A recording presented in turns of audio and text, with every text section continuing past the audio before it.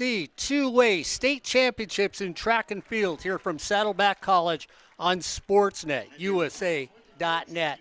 John, Ed, Albert, Corey, and myself, we're happy to be here all day long. We're going to be here till about 10 o'clock tonight, bringing you all the track events, not necessarily any of the field events, as we look down to a medal presentation right now on the field.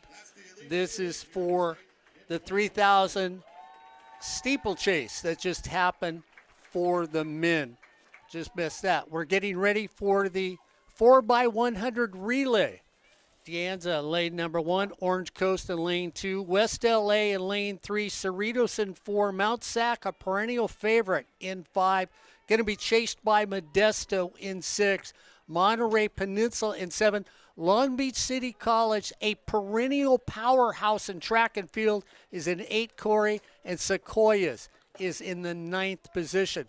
Mr. Neyland, my partner to my right, I'll call the action on this first track event of the evening. I'll chime in on it every once in there. Well, somebody's got to give an expert opinion.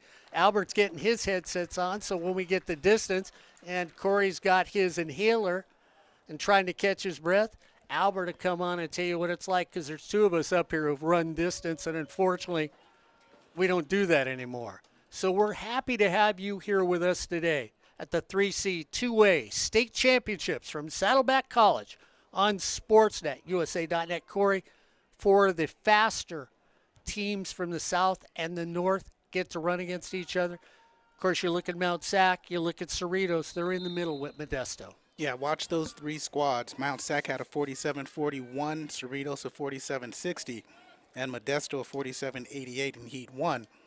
Those were the fastest times. The state meet record is by Laney College, set in 2008 with a 45.02. Cerritos second in that chase for a state title with a 45-44. We'll see if this team can duplicate what they did last time out. Laney College, though, Corey, 1-3 for the state record when you look at their times. So lanes 4, 5, and 6, Cerritos, Mount Sac, and Modesto, the favorites. Monterey Peninsula has got a chance to upset those teams, and Monterey Peninsula is in lane number 7, and West LA in lane number 3. There they go. So out front, it looks like Mount Sac is coming up on lane 5, and they have a clean handoff, and here comes Modesto. No, that's Cerritos coming up in lane 4. They're chasing down Sequoias, and they take the lead. Cerritos, clean handoff on the 3rd leg, and that 3rd leg is extending over Sequoias. Mount Sac behind Sequoias in lane number 9, Modesto in lane 6 trying to keep pace, but right now it's all Cerritos. They're running away from the pack, and here comes Mount Sac in lane number 5. Or excuse me, that's Modesto in lane number 6 trying to chase down, and she does. Right at the end, it looks like Mount Sac comes up and beats Modesto in lane number 6.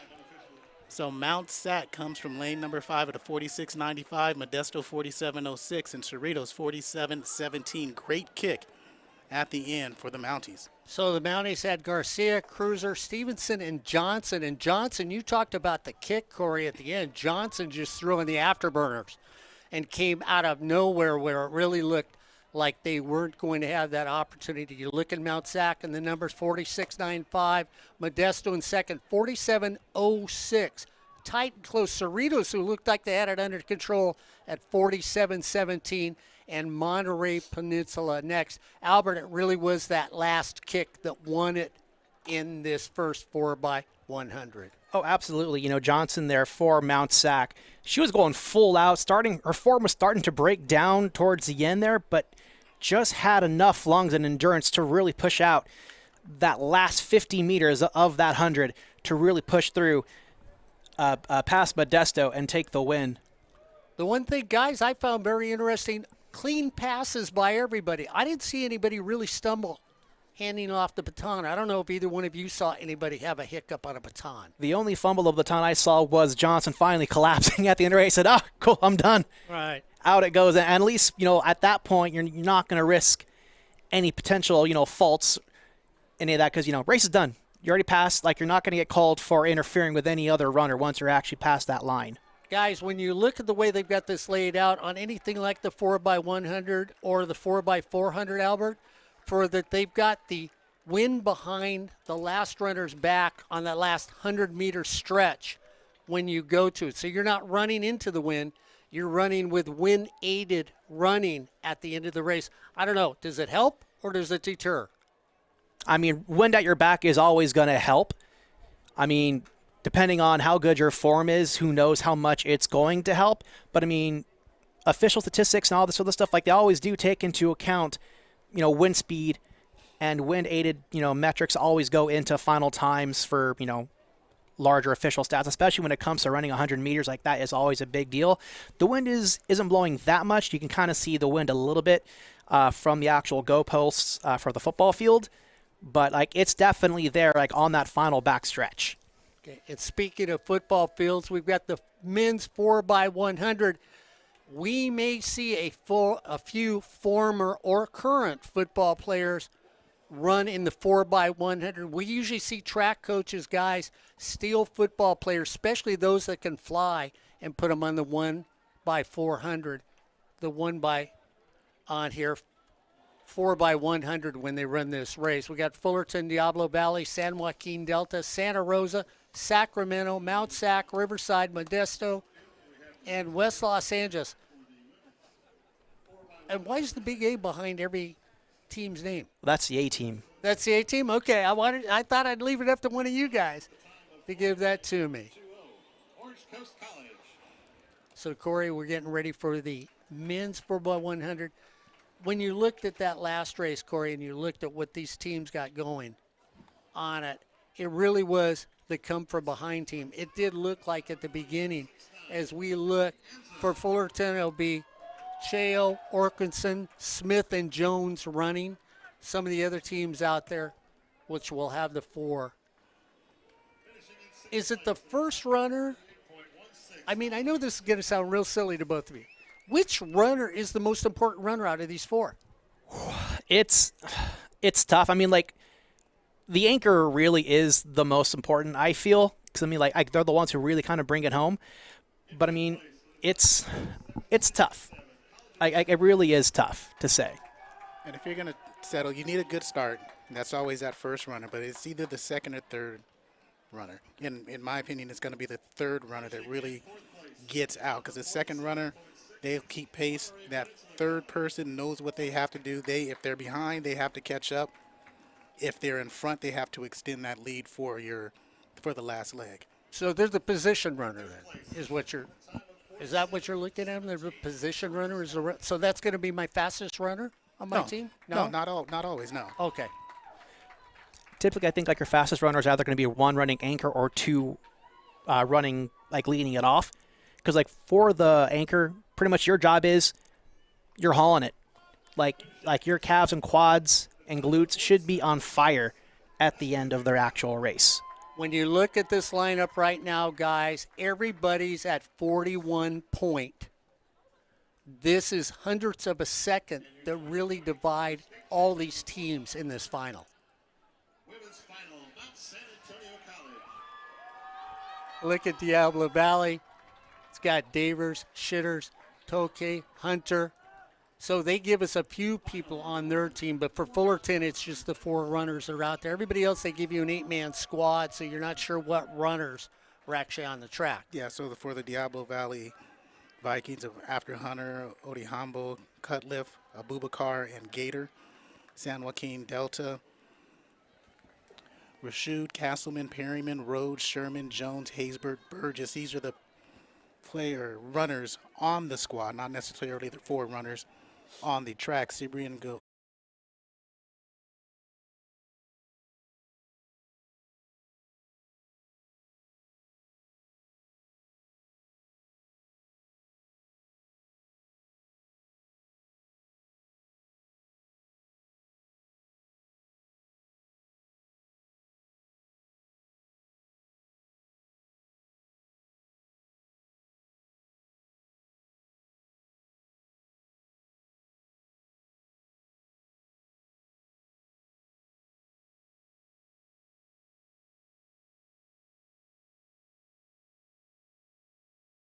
95, and again, a great kick at the end got them in first place, and Cerritos finished third at 47-17.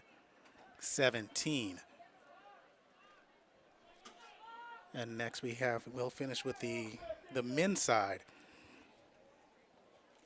The team for Sacramento, Dunn, Amiswomwan, Smith, Oldham, Williams, Bailey, McNamee, and Garcia. Mount Sac, who's looking to defend their title. And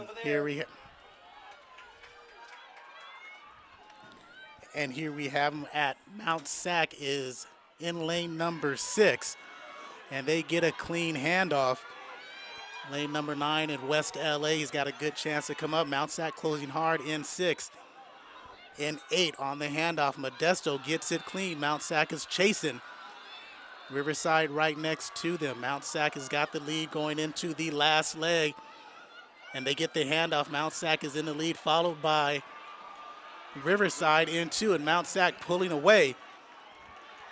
And they're going to go back to back with Riverside in second place, and I couldn't see who finished third. That was Diablo Valley. Actually, it was Fullerton in third. So Mount Sac, Riverside, not Fullerton. As the times come up, it's Sacramento.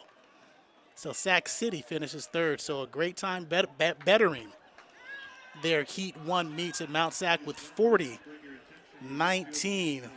Yeah. Go ahead.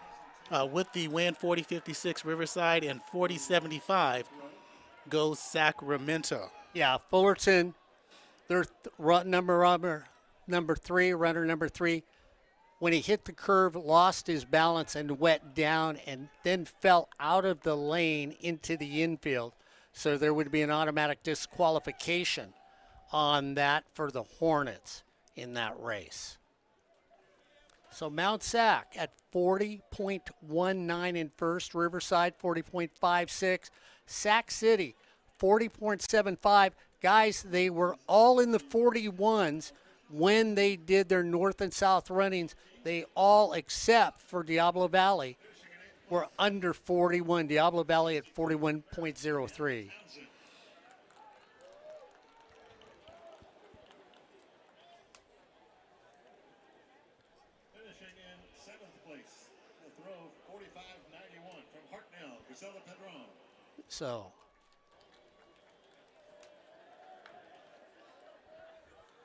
So enough more awards right in front of you. It looks like that's the shot put. The throw of 46.02 meters from Riverside City, Riley Blanton. So Riverside comes in third with a throw of 46. Finishing in 5th place with a throw of 47.38 from San Diego Mesa, Case Camilli.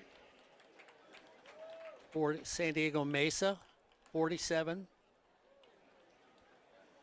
Finishing in 4th place with a throw of 47.91 from Cerritos, Malika Burdett. So Cerritos comes in fourth with a 47.9 put. In 3rd place with a toss of 48.90. These results are actually for the hammer throw. And Naning O'Brien out of De Anza with a 48.9 finishes in third for the hammer throw. Abigail Gavrilovich with 49.43 thrown, and she's from Orange Coast. And San Joaquin Delta, they have the first place winner, Isabella Popejoy, with 54.26 meters, 178 feet. They get the first place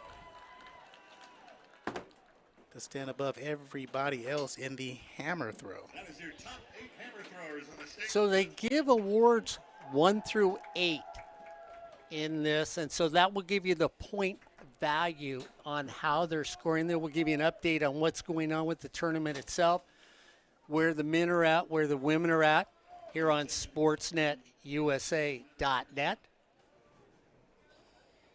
As the 4x100 just got done, Mount Sac in first, Riverside in second, Sacramento in third, West Valley in fourth, Santa Rosa in fifth, Modesto in sixth, San Joaquin Delta in seventh, and Diablo Valley came in eighth. see the young ladies down on the field for the hammer throw, 1 through 8. Excellent place to have a state championship for track and field. They did the field events, 90% of them on the backside, especially the throwing events on the backside. So you had the shot put, the discus, the javelin on the backside. Normally that would be where their practice soccer field is at and their practice football field. Out here on the front side, we've had the broad jump and the pole vault for the men and women. Here on the track side of the field.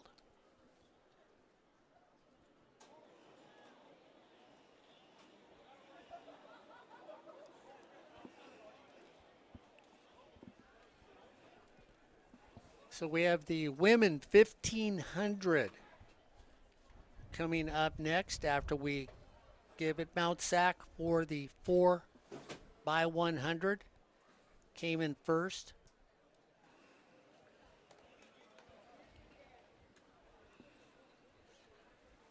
Riverside second, Sacramento third. So, Corey, you looked at the records that these teams have that are getting ready to get awarded. Everybody was at about 41 when they did their Southern California Championships or Northern California Championships. Everybody at this meet comes under 41 and gives us a solid 40 point. And that's where they were. And really, when you look at about hundredths of seconds, really split this up between 1 through 7 when you look at how they finished in that race. And when you look at the overall championship meet record for the men, that 4x100 was set by Taft in 1988 with a 39.01. And before that, on the women's side, 4x100, again, you said Laney. They set that in 2008 with a 45.02. The women here took it in 46.95. And like you said, 40.19 for Mount Sac. They was running, but they just couldn't get there. But again, they finished strong, good start, and good middle. And like you both said, the relay came down to handoffs, and it was clean. Yeah. So as we mentioned, Fullerton did not qualify. That was Chow, Okerson, Smith, and Jones. And you talked about one of those football players that runs track, that is Jones, on that anchor leg. So finishing 8 is Diablo Valley with a time of 41.03. The only squad out of the 40s mark. San Joaquin Delta was finished 7th with 49.6. Modesto had a good chance to finish in the top 4, but again faltered at the end with the 40.92. Santa Rosa in 5th place. The Bears had 40.88.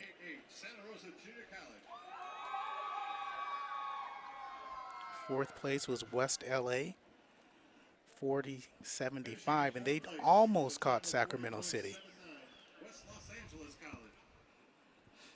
They were 40.79, and Sacramento was 40.75 seconds, and they finished in 3rd place. The top 2, well, seems like it's the top 2 the last 10 years.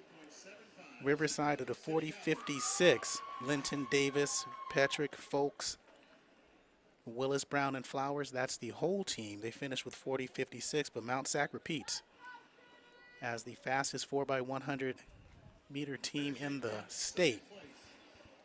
As you mentioned, they get the full 10 points, 40.19. The total team is Tuso, Jensen, Jenkins, Hampton, Hill, Morinaga, Howard, and Harrell. They finish in 1st place. And your 2024 state champions, the fastest in the West, at a time of 40.19, Mount San Antonio College. Another great track program. Mount Sac, just like Long Beach City College, they are perennial track and field people. I mean, if we look at, the decathlon standings right now. Mount Sac has got Williams in third place. Then you look at 8th and 9th, Tunes and Schultz, both from Mount Sac. So the top 10 in the decathlon currently are from Mount Sac. And once again, it just says a lot about Mount Sac's program as they win the 4x100. Albert, you got your track shoes on? Because I think it's time for the 1500. You need to go loosen up for a while. We're going to have the women that'll run first. Corey and I couldn't run against them if we had to. Ideally, I would have already been warmed up by now. Oh, okay. So you look for Olivo from Hartnell, Gouda from Chabot, Miller from Orange Coast, Lou from Allen Hancock, Martinez from Clovis City College, Decker, and you wonder if she's related to the famous Decker who ran at one time, who was a middle runner, and Albert, a miler, Mary Decker, that ran along there. San Diego Mesa College. Maybe Mary Decker came back. We'll see if that happens today. Mount Sac is next. Flores from East LA. And then Olia from Allen Hancock. That rolls into the 9 that are running in this race. A large field, Albert, for the 1500 when you look at 9, because that's going to string out or pack up for at least that first lap. Absolutely. And, when you look at the start list, like currently it is on your screen right now, 1 through 9, but there are, 3 other starters listed. And it's odd to me that in terms of the lane list that they're given, that the fastest runners are on the outside, whereas in my experience, it goes fastest middle out. Yeah. Regardless of the event. So it's kind of weird to me. Yeah. And, of course, when I look at the last name Decker, I think of Mary Decker, great at the 800, great at the 1500 when she ran many years ago. I'm the youngster in this room talking about her, one of the great distance runners on the female side, one of the last great American distance runners on the female side when you look at what she's done. So we'll see where that happens. So that'll be coming up in just a few minutes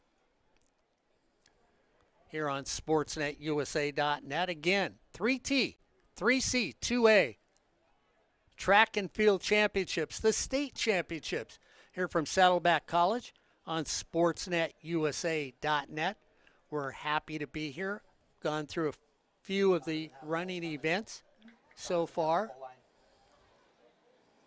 as we get ready for the 1500, as they will start to the far left, come out in this direction, and then pass us as the race will start.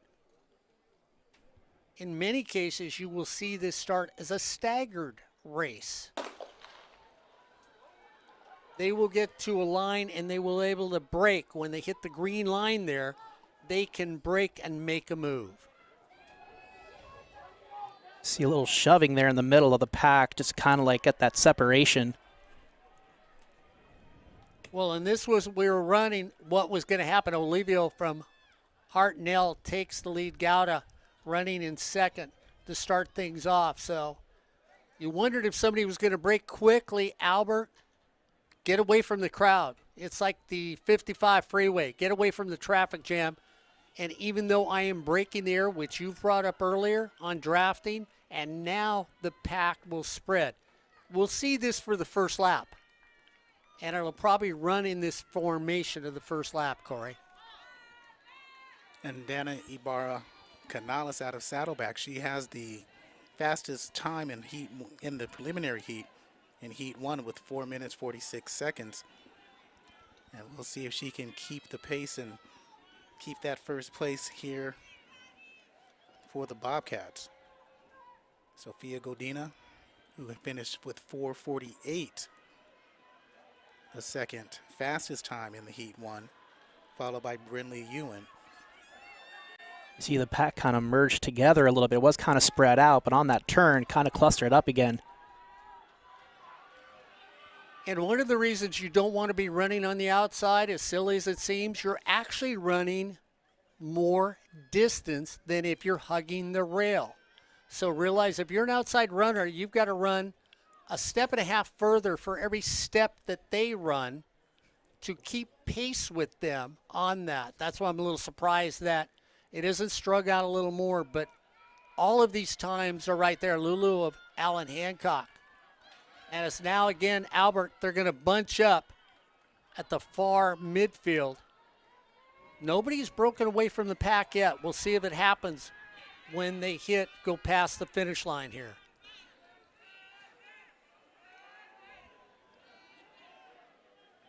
State meet record is Sylvia Mosqueda from East LA in 1986. 4 minutes and 18 seconds. So Godina's in first, Ewan in second, Martinez in third. Flores now from East LA is sitting there at fourth. And of course, one of Saddleback's own right there in fifth. Is they're still all bunched up. Now we've got the string going on, and Albert, this is where you've seen it as a distance runner. Saddleback trying to work their way up the line. They've pretty much held on to fourth and fifth, positioning pretty much fairly strong this entire race, kind of work the outside, because like I said, like you don't want to be on the outside, but you don't want to be boxed in either. You lose so much more energy just trying to like hold your form being boxed in than you do actually running further on the outside, in my opinion. Yeah.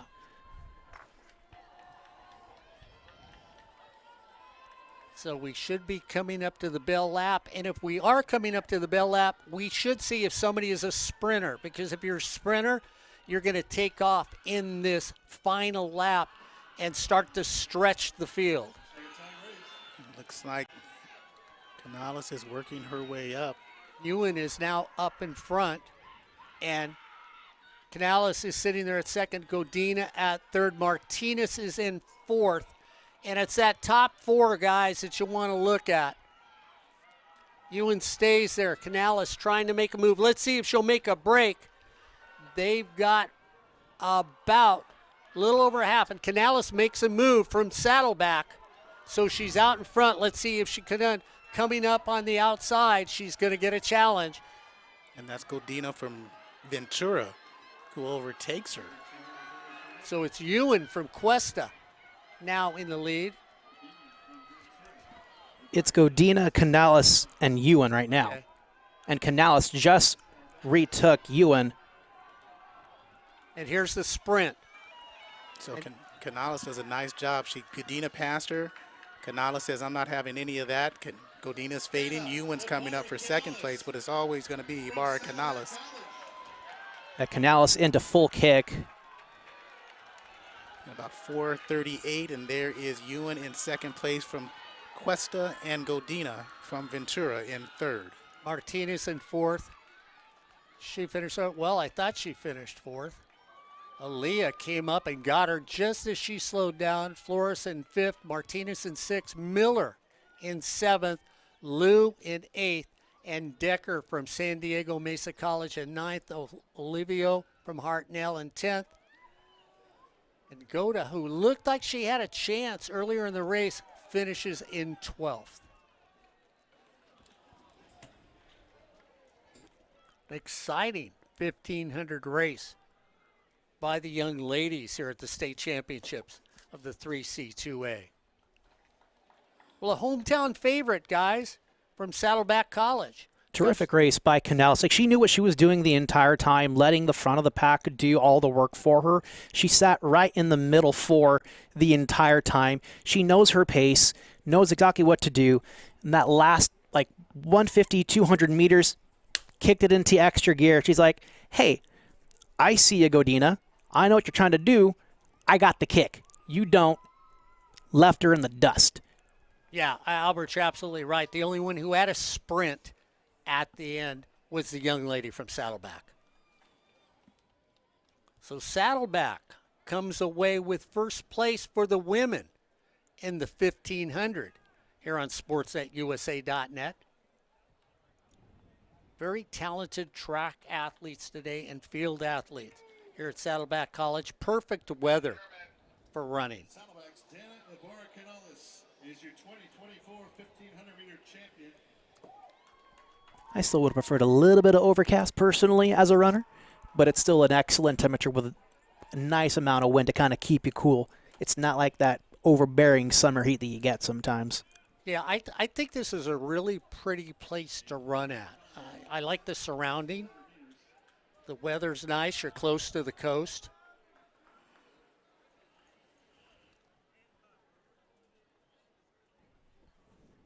Pole vaulting going on to our right side. Long jump going on to our left side here on the football field.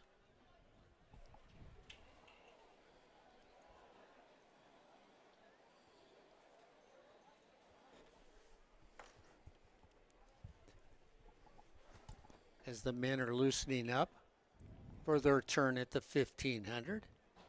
Time run by Dana Abarcanalis of Saddleback 4:39.39. That is the fastest time in the state this year. So if you guys just heard that, the young lady from Saddleback, that is the fastest 1500 in the state of California this year. So she set a state record this year for this season. Which is impressive because, Canales came in with a time of, I think it was like 4:46, finished with a 4:39.39. To shave off 7 seconds like that is very impressive. So Canales does that. We'll, do we have a running total of for teams right now? We do. So for the men's side, 8 of 21 events scored currently. Actually, let me quickly update that. Yeah, 8 of 21 events currently scored. Riverside leads with 68 points, followed by Mount Sac with 41. San Diego Mesa with 27, followed by De Anza, 27. Sacramento, 16. Golden West, 12. Moore Park with 11. Bakersfield, 10. Orange Coast, 9. Ventura College with 8. That's your top 10 of all the teams here today. For the women, Mount Sac leading things, 9 of 21 events currently scored. They lead with 44 points, followed closely by Cerritos with 30. In third is San Diego Mesa with 27 points. Orange Coast has 21. Modesto at fifth with 18 points. El Camino College with 16. Bakersfield 15. Cuesta College is tied with Allen Hancock. They're at 14 apiece, tied for 8th. And then San Joaquin Delta, along with Allen Hancock and Cuesta, also 14. So a three-way tie for 8th place with 14 points. That's your top 10 for the women. So it gives you an update on where the team standings are right now. We've got a long way to go till we crown a champion on the women's or the men's side here on Sportsnet, USA.net. We were around in the area, stop on by. Get the chance to see some talented teams as we take off the men's 1500. Starts off, and they break out quickly on the start of this race.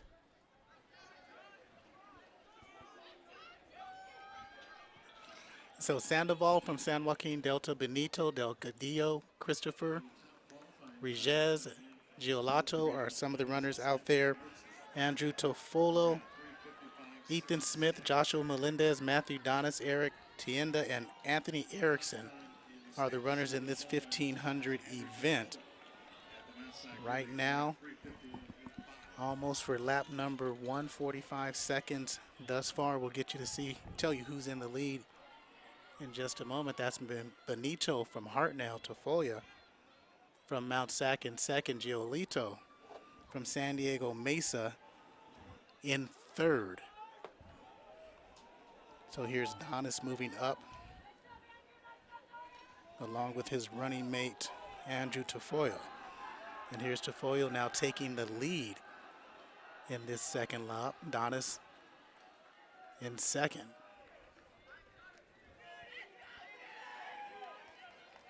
You know, Albert, when you run with teammates every once in a while, if you know you might not win it, go be the rabbit. Make everybody chase you out there. Didn't see that in the women's. We'll see if that happens with teammates here in the men's side. So we'll see if they keep the place. Benito's still running hard behind Donis and Tafoyo. So the Mount Sac duo still in first place as they round for this third lap. So Donis, Tafoyo, Benito, 1, 2, and 3, 2, 1, and 3, 3, 1, and 2, 3, 2, and 1 right now. So Tafoyo still running hard, pacing with the Mount Sac maroon. And a little kick from the right side. Is that Giolito from San Diego Mesa? We'll confirm that in just a moment. And it is. So the Olympian moving into second place. So it's Tafoyo, Giolito, Donis. And making a move is Giolito. And now he's in first. You hear the bell for the final lap. It's a tight battle. So Giolito trying to extend his lead. But he's fading just a little bit. We'll see who comes up behind him, and that looks like it's still Tafoyo. Hartnell in third, and that's Benito. Watch the movement of the legs here and see who looks leg weary right now. And you can see that by when they plant. Are they taking shorter strides or longer strides? If you're taking that longer stride, that means you've got it. And you look out in front right now, you're getting long strides. We should see the foot race on this turn. Whoever hits this turn and can put on the speed will win it. We'll see if Benito's able to hang on with his kick. Doesn't look like he's actually going to be able to do so. Tafoyo coming up right behind him very quickly. Oh, that was Donis, actually. So Matthew Donis, excuse me, instead of Andrew Tafoyo, mixed up the hair. Did you see Benito look over his shoulder? You don't do that. You don't do that. He heard him coming. I wondered if you noticed that because you run distance. Boy, you see somebody glance over their shoulder, you know you've got them on a great race. 3:49.67 for first place. An excellent time in a 1500 at this level. That was a heck of a race when you look at them. 3:49, 3:50, 3:50. Sitting there, I'm rounded off. 3:51, 3:52, 3:52. A great run at the top of the heap. When you look at a 3:49, almost a full second in front of second place when you look at that. So a beautiful run as we get ready for awards for the women on the 1500. Finishing in sixth place in a time of 4:46.78 from Clovis, Julia Martinez.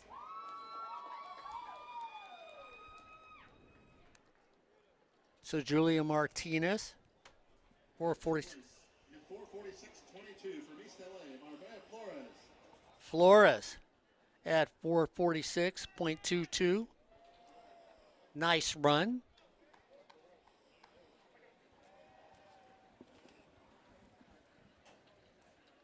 I guess she's still running. Finishing in Itan Dehu, time of 4:45 Olia. from Alan Hancock into Tewi Olea. Olea comes up there, 4:45.6. Not bad numbers when you look at what the young women did on here.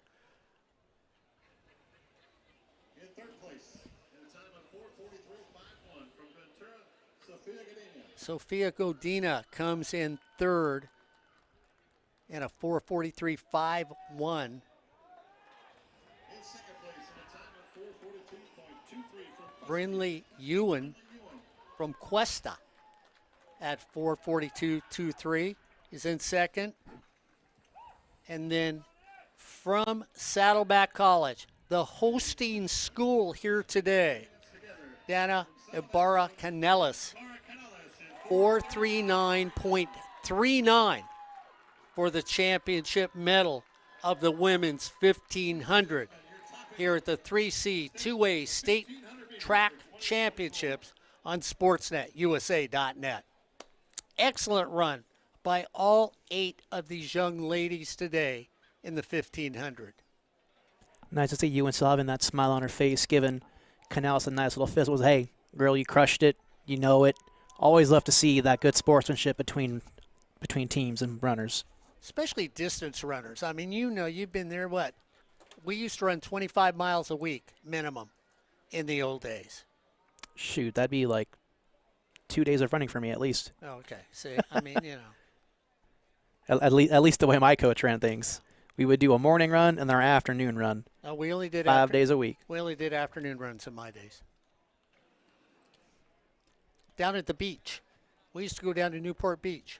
We would have beach days. Those would normally be like some weekends, but in the mornings it would be like a nice quick like 5-6 mile run. The afternoon would be whatever workout we're actually doing. But in the morning after whatever our run is, we would also do some pool work too. See, Albert and I both ran cross country at different eras when we did it. We had a course on home for our cross country course. Did you have a home course at home on your school? Not on the campus, no. But our home course was the course around Whittier College. Oh, okay. So, different mindset for runners when you come out here and look. Are all these runners the same? No, sprinters are much different from middle runners compared to middle runners, and you can throw in the 1,500 on that because you've got the 3,000, the 5,000, the 10,000. So I sort of put that as a middle runner, Albert, when I look at them. Different mindset than those other ones. And, of course, when you look at the whack jobs across the way, and I say that because hurdlers, tell you what, they're artistic. Most hurdlers, 1, 2, 3, and you're over. 1, 2, 3, and you're over. 1, 2, 3, and you're over. Anybody here run the hurdles? I've attempted it, because as one of the taller runners on my team, Mark, you always think I can do any of these events. Like running is poetry and motion in general, but when you look at the hurdles, it's something different that it takes to actually run those hurdles and make sure to get the proper clearance. Like it's pacing, timing, and just a little bit extra athleticism to clear it. As we look now down at the winners in the 1,500. Finishing in 6th place at a time of 3:52.66 from Ventura, Eric Tanda. So Tendon from Ventura comes in 6th place. Christopher was in 7th. Melendez was in 8th. I missed him. Smith from Moore Park, 3:52.17 is there for 5th place. Really, when you look at these numbers, all under 4 minutes. That used to be the mark. In 4th place, Erickson from Cuesta at 3:51.39. That used to be at one time a record 3:51. Delgadillo looking from American River at 3:50.79. You look at Benito from Hartnell at 3:50.48, which was really, again, you look at all these numbers close to each other in this race.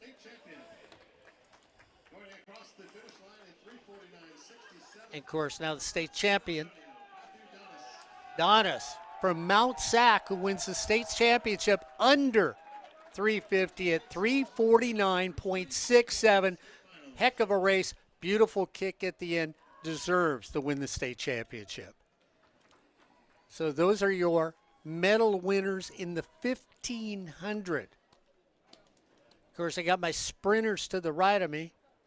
Corey Neyland and I in the 100 hurdles coming up. Get ready on the starting. And when you look at this event, Mark, there's a hurdle out there in Ashera Smith from Bakersfield. She's doing the 100 hurdles, but also she's out there doing a couple other events. And one of the things you have to be in college and community college on the track team, you need to do multiple events. 100-meter hurdles time at 13:73. Also in the long jump she's competing and the high jump, which she won last year Jill's competing as well, and we'll see what she does. And we'll see if we have those scores for her already. So 3 individual events over these 2 days, the heptathlon, and then these hurdles here and the high jump. That's what, when you look at the greatest track athletes in America, multifaceted track athletes in America. They are all over the world. But I mean, when we look at American track stars, long jump, it's sprints. So lane 1 is Ivy Miller from Sequoias, Kylie Davis in lane 2. Brindley Campbell in lane 3 from Cuyamaca, Tiana Burgess from Riverside in 4, Nashara Smith, the aforementioned Smith, in lane 5. Kendall Johnston from Modesto, lane 6. Amaria Hamilton from Long Beach in 7. Joyce Warrior, 8. And Taylon Schroeder from Butte is in lane number 9.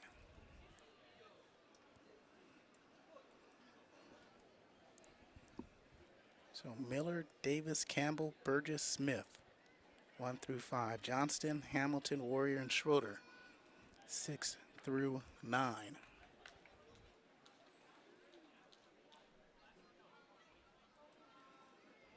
And as you're watching on the screen, lane number 1 is the closest to you. And you move out to lane number 9, the farthest from you.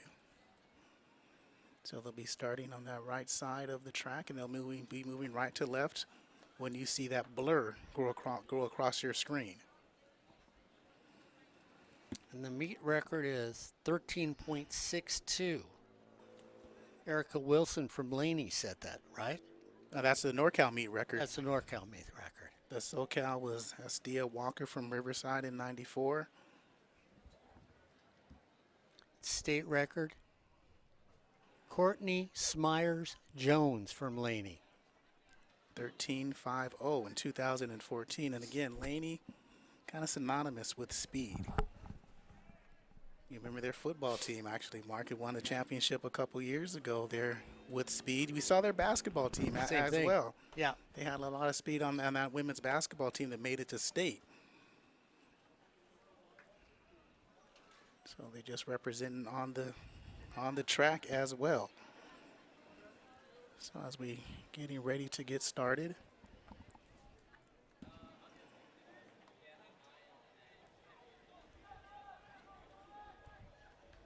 Fastest time this year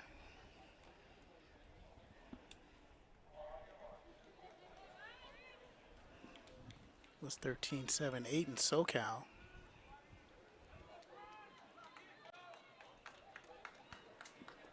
So again, Miller lane 1, you want to watch out for Smith in lane 5. Smith ran a 13.78 in heat 1.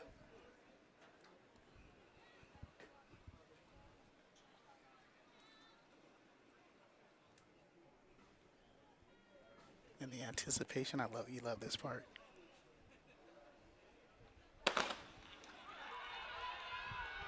And a good start by Smith, as you can see her in the middle of the pack, pulling away from everyone with the long strides. If she keeps her flow, she's got it.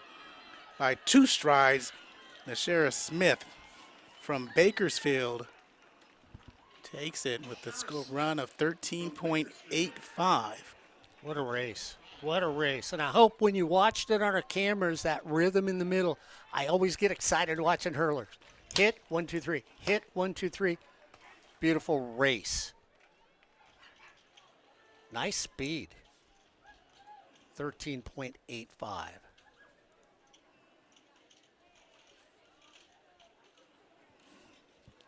And when you look at her, again, she's not done for this weekend. We're going to have to check and go back and see what she did in the high jump and the heptathlon. The heptathlon men's, as you see the replay here, 1, 2, 3, jump, 1, 2, 3. And again, she did a nice job of keeping that flow.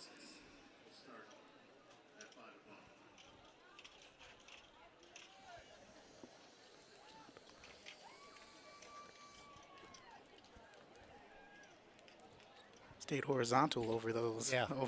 I always get that confused, but stayed horizontal over over those hurdles as you saw there on that replay. Finishing in second was Burgess, Tiana from Riverside with the 14:04. And she did a nice job of keeping true the whole way through. And you watched her come out of the blocks. That's one of the things. Corey was real interesting. Like Corey said, this is the thing that everybody anticipates. When an official, all officials have different cadence. Somebody will go, ready, set, supposed to be 1001, gun. Sometimes it's an official that likes to hold people. Ready, set, 1002.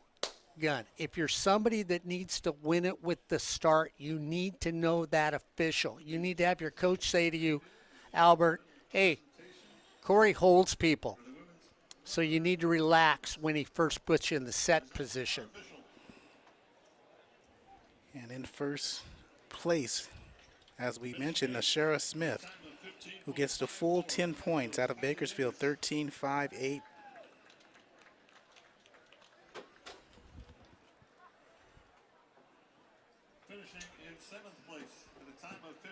And thus far, her meet results actually in the fifth heptathlon. First place, long jump, first place, 100 hurdles, first place in the high jump. In third is Nashara Smith, 13.85. Finishing second, Tiana Burgess at 14.04. She gets 8 points for the Tigers. Brinley Campbell in third place gets 6 points for the Coyotes. Joyce Walker picks up another 5 points for Riverside in fourth with a run of 14.74. Amaria Hamilton out of Long Beach, 13 state titles, Mark. Since 1951, I believe their last one came in 1995. 14.80. Kendall Johnston, 15.35. She finishes in sixth at the podium. Ivy Miller finished second from Sequoias, 15.35. And Kylie Davis gets a point for Modesto, 15.54. Those are the top 8. Taylor Schroeder finished in ninth place, but again, last two runners, first two runners, Tiana Burgess, as she steps up for Riverside in the orange and gets the medal, and Nashara Smith winning the 100 hurdles. And there's your champ. Well, you know what I like about the one who won the hurdles? She looks, I know it's horrible, but she looks like a track person, does she not? Yeah. Smooth, stretched out, lanky. And when you look at, Corey, you look at fourth place, look at the wrap on your right thigh as a runner. Can you imagine knowing your leg's not 100% in the race, you still come in fourth? That's Great tough. future. Next up, it's the men's 110 hurdles. Lane 110 is Chen from Piazza. So Riverside still in first place overall on the men's side. Mount Sac still in first place for the women's side.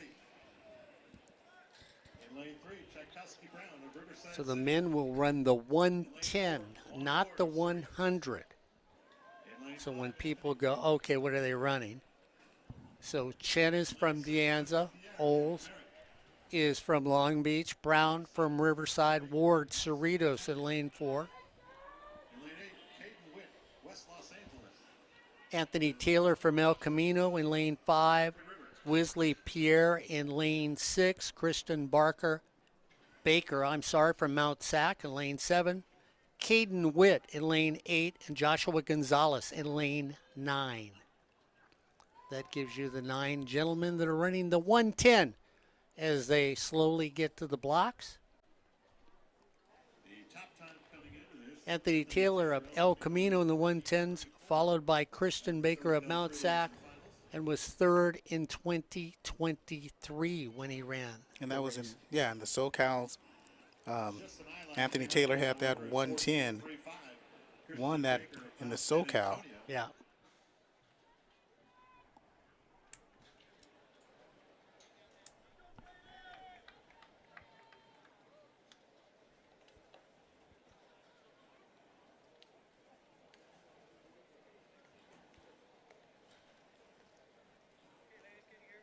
So it's been a fun first part of this track meet today here on SportsNetUSA.net. We've all changed into our warm-up outfits.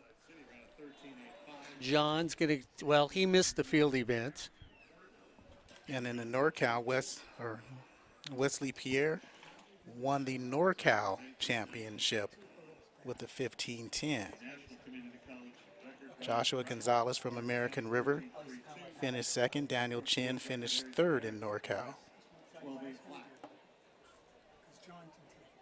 Yeah, because like John can get like a full start, because at least I can get like some alternations.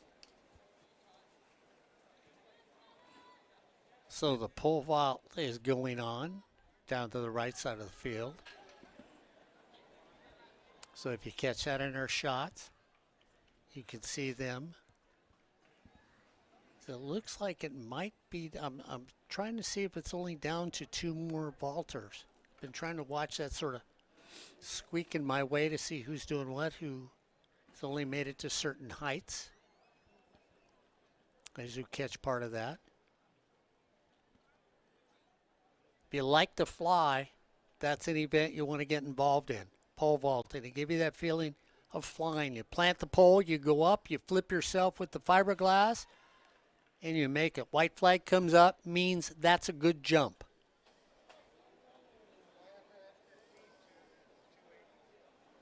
So if you catch that view and you're wondering what they're doing, the white flag means the official down there says it was a clean jump. If a red flag comes up, it was not a clean jump, and it was a fault. It goes without saying I did not have the upper body strength as a runner to do the pole vault. So Peyton Wilkinson right now from Orange Coast, along with Jenna Curdy, are the two that are battling it out in the pole vault down there. Wilkinson's from Orange Coast, Curdy from Butte. And I'll hand it back over to Mr. Neyland, Mr.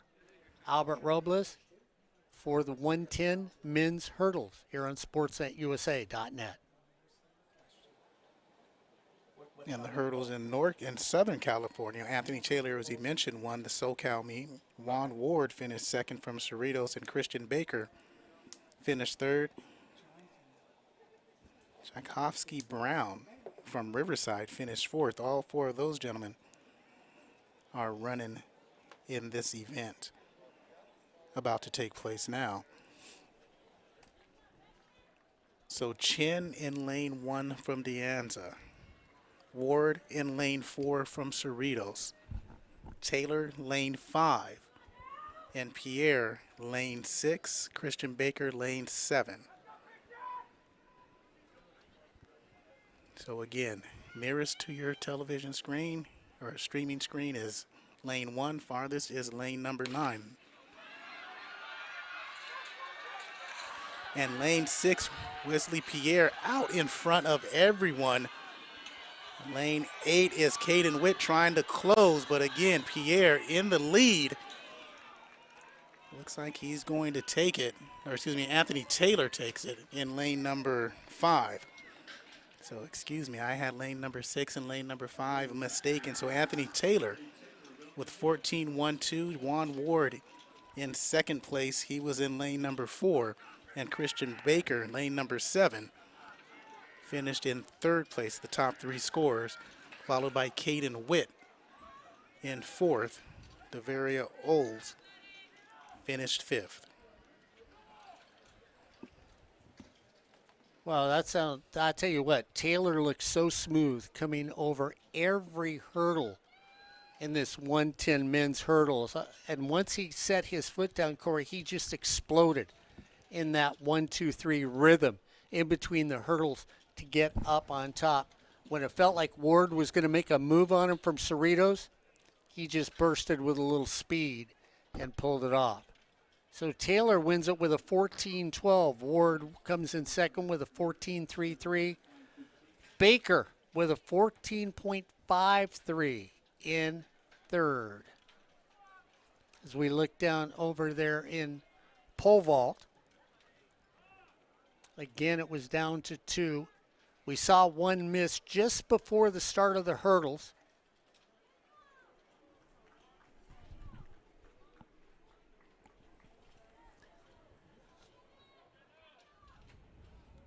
So we've got one miss by Curdy.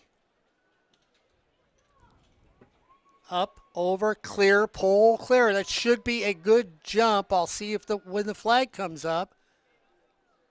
It's a white flag. She came down in the proper area, not out of the pit when she landed. So that's a clean jump.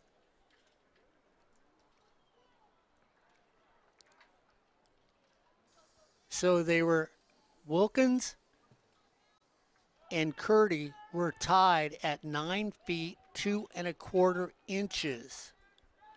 So now they have gone up a little. They're at 9 feet.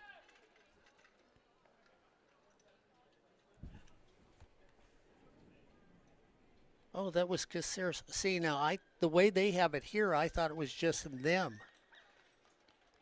There's a clean jump. Oh, pole comes down. So pole comes off. That's a miss.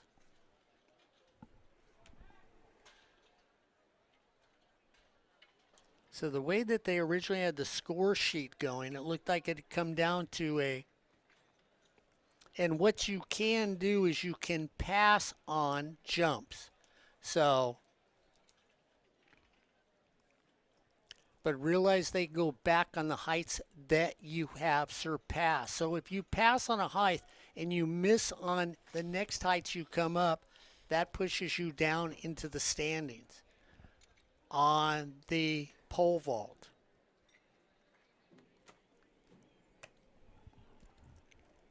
So you can say, well, I'll pass at this mark and I'll pass at that mark because you feel at a certain height, and what you're getting is you're getting two misses.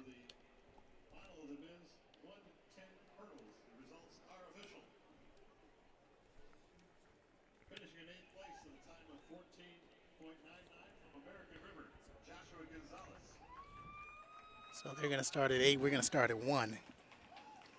But I guess we can go to 8. Joshua Gonzalez finishes in 8th place. 14.99 is his score. Wesley Pierre, who I wrongly called him first, he came in 7th place from Merritt with 14.88. They have a couple state championship records from that college. In 6th place, Daniel Chin, 14.82, picks up 3 points for De Anza. Deveria Oles from Long Beach, 14.66, finished in 4th place. So you see Chin there from De Anza. Caden Witt finished in 4th place with a 14.57. From Long Beach City College at a time of 14.66, Deveria Oles. So Oles, as you see, walking with the pink shoes in 6th place. Christian Baker finished 3rd for Mount Sac. Juan Ward finished 2nd. So Caden Witt out of West LA finishes in 4th place. Ward in 2nd from Cerritos. And Taylor from El Camino. Ed Ford mentioned El Camino earlier about a good track program. Anthony Taylor, 14.12. So here you have Christian Baker from Mount Sac picking up important points in total team standings, finishing in 3rd.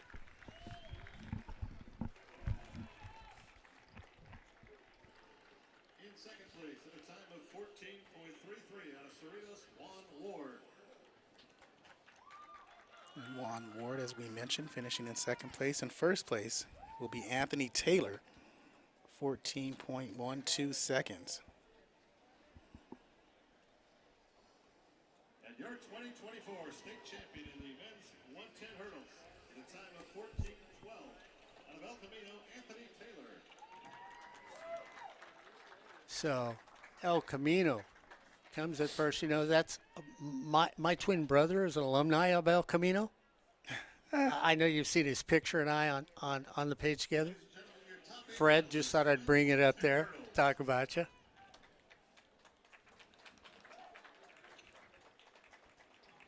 So it's a SoCal sweep for the top 3 anyway in the 100 hurdles. And as we move, the next event on the track is going to be the women's 400. Now here's what I like what they say about the 400. It's a 400 dash. It is. It's not much of a dash. It is the longest sprint of your life. But it is a dash. They start on a staggered start. And for So- some of us, it'll be the last Oh, wow. dash of our life if we try to sprint for 100. Lane 1 is a Maria Davidson from the hands of Riverside. Brianna Miller from Riverside. Sierra Ellis from Riverside in lane number 3. As you'll see, they're starting from the left side of your screen. Kayla Thompson from AVC in lane 4. Lane 5 is Elena Mack from Cerritos. Lane 6 is Emma Gaddy. Lane 7 is going to be Esmeralda Demirbas. So Demirbas at lane 7. Deja Thomas in lane 8 from Kiwiyamaka. And Jade Campbell from San Bernardino Valley in lane number 9. So again, lane number 1 is nearest to you on the inside of the track. Lane number 9 on the far side of the track. On that left side, you see that number 9. In heat 1, the fastest time was Kayla Thompson at Elena Mack, 55:28 from Cerritos. She's in lane number 5. Lane number 4 was Kayla Thompson. So 4 and 5, the fastest times in heat 1, followed by lane number 7.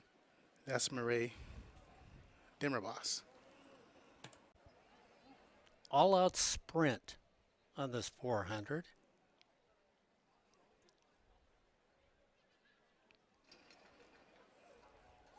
Kayla Thompson in 4. In lane 5, Elena Mack. Lane 6, Emma Gaddy. And lane 7, Demirbas. This is where you spent hours with your track coach walking the straightaway and running the curves so that you would get used to learning how to handle a curve in a start. And that used to be an exercise in the old days that they would have you do. We'll see how well the ladies handle the curve at the start of this race.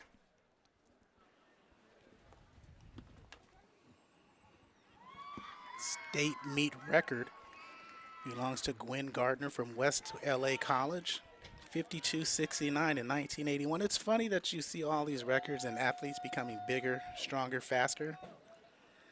But a lot of these records are standing, pretty good test of time. The SoCal meet record was won by Valerie Briscoe from Long Beach.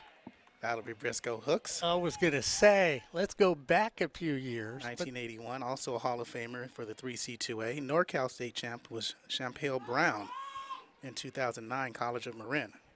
If you think that's got an Olympic ring to it, it does. And here they are. And again, you're watching lane number 5, Elena Mack, Emma Gaddy in lane number 6, Demirbas lane number 7. Coming around the turn. And as you see, that staggered step makes everybody a little bit more equal. Deja Thompson keeping pace with Jade Campbell in lanes number 8 and number 9. In lane 5, Elena Mack doing a nice job on the turn. And that's what you mentioned, Mark, on that turn. Here comes Kayla Thompson from AVC and Elena Mack. Lane number 3 is Sierra Ellis from Riverside. They've caught Jade Campbell on the home stretch, and AVC is in lane number 4 in maroon, and that is going to be Kayla Thompson. She's trying to pull away from Elena Mack, and she is. That's coming up on lane number 7. I believe that's Demirbas, but it is going to be Kayla Thompson from Antelope Valley College. Takes the win. Well, and give it to Kayla for holding on to that, because you saw her on the far side of the track. Her back started to arch. And usually for anybody who's run, that when you're getting tired in a race, you're not leaning forward, you're leaning backwards. Your legs are working twice as hard. And she held on tight with a 55.54. Excellent race on her. 2 under 56 in the whole race. Thompson and Mack. And that was it in the top 2, Albert. Had myself potted down there. And you look at the actual finish times there between Demirbis and Alice. Alice was kicking it into extra gear. She just almost barely caught the heels of Demirbis. You know,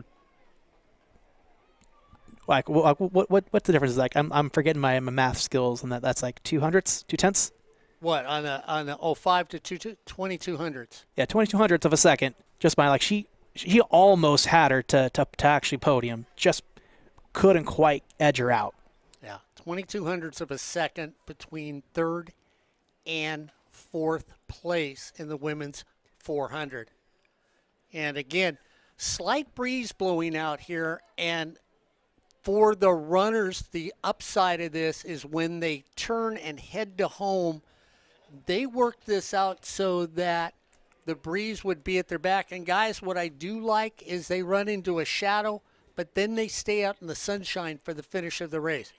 Shadows are deceptive on a track when you run a track. You think you're a lot closer than you really are running into shadows. You run into sunshine, you know where the finish line is. Beautiful race by the women as the men get ready to go up. Corey, go back to you.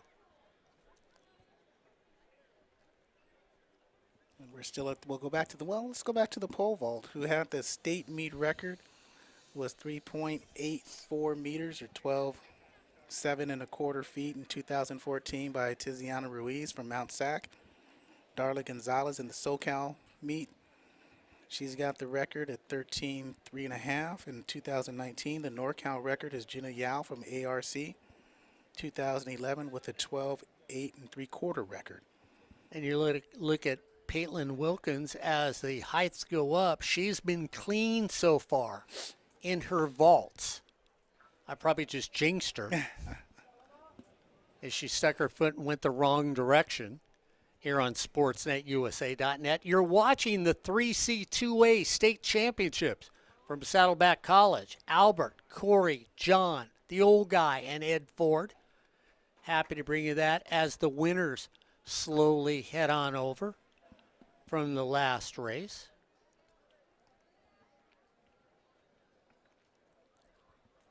And this looks to be Rihanna Romasak, and I hope we said that correctly.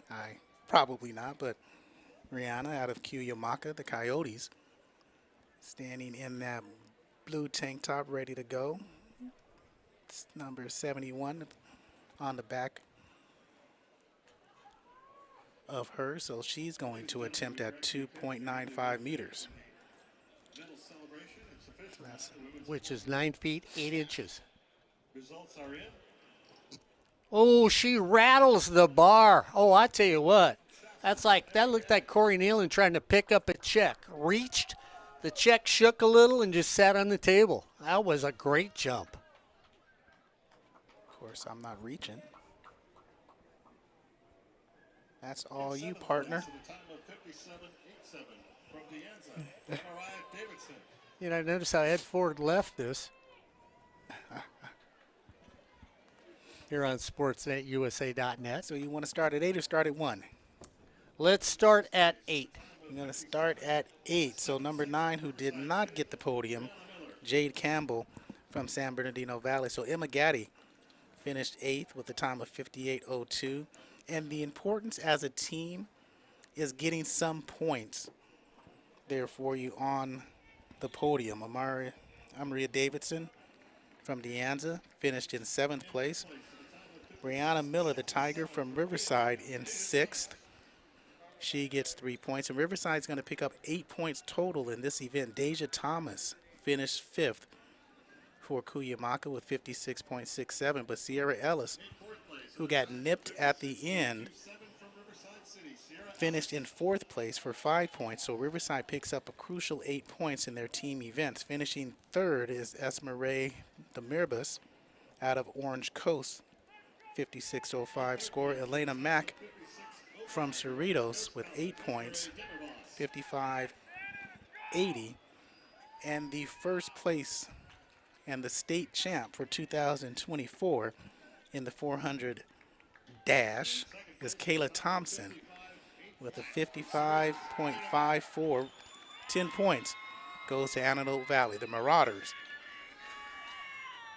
So Tribe Called Quest, Mirage for ears. Kayla Thompson, Mirage for medals. And your 2024 state champion in the women's 400 with a time of 55.54 out of Antelope Valley, Kayla Thompson.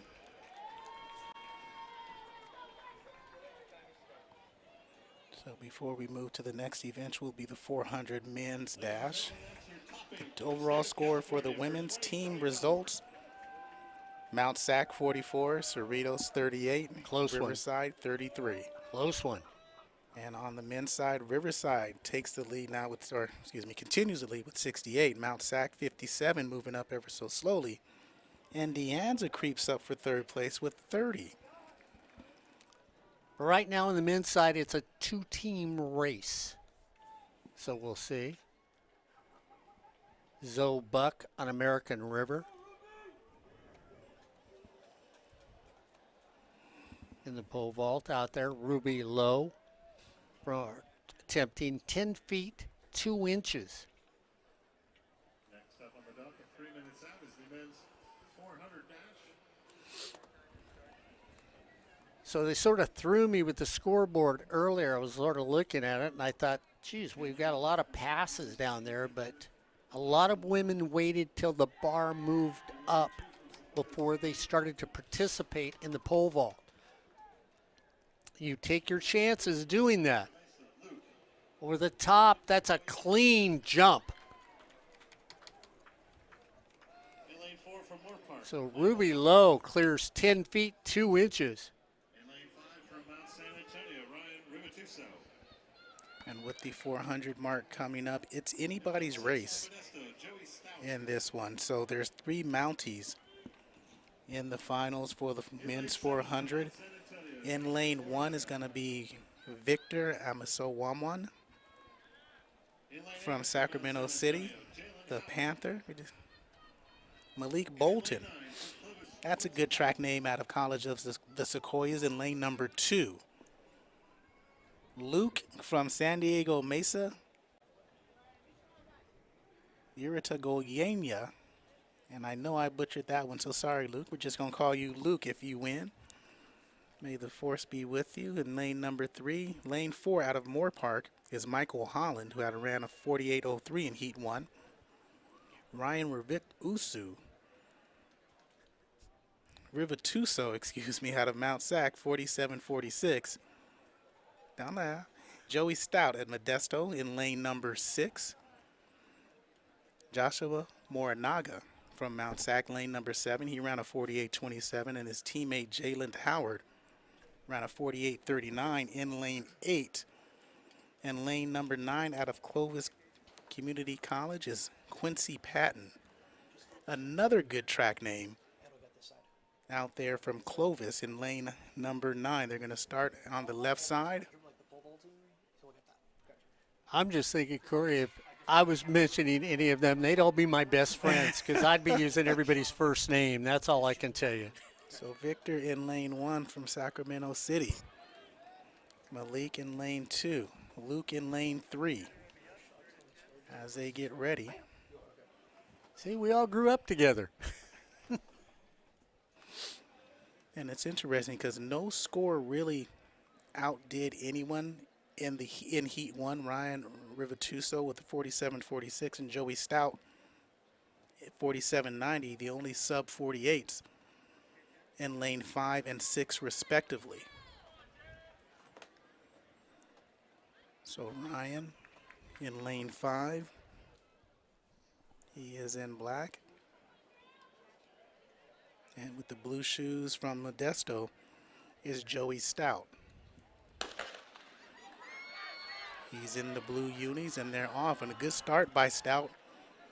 Rivatuso also a good start in lane number 5. And on the turn, we have Jalen Howard is going. Rivatuso advancing in lane number 5. Howard and Rivatuso coming down 3/4 of the way, neck and neck in first place. Giving chase is Ryan Stout in lane number 6 in blue.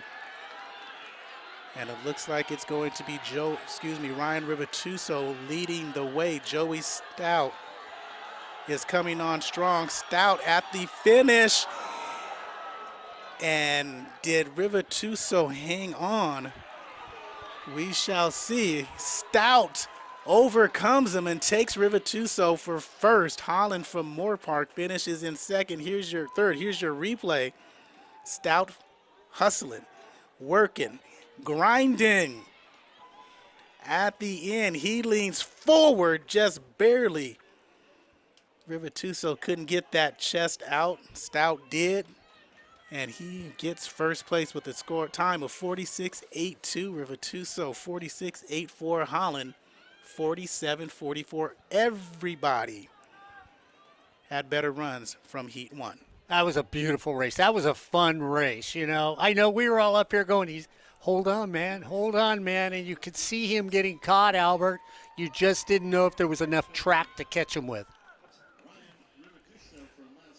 Absolutely, and you know, you could see the guy, like our ultimate winner, he was starting to lose form, like he was kind of stiffening up as if he was actually fighting the wind, but the wind's at his back, so I'm like, what are you doing, man? You got to lean into it. You got to lean into your stride, let your legs carry you and pick up all the actual work, because like the more you lean back and the more upright you are, the higher your knees have to actually go, and like the more work they're ultimately doing.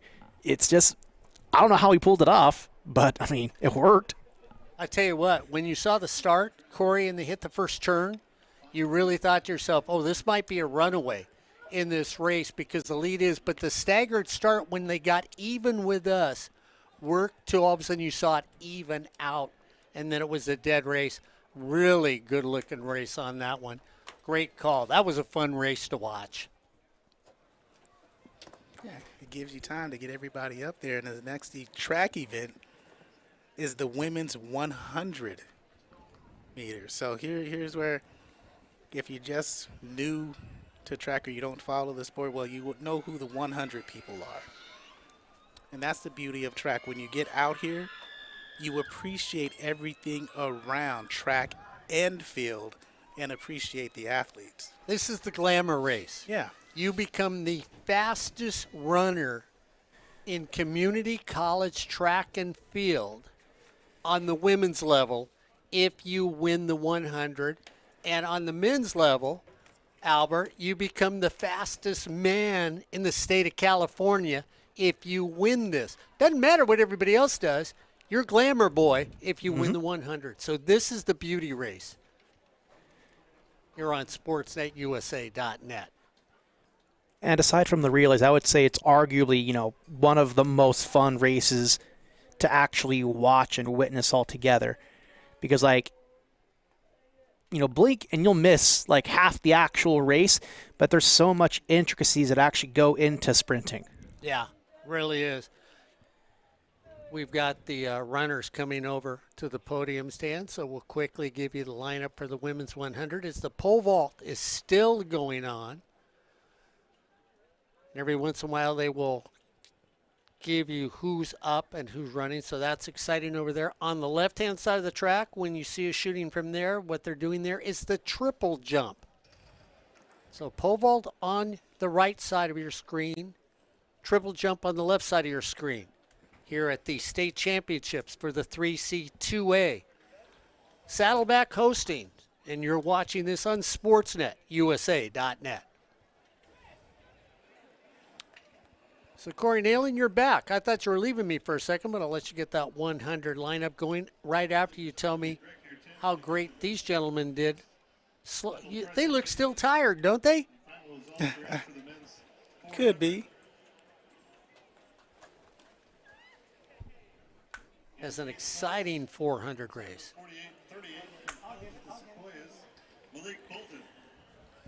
So Victor did not podium for Sac City. So Malik Bolton at 48.38 in 8th.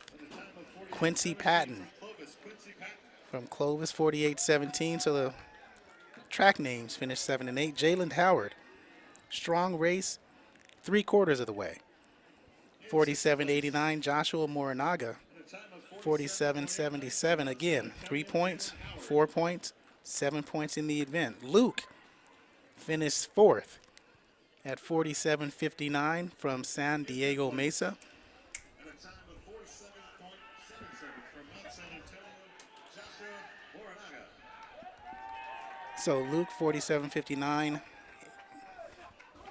from San Diego Mesa. Michael Holland. Time of 47.59 from San Diego Mesa. Luke Uratagayena. Thank you. Finished fourth. In third place, Michael Holland from Moore Park, who finished strong to get that third place position at 47.44. And Ryan Rivatuso in second place. So Mount Sac, 15 points just in this event to go towards that team. So he picks up second place and got nipped at the end, 46.84. And in first place, Joey Stout, who came on strong, 46.82. A full 10 points for Modesto. Big 10 points for Modesto as he came back and won at the end. So there's your top 8 state champs. The state champion, I should say, is Joey Stout. There's your state podium for 2024.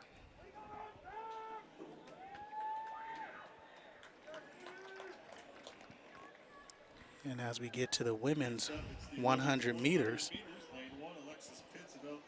Zelda Johnson still holds the state record, 11 seconds, .23. So 11.23 is the state record. so lane 1 is Alexis Pitts from El Camino. Ayana Tommy from Monterey Peninsula is in lane 2. Lane 3 is Alana Davis from Cerritos. Desi Armstrong from Diablo Valley is in lane 4. The favorite Taylor Snare in lane 5 from Modesto. Sky Harris from West LA College in lane 6. Lane 7 is Egypt Hughes from Chabot. Ania Weish from Long Beach in lane 8. And Jolene Lavaki in lane 9. And that's your field in this event. Taylor Snare, freshman. And again, she is one of the premier track and field athletes in the state of California and really in U.S. Community College. 11.25. Now you guys talked about wind aided earlier. 11.25 wind aided, 11.30 wind legal runs this year. She ranks 4th among all college freshmen and 35 in the USA on the women's side. Also runs the 200. You'll be seeing her later. She did not run the 400 meters, but she will run the 400 meter relay a little bit later. So she's the one to watch in lane number 5.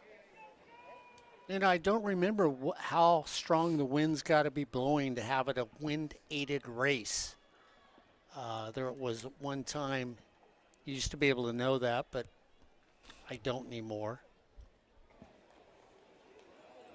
So in heat 1, the fastest time was Taylor Snare.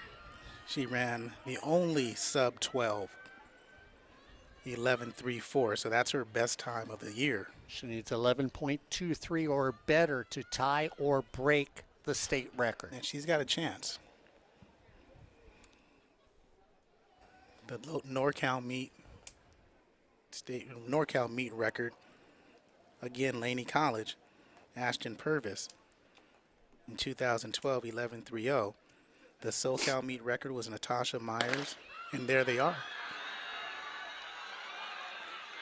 And Snare in the middle, pulling away from the pack. You can see why she's the best in the state.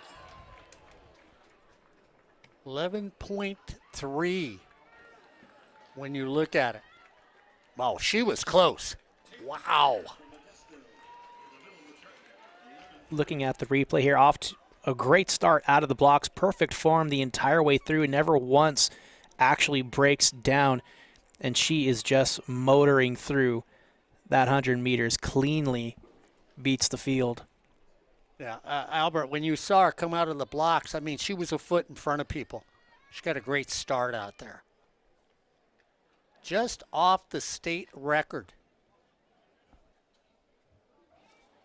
So you see in the upper right-hand sector of the scoreboard there for Saddleback College, plus 0.5 a second added on. That's like their wind-adjusted time. Okay, thank you.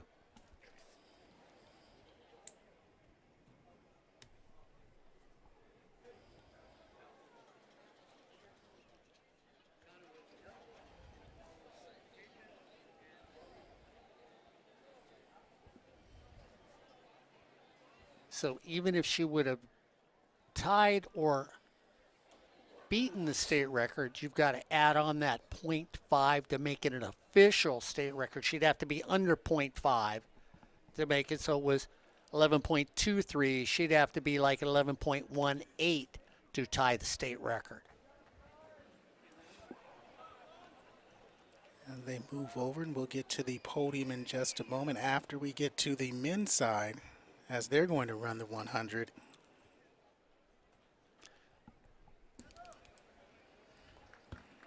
In just a moment.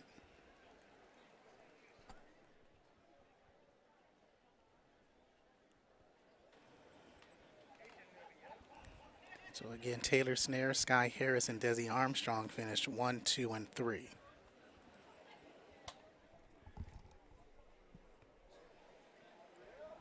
Can you do me a favor? Yes. Because you're playing with all the buttons. Can you find me pole vaulting for the women? Just, I've been watching this, so I'd like to know who's what and where. I got you. Thank you.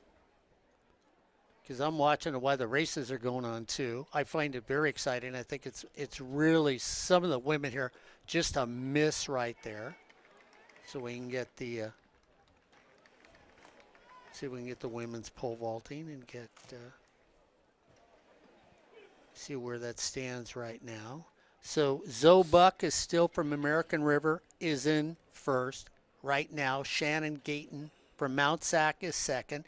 Kaylee Tan from San Diego Mesa. All three of them are tied for first. Well, actually, there's a four-way tie right now. Buck, Gayton, Tan, and Horton from Mount Sac are sitting there tied for first. They're all at 10 feet, 8 inches on where they're at. So we have 1 through 4 is sitting right there. Ruby Lowe, who we just saw miss a little while ago, is at 10-2. She just missed again. She's in 5th.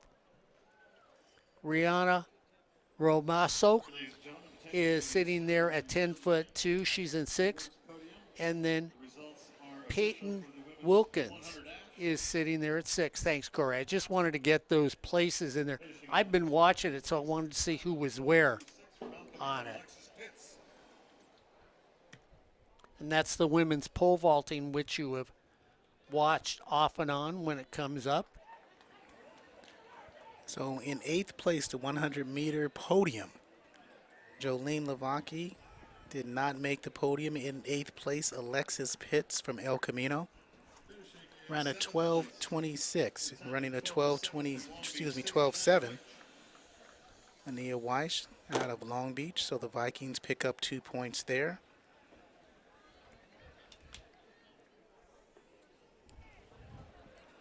Sixth place. It's going to be Egypt Hughes from Chabot.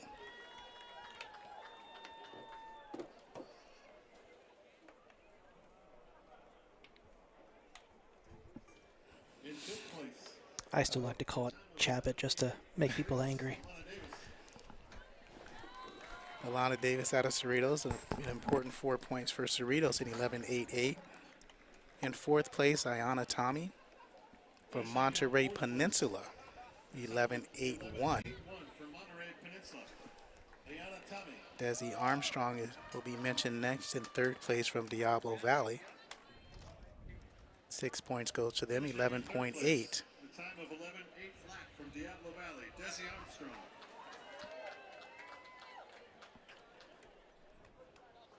In 2nd place, it's going to be Sky Harris from West LA, 11.57.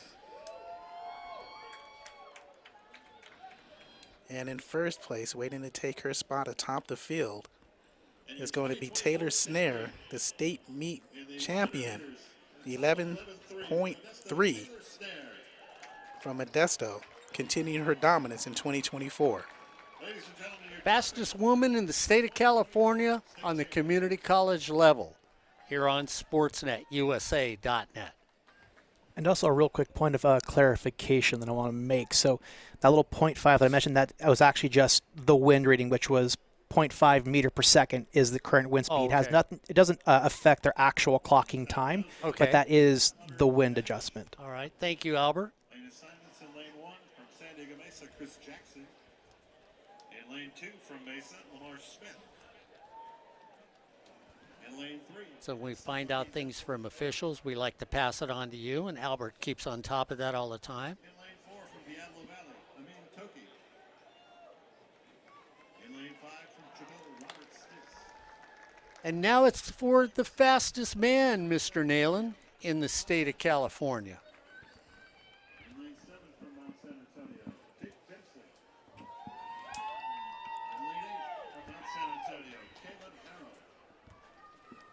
And in lane 9 from Modesto, Russell Jones.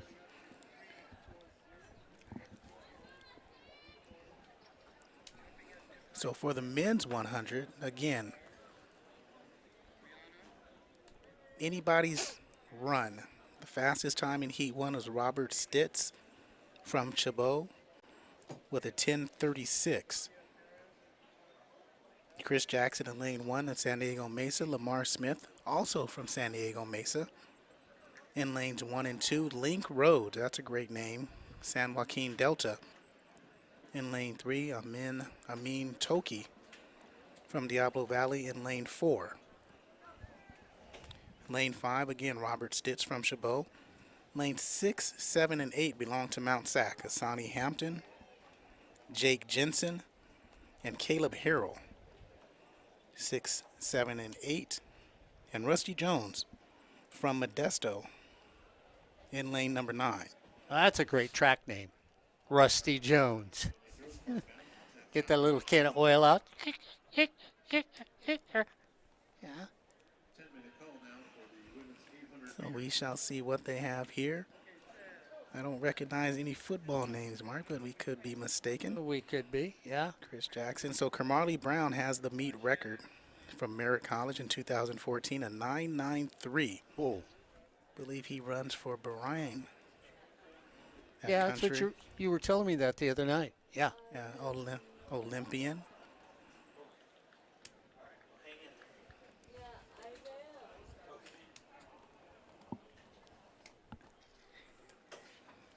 So we'll see what happens with this. Pole vaulting still going off to our right, down on the edge of the football field / track. So we know you see a glimpse of it every once in a while. We've given you the last update for that for the women in pole vaulting. Shadows starting to move across the field here at Saddleback College. Here for the 3C 2A state championship in track and field. A beautiful facility out here. You've got to give it to Saddleback. Great choice to have the track and field here. You've got area behind you to do it. I mean, Albert, when you think about this field, you've got places to put the shot and everything, and let's get ready for the 100. Absolutely. False start, and that looks like it was Amin Toki. You know what Amin said? Mark, just trying to get Corey ready. Let's start all over again. So we'll have a do-over. And it's not like the Olympics where one false start and you're out.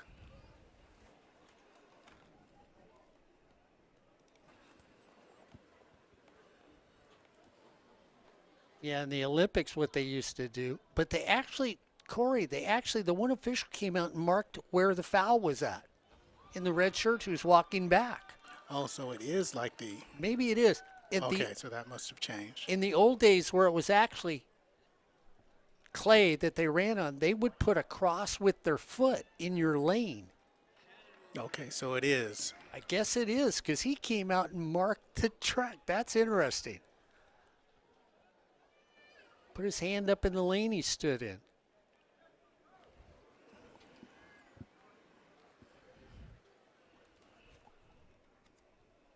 So Toki is out and from lane 4. Lane 5 will be Stitz. Lane 3 will be Rhodes.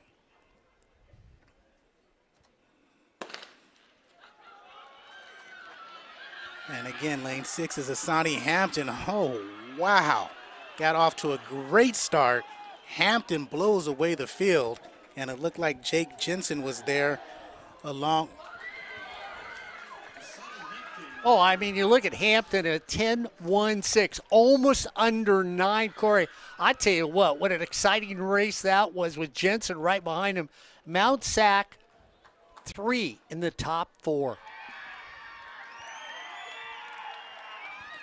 So Hampton, who won the SoCal event, is the state champ with 10-1-6. Jensen, 10-3-2, also from SAC, and Lamar Smith from San Diego Mesa, the Olympian, with a 10-4-2, are 1, 2, and 3. And Caleb Harrell from Mount SAC finishes in 4th. Wow, what a race. I thought they were going to be under 10. I really did. When he came flying by us, I thought, oh, we're going to get a state record maybe here. Exciting. And, of course, the last man disqualified for a false start. Corey, it was one false start, and you were disqualified. Yeah, and he finished second in heat 1. He finished second, so he had a good chance to place in the top 3. But, again, that's tough for Amin Toki.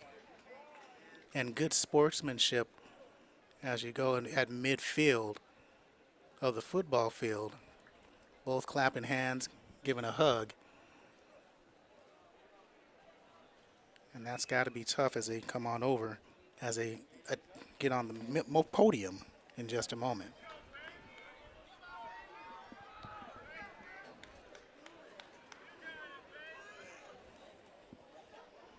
So as the scores will be calculated officially, we'll wait on that. Asani Thompson picks up 10 big points. Asani Hampton picks up 10 big points for Mount Sac. So finishing, we can still go on 8-1? Yeah. Okay, we'll go 8-1. Chris Jackson was in lane 1. He finishes 8th. 10-6-4, the Olympian. Link Rhodes out of San Joaquin Delta, 10-5-9. In 7th place.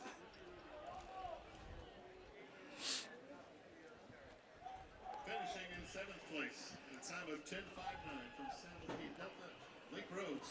And 6th place is going to be Rusty Jones from Modesto with a time of 10.57. 5th place, Finishing 6th, he was in a time of 10.57 from Modesto, Rusty Jones.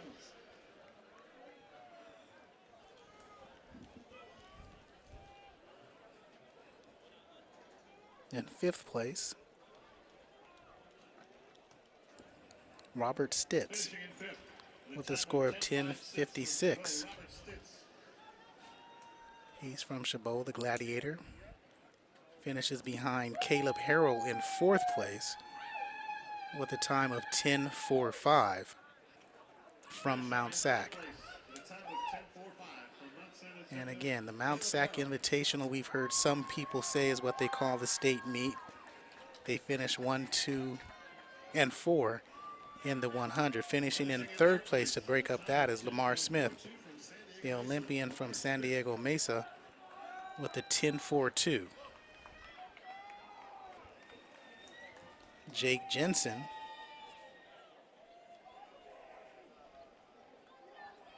will finish in 2nd place, 10.32. 8 points goes to Mount Sac. 13 points go to Mount Sac for 2 and 4. 23 big points for the 1st place. 10 more points. 10.16. You and Albert called it. From Mount Sac to Asani Hampton. And you know, when you look at him, you get the Charlie Green field down there. Used to be a great track star, one of the first ones that ever wore sunglasses when he ran on the track. We're going back, way back, guys. I'm an old guy when it comes to track and field. And I love the flair that these young runners give. Of course, reminds me of somebody I got the hug from that was a great track star. That's Tommy Smith. Back in the old days, used to be the athletic director and then the dean over at Santa Monica City College. So Tommy, I tell you what, look at these young men, sort of get the feelings of the old days in track and field here on SportsNetUSA.net. Got to have a little flair and a little color when it comes to track and fields. You got to have that, suave feeling with sunglasses and different things.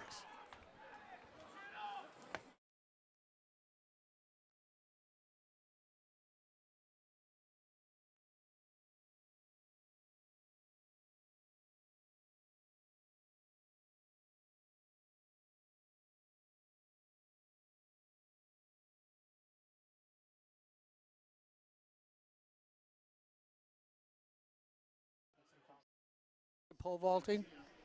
Let's go back to pole vaulting and see what's going on there. In lane 7 from Mount San Antonio, Yasmin Delgado. So let's take a look at what's going on in pole vaulting as we've been following this way. Well, we've now got a three-way tie in pole vaulting right now. Sophia Perez from Mount Sac, Shannon Gayton from Mount Sac, and Rihanna Romasco. I'm saying her name wrong. Romasok from Cuyamaca.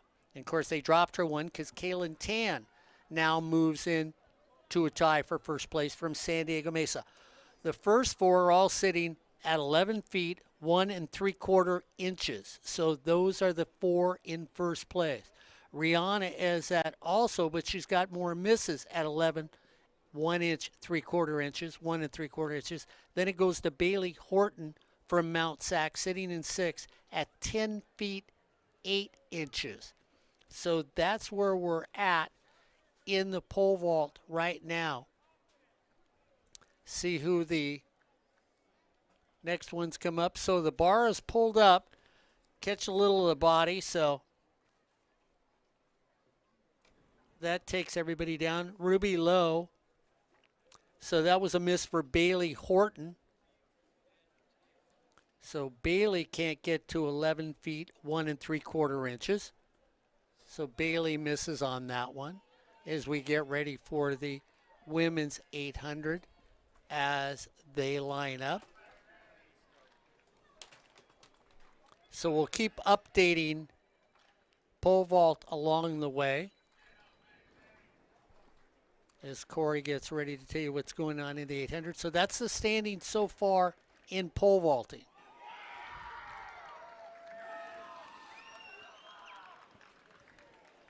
And after the 800, we'll let you know where pole vaulting still stands.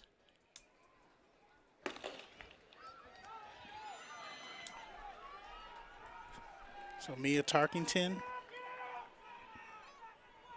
is in lane number 1 to start. Nelly Cedro 2, Ariana Amesqua 3, Kayla Cruiser in 4 from Mount Sac, Sydney Garcia in lane number 5, and here they go into the middle.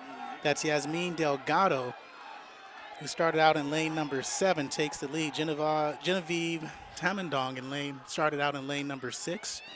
She's from San Diego Mesa. Dana Ibarra Canales, who won the 1500 from Saddleback, was in lane 8 to start, and Alana Laverty, from American River.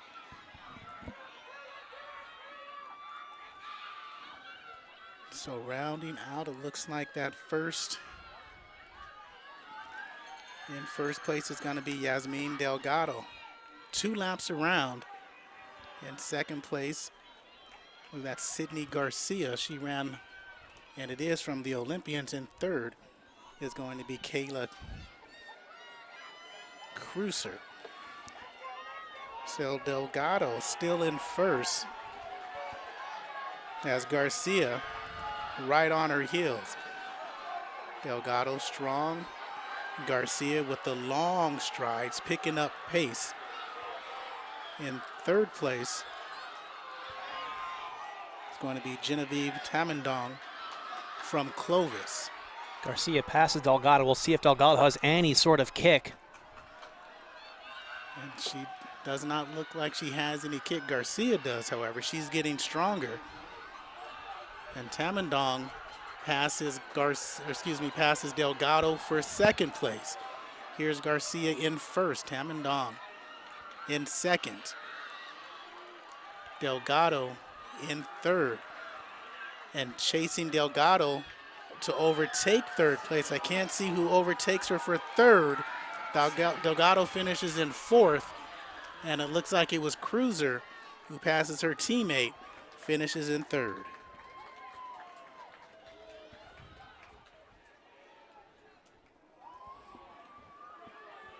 Sydney Garcia out of San Diego Mesa with a time of 2:11 finishes in first place as we head back over to pole vault.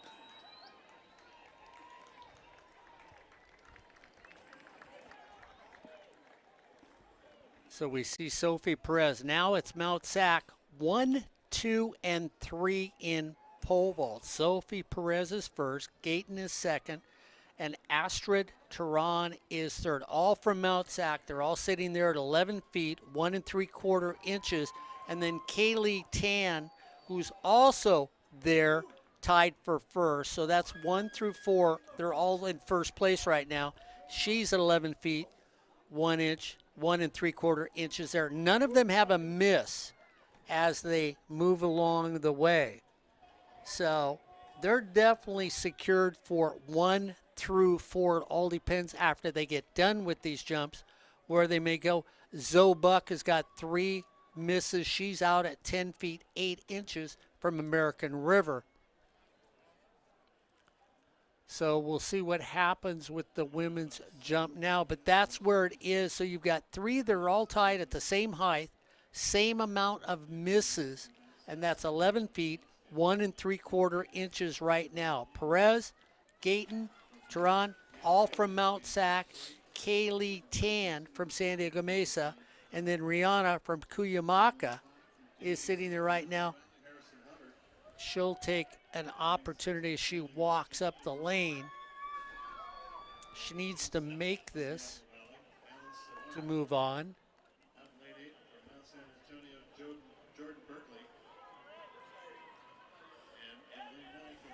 She had 2 misses at the previous height, then finally made it. So she is at 3.40 meters, which is 11 feet, 1 3/4 inches. They just measured it to make sure it's right. So everybody in front of her has made it. She needs to make it.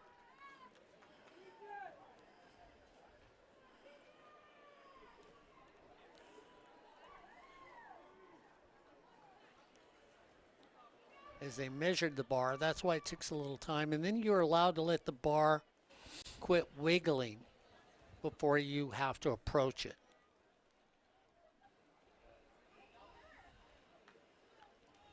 So she comes up a little short. When you watched her get there, she planted the pole. She didn't get the body lift, and you've got to have the body lift to extend your body over the top. So she gets a miss on that one. So that's what's going on in the women's pole vault. To the left, it's the triple jump, which I think everybody has done that.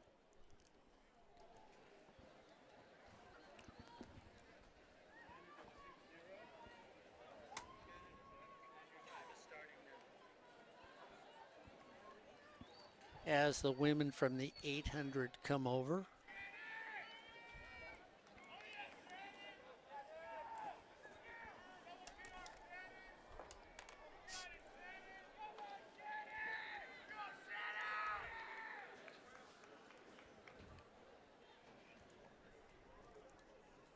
As Ed still got the pole vault going up. And again, another miss. So right now, the bar is at a height, and maybe with a little wind blowing too, make it a little more difficult for the ladies to clear that height.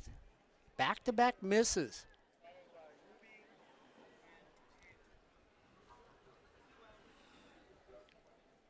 is we're waiting on the presentation for the 800. And that's because we've got one of the runners coming over Corey just with a little limp in midfield. So that's why the presentation has been delayed here at the 3C2A.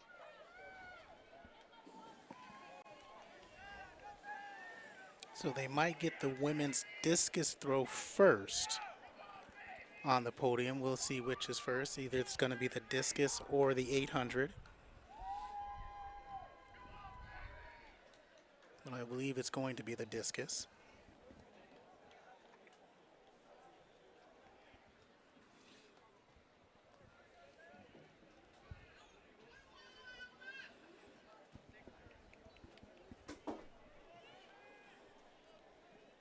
So while we're waiting for that, we'll get the starters and the lineup for the men's. Direct your attention to the middle of the field again. We'll go back to the discus. The women's 800 is official. It's in the book. Finishing in 8th place. Okay, so they're going to get the 800 first. From Deanza, Mia Tarkington. So Mia Tarkington finishes in 8th place from Deanza with this time of 2:20.04. Finishing in 7th place, the time of 2:19.62 from American River, Alana Laverty. So 2:19.62 and 7th, Alana Laverty from American River. So the Bulldogs pick up 2 points for a team. Time of 2:19.06 from Monterey Peninsula. So Nelly Isidro from Monterey Peninsula, also 2:19, but .06 in 6th place. Walking up in 5th place, 2:18.86 from Dana Ibarra Canales. She wins the 1500, places 5th in the 800 with 2:18.86. 4th place is Yasmin Delgado. She led most of the way, most of those 2 laps, got caught at the end with about a quarter to go, 2:15.06.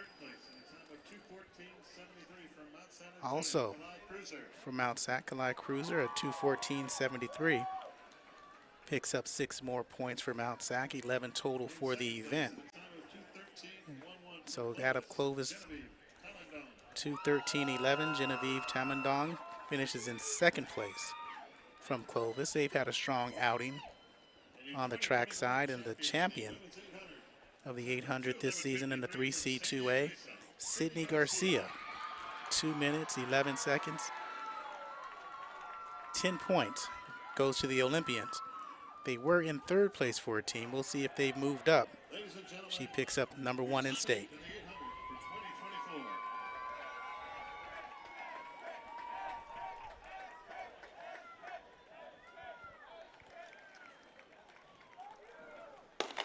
And here's the start for the men's 800. As Orozco from Mount Sac in lane 1, we'll see as they come down.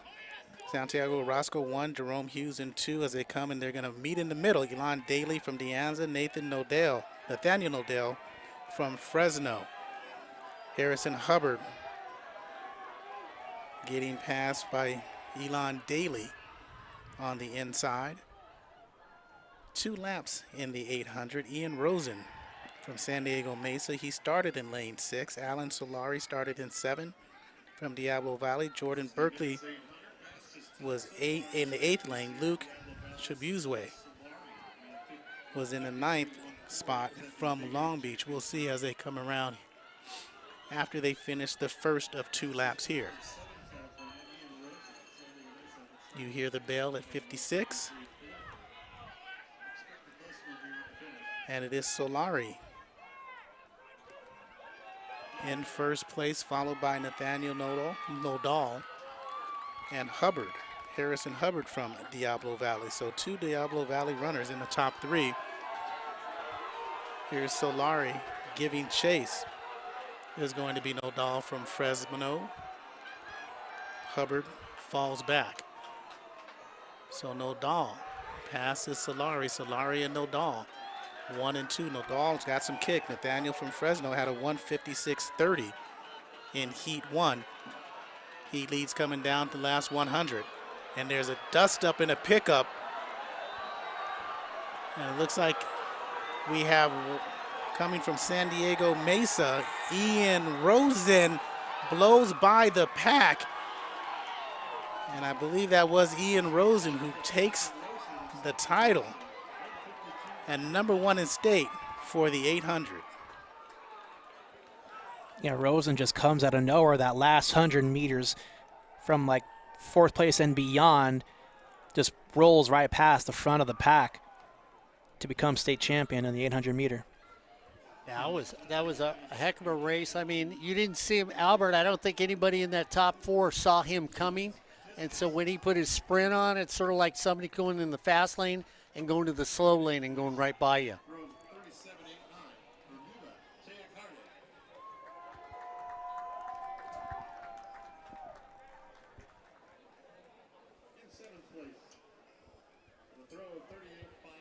So you looked at Rosen in first, Berkeley in second. As we're now getting the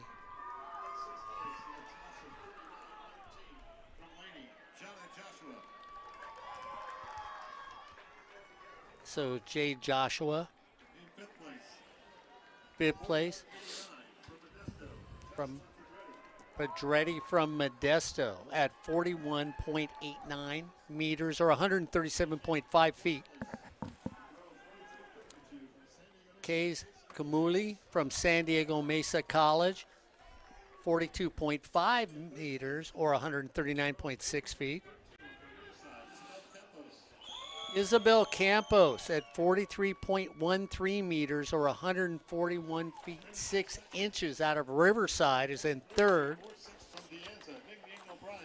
Ningjing O'Brien out of De Anza at 43.46 meters or 142.7 feet is in 2nd. And Dimitra, and I'm going to leave it there. Vinos Llanes. Thank you. From Cerritos at 44.79 meters or 146 feet 11 inches comes in 1st place. That's 1 through 8 for the young women here. In the field events, and really if you look at what they've done with the discus, if you try to throw one of those, this is a purse, really a thing of balance and beauty when they spin in the circle and then let them go. Because it's all about aeronautics, physics, speed, altitude, and then descent for them to get the footage they get. And that's right. Flex those arms, ladies, because, yeah, there's nobody up in this booth that could throw the discus as far as you. There's nobody in this booth who can throw a discus. Well, I don't know. There might be one of us that might be throwing discus. Problem is, he's shooting it at us as we're running out.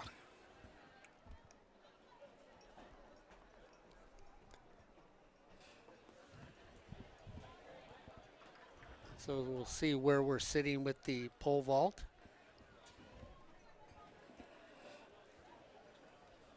So Astrid Turan out of Mount Sac, still tied for 1st with Sophia Perez.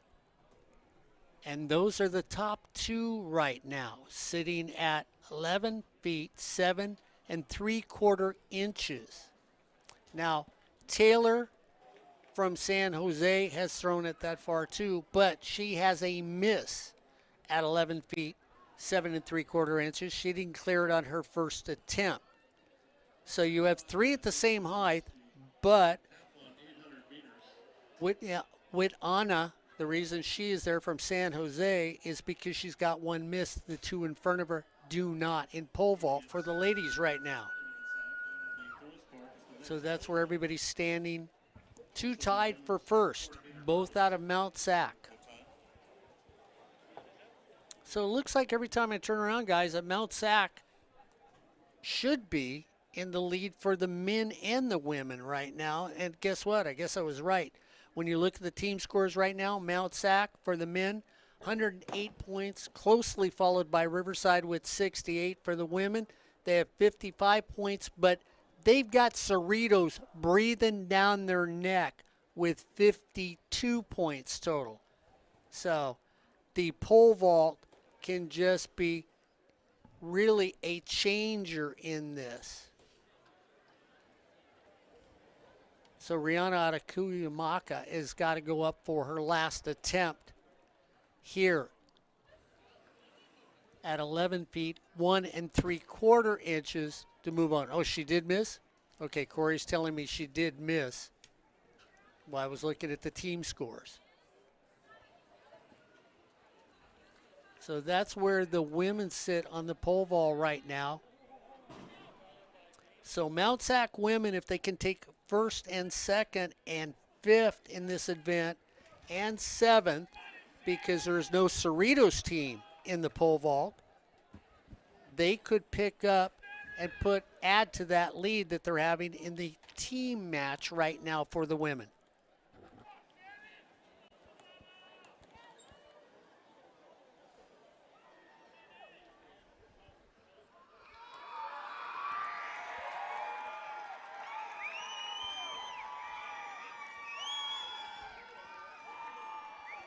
And that was from Mount Sac. We'll see if that was Turan or Perez, Guyton or Horton. We got to figure out which one of those four just cleared. And it was Guyton. So Shannon Guyton. So from Mount Sac. Yeah, just cleared at 11, 1 3/4.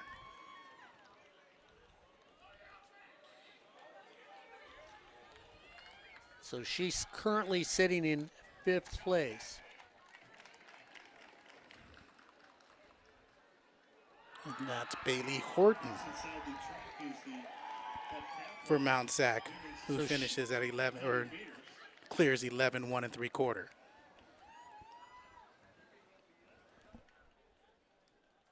So both Mounties clear 11 and 11, 1 3/4.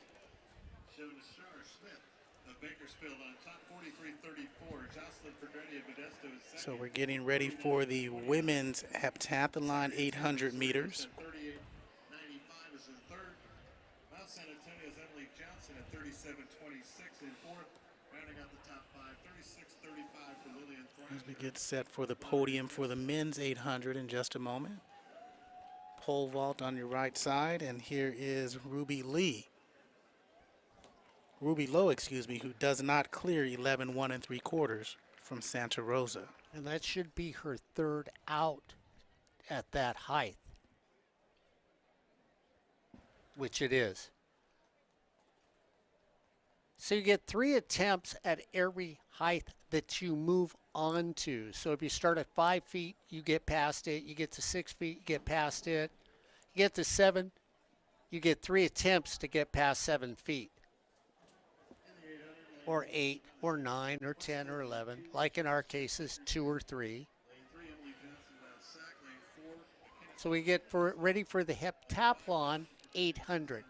So this is where, Albert, this is where you run against yourself as a runner in the heptathlon. You run against your best time to get points. I mean, you want to win it, but if you beat your best time, you get more points. You ever done anything like that? No. Oh, okay. I considered myself a fairly decent high school athlete, but I was not in that upper echelon to even attempt beyond that. Okay.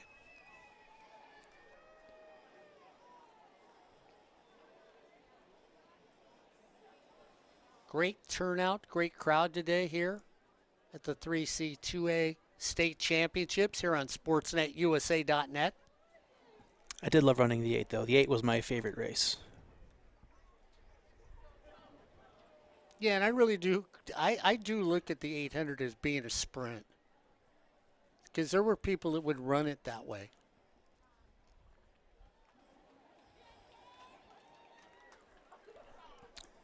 One year, one of the actual sprinting guys on our team decided to run the 8. Smoked him. There you go. So, Corey, as you get ready for the women 800 heptathlon, as they're at the line.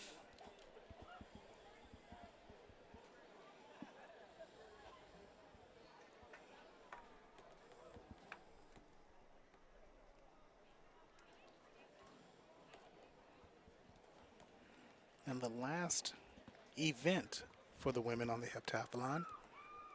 Savannah Shoemaker, Nashara Smith, who won the 100 hurdle. Emily Johnson from Mount Sac. McKenna Alderman from Modesto. Jocelyn Pedretti, her teammate. Lillian Thrasher from Monterey Peninsula. Annabelle Lowe, Orange Coast. Cerritos is Zaria Taylor. Modesto, the third runner, Cameron Janella. Butte has Taylon Schroeder. Mount Sac, Catalina Turan. And Hartnell Daisy Macias.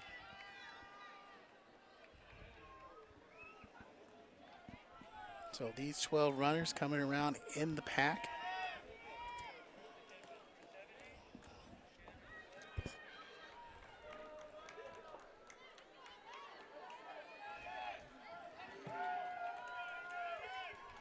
And it looked like, well, we'll see after that first lap who's in first, because it looks like it was McKenna Alderman from Modesto.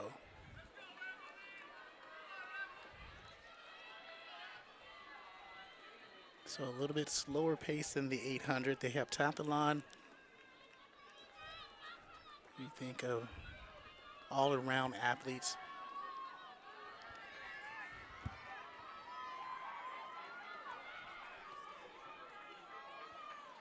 Juanita Webster had a score of 54-24 in 2017 from from Cerritos. That's the record in the women's heptathlon in the state. So all time.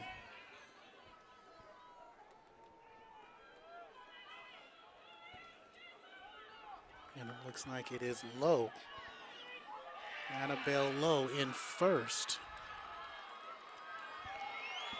Zaria Taylor from Cerritos was in second place. We'll see if she remains in second place, but it looks like Annabelle Lowe running strong, is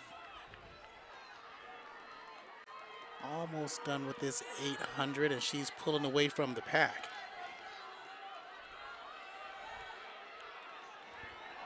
Zaria Smith from Cerritos in second. Zaria Taylor in second, and Savannah Shoemaker is in third.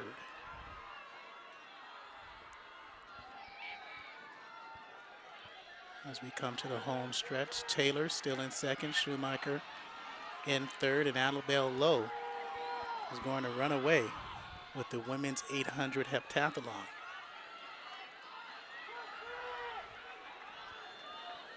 And movement for second, third, fourth, and fifth. We'll see the results in just a moment.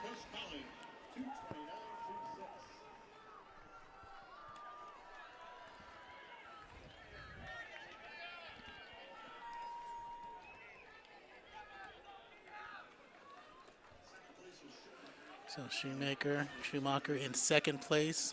Janella from Modesto in third. As we go down to the men's 800 podium.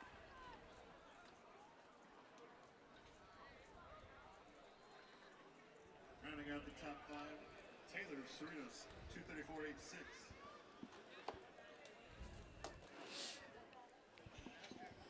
And before we get to the podium, some people may say heptathlon, what's that all about? Well, it's an event that handles multiple events: the 100 meters hurdle, the high jump, the shot put, the 200-meter race, the long jump, the javelin throw, and this was the final one, the 800 meters. It is a multi-event that you work in, and at one time would make you greatest athletes. As we head down to the podium now to get the people and their awards.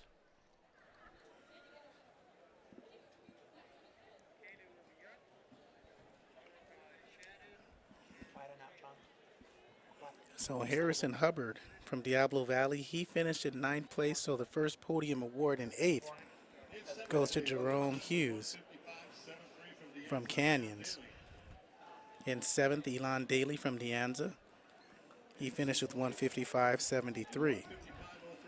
In 6th place, Luke Chibuze, 155.03. Diablo Valley, they do place in 5th with Alan Solari. So Solari had a nice run up until the end, but he finishes in 5th place after leading 3/4 of the way. In 4th place, Santiago Orozco, 154.01. Finishes in 4th place, another 5 points for Mount Sac. Nathaniel Nodal, who finished 3rd for Fresno City. Mount Sac picks up another 8 points for finishing in 2nd place.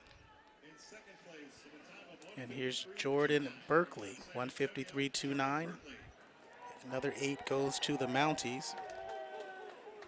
As we're waiting on the 1st place winner and marking an incredible run, Ian Rosen. 152.95 to pick up 10 big points for San Diego Mesa. And again, he came all the way back on the back stretch to run past everyone. Yeah, he really did. They lost him in the pack, and that's why I got there. And Albert can tell you, if you lose somebody in the pack and they go flying by you, oh, I didn't know you took them off. Went flying by you, that you'll get lost in that middle distance race there. As we go back to pole vault, missed on that one, so go back to the score to let you know what's going on in pole vault for the women. So Kaylee Tan is now at 12 feet, 1.5 inches, followed by Bailey Horton, who has an extra miss, who's also at 12 feet, 1.5 inches. Sophie Perez is now in 3rd at 11 feet, 7 3/4 inches, as is Astrid Turan, who is at 11 feet, 7 3/4 inches. So right now, Kaylee Tan from San Diego Mesa is in 1st place in the women's pole vault because she has less, as she clears that. That wasn't her who cleared it, who I was just talking about. But those are the standings currently in pole vault for the women. That was Sophia Perez, who is now at 12 feet, 1 1/2 inch. So she now is in 3rd, and she's in 3rd because she has one more miss than the individuals. Oh, is that Sophia going now? Okay, we'll see if Sophia can make it. She goes up. She clears it. Oh, that was Astrid. So I thought Corey was pointing at somebody else for me. She made it.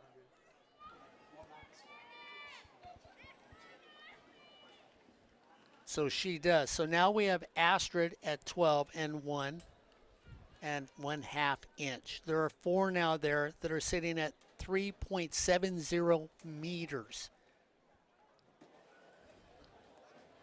And now Shannon Gayton will attempt at 3.70.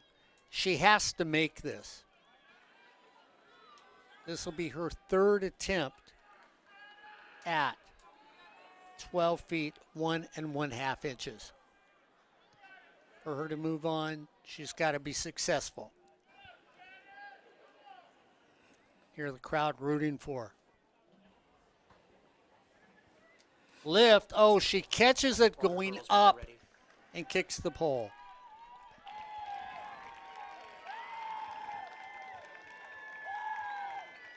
So we're back to the 400 hurdles now, with the state meet record belonging to Solana Clark out of Riverside in 1995 of 58.88.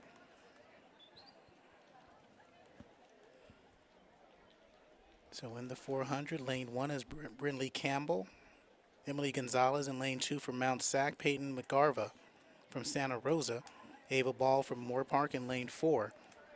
Lane 5 is Esmeralda Demirbus from Orange Coast, Ivy Miller from Sequoias in lane 6, Kendall Johnston from Modesto lane 7, lane 8. Also out of Santa Rosa is Diana Valencia Demas, and lane 9 is Bakersfield, Tania Mancia. Tanya Mancia. So heat 1, Kendall Johnston, Ivy Miller ran 1:04. Esmeralda Demirbis 1:02.86, and Ava Ball, lane 4, was 1:03.49. So it's going to be interesting if Demirbis and Ball can better their time.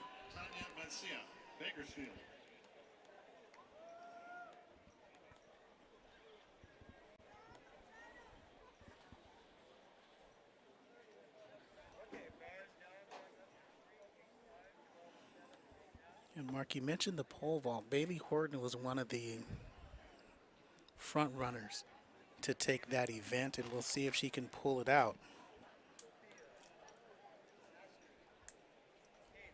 As you mentioned, she was still alive in the pole vault at 12.1.5 with Kaylee Tan and Sophia Perez and Astra Tehran. Perez and Tehran, her teammates. Yeah, and if it were to end at this height right now, it would go to Kaylee Tan because of less misses.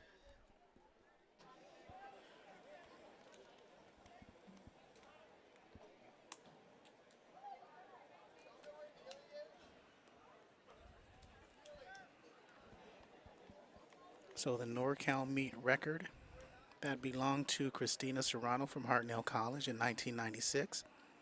She ran a minute, .15 in 1984 from Desert. Joao Hendry for the SoCal meet ran a 59.11.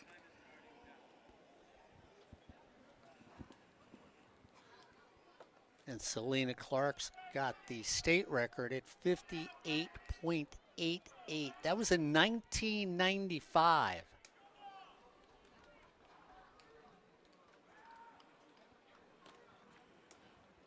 And the 400, that's one of those meets where you got to see greatness. Valerie Briscoe at the time, Valerie Briscoe from Long Beach City College. Valerie Briscoe Hooks, the Olympian.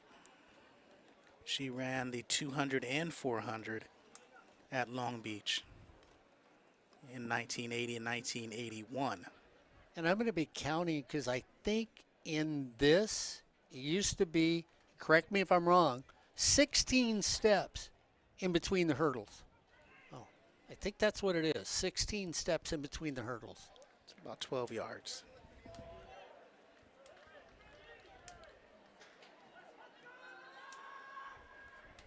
I was running the other one with 3, and I think this is 16.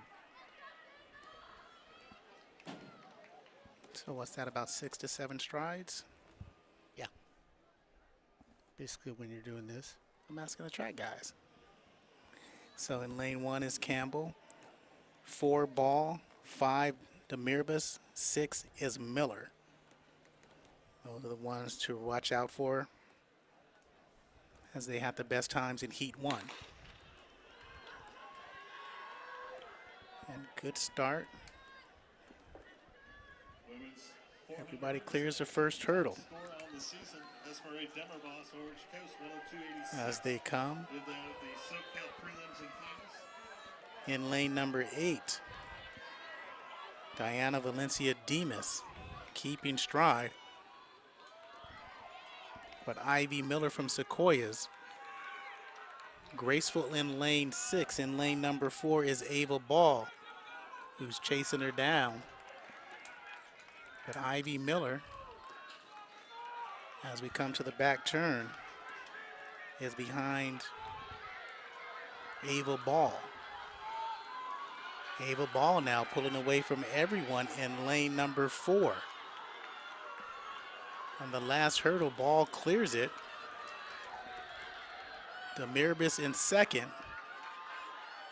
and Miller will finish third.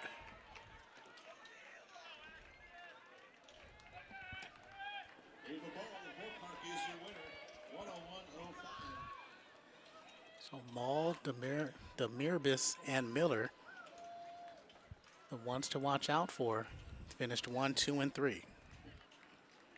In fourth place was Valencia Demas. Fifth was Johnston.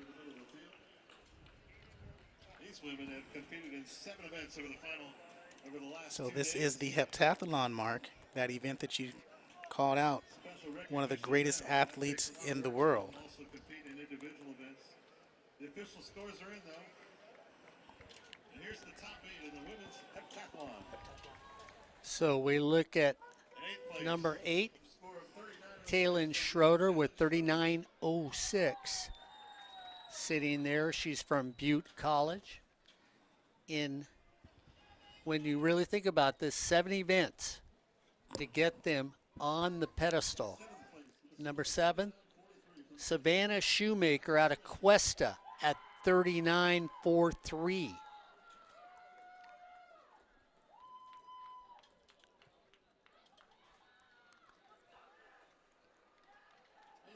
In 6th place, from Modesto, Corinne Ginelia at 41.83. Then in 5th place from Monterey Peninsula, Lillian Thrasher at 42.04.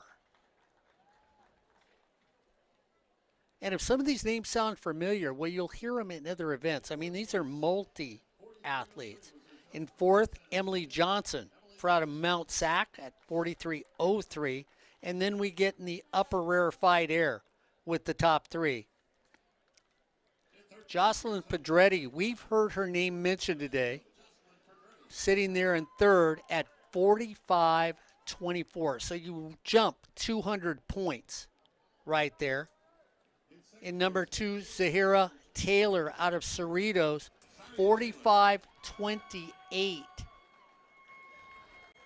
And then really at the top of the heap, and who would be classified as maybe the best athlete in track and field at number 1, Nashara Smith out of Bakersfield at 47.84. And you could say the best overall athlete in track and field at this meet today. There he is. My partner Albert Robles comes back. Because Albert, you have to look at somebody that wins 7 events or does well to be overall the best athlete of the meet, maybe. Absolutely. And, like we saw Nashara Smith in an earlier race, and you made a comment where it's like, she looks like an all-around runner. And, considering she won the heptathlon just now, when you look at her overall physique, she is built from head to toe to be just pure athleticism. Her legs have it where it needs for speed. Her shoulders have, the right arm strength. Because, a lot of people tend to neglect their arms when it comes to actually running. Your arms are just as important as your legs. The faster your arms can move, the faster your legs can go. Yeah, and realize it's 7 different events, too. I mean, that's mind-boggling. So we get ready for the men's 400 hurdles. We'll get those lineups set for you.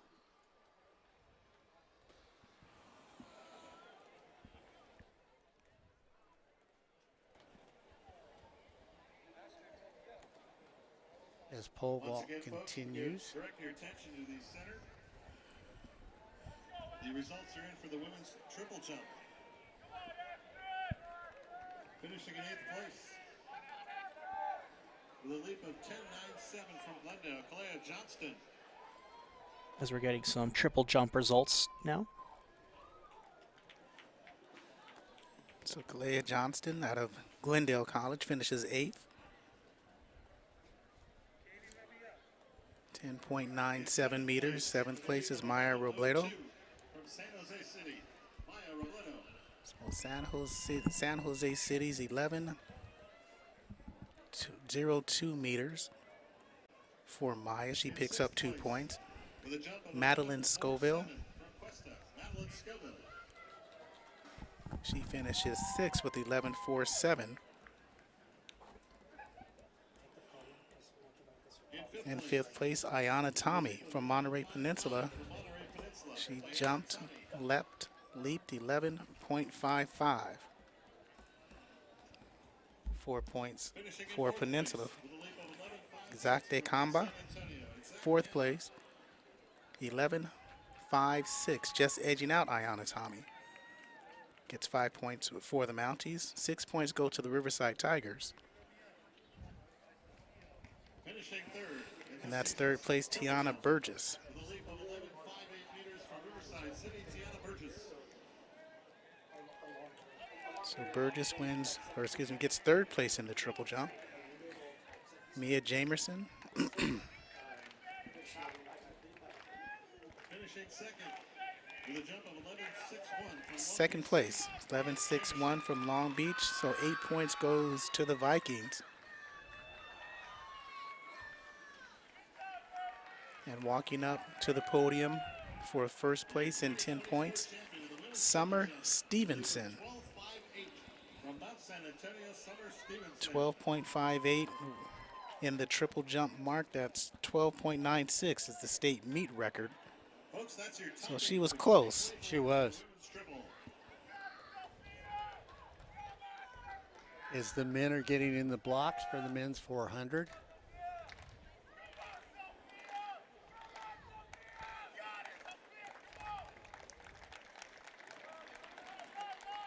Next up, the men's 400 hurdles. That's set to go up at 6:40. 2.5 minutes out. So the state meet record belonged to Greg Johnson in 1982 with the 50.07. In lane 1, Jordan Maldonado from Diablo Valley. In lane 1, Jordan Nicholas Nocera from the Mounties. Sarah from Mount San Antonio. In lane 2, lane 3, Anthony Taylor. Lane 4, Reed Locker. Anthony Taylor won the In lane 5, Ethan Dirk. 100 hurdles. Santa Rosa. Lane 6, I'll have to check our stats in just a moment. Reed Locklear in lane 4 from Mount Sac. Lane 5, Ethan Dirk from Santa Rosa. Lane 6, Devin Patton Long Beach. from Mount Sac. In lane 9, Timothy Miles. Jordan Dasher in lane 7 from San Diego Mesa. Davaria Oles from Long Beach in lane 8.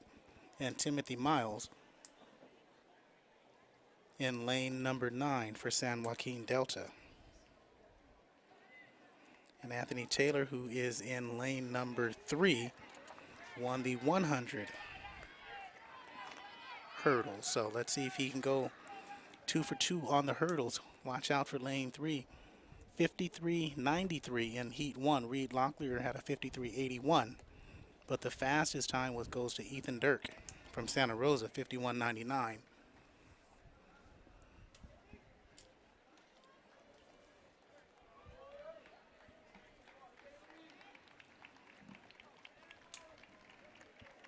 So Miles in 9, Oles in 8, Dasher 7, Patton 6, Dirk 5. Locklear 4, Taylor 3, Nocera 2, and Maldonado in lane 1.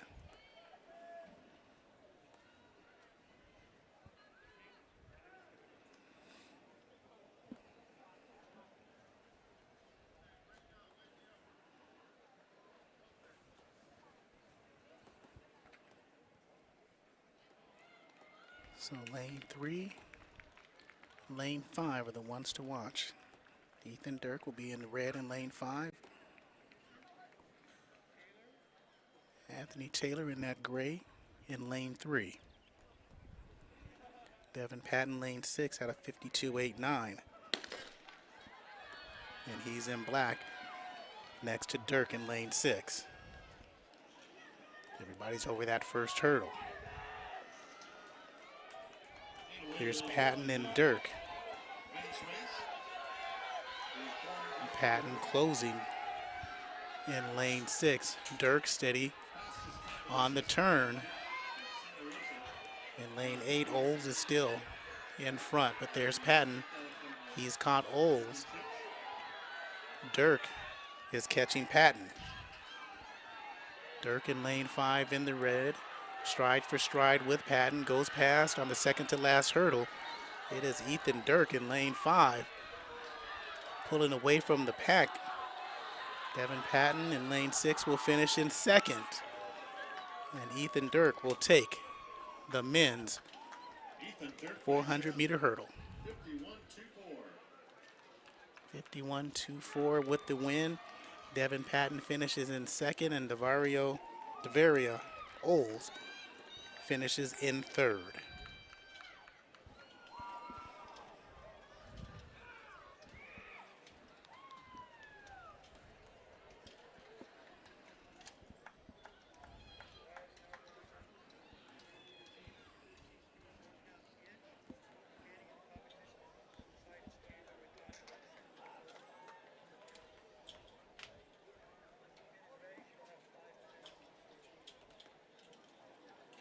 field athletes, please, if we can have your attention, go pick up your implements. Otherwise, they are going to go away. We've got about 10 And we minutes to go look in the at throws. who's on the field for another podium presentation. Just a reminder for both Riverside As the and pole State vault, the women's pole vault still going on. from your team can come over to the table where the medallions are handed out. There has been medallions for your team which have not been picked up yet. I hate to see those athletes go without their rewards.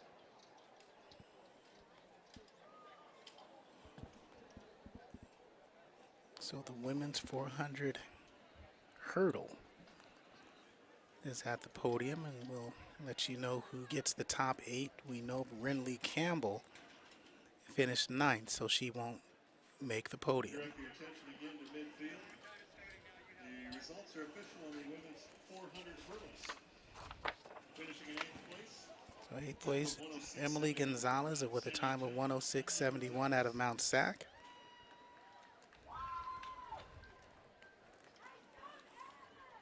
And walking up for the 7th place, Tanya Mancia, 106.33 from Bakersfield. So the Renegades pick up 2 points. 6th place, Peyton McGarva from Santa Rosa, 105.89 in 5th place. Modesto Pirates pick up 4 points. Kendall Johnston, walks to the podium for 5th place. In 4th place, Diana Valencia Demas from Santa Rosa. So Valencia Demas, 105.21 from Santa Rosa. Ivy Miller from Sequoias. She picks up 3rd place, 102.58. Santa Rosa picked up 9 points. 2nd place, Esmeralda Demirbas, 101.89 from Orange Coast. She gets the podium twice today. And Ava Ball from Moorpark, from the Moorpark Raiders, 101.05, takes 1st place and picks up the 2024 3C 2A 400 hurdle.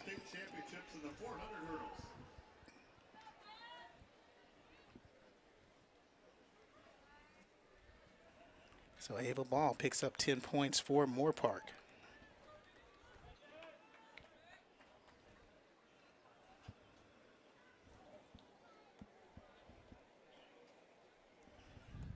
And the women's pole vault. What time is that? The state meet record for the women's pole vault is 12.725. Right now, Taylor Watana Is at 12.7 1/2. Wow. We get ready for the 200 meter.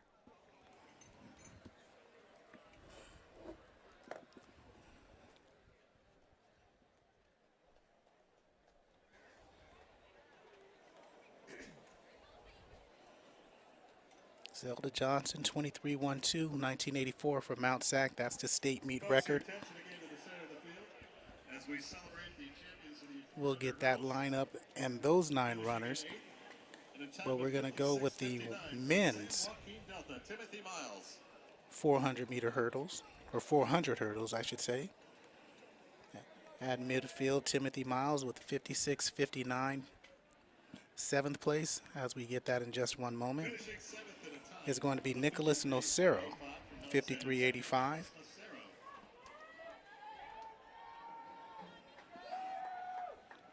In 6th place is teammate Reed Locklear, 53.54. 5 quick points for Mount Sac to try to extend their lead, the overall team lead. Aaron Taylor, 53.47. Podiums in the 100, takes the 100, podiums in the 400 hurdles with a time of 53.47. In 4th place, Jaden Dasher,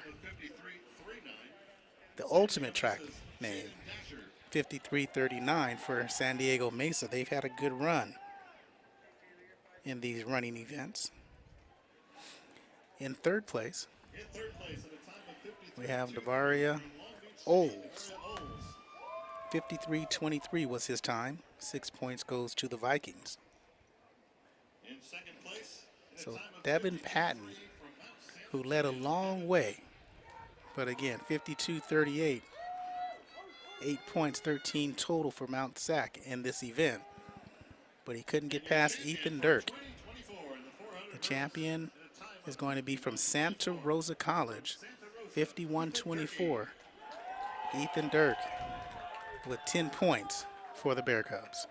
Your top 8 in the state in the men's 400 hurdles.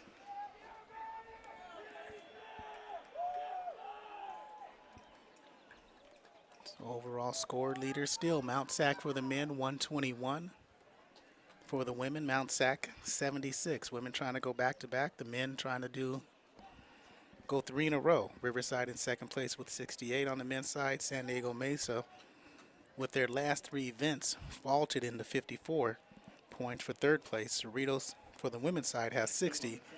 Modesto, 49. Women's 200 in lane 1, Ayana Tommy, Monterey Peninsula. Lane 2, Elena Mack of Cerritos. So as we mentioned, 3, Michaela Jones of Sequoias. the women's 200, again, Mark, one of those flash events that everybody loves. Ayana Tommy out of Monterey Peninsula. In lane number 1 to the right of your screen. That's on the nearest where you see Elena Mack out of Cerritos in lane 2. Lane 3 is Michaela Jones out of College of Sequoias. Alana Davis, also from Cerritos. She's in lane 4. Watch out for Taylor Snare. Again, she is the favorite. She ran the only sub 23 with 22.97 in heat 1 from Modesto. Sky Harris from West LA in lane 6. Egypt Hughes from Chabot in lane 7. Lane 8 is Anaya Weish. And lane 9 is Chloe Garena from Orange Coast. I'm going to say watch Sky Harris, because Sky Harris is going to be off the hip of Snare, running it. She's the only one in the field besides Snare under 24. And because she's off the hip of who should be the favorite, she'll be able to run at her pace.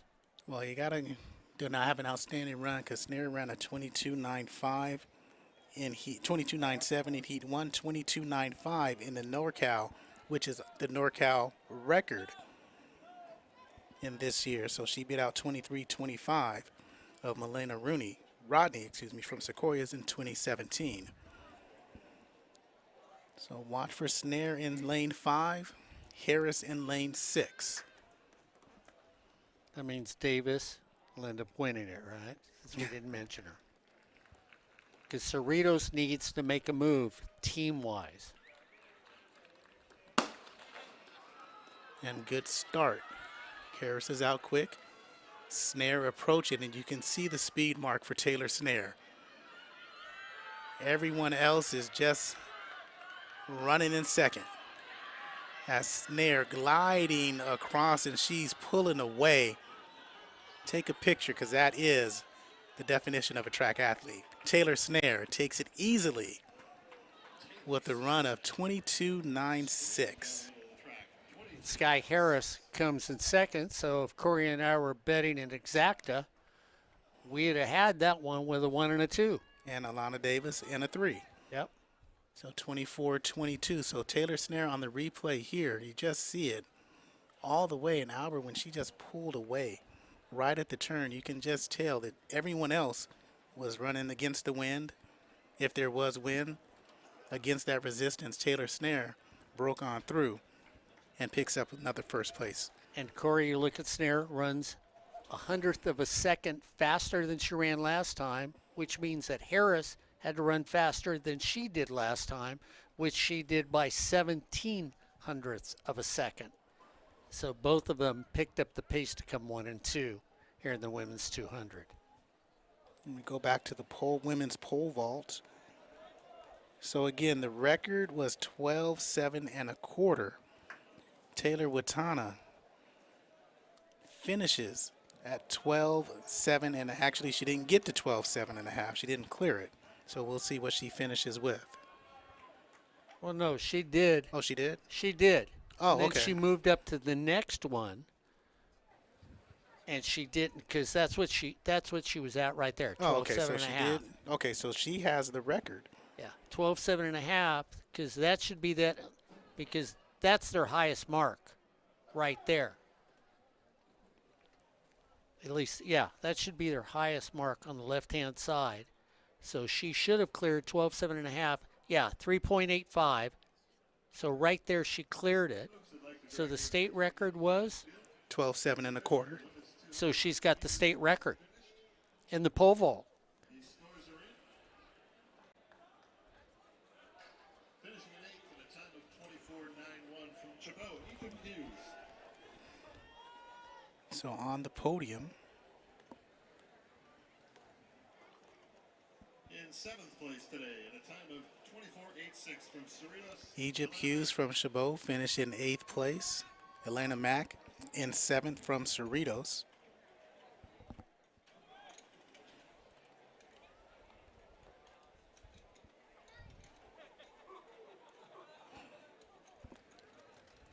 In 6th place, Chloe Garena from Orange Coast College.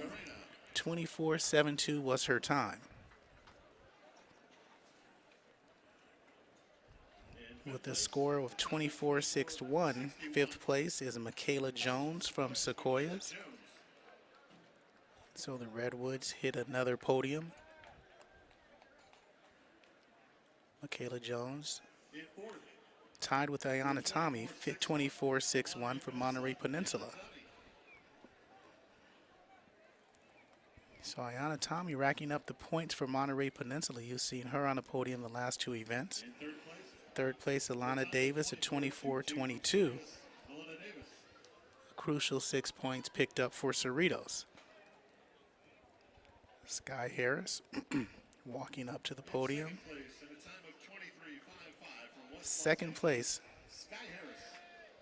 23.55, as you mentioned, takes 2nd place, but no one was close to Taylor Snare. From Modesto, the Pirates, 22.96. Full 10 points for Modesto. She wins the 100. She wins the 200. So the fastest woman in the state of California. Yes, she is. On sportsnetusa.net. Well, you just saw a state record for pole vaulting here on sportsnetusa.net. The women set a state record. A new state record was set tonight here at the 3C 2A State Championship on sportsnetusa.net. And now the men get ready to see what they can do in pole vaulting.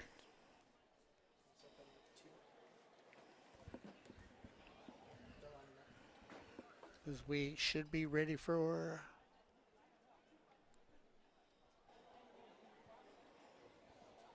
the men are all getting in their lanes for the 200.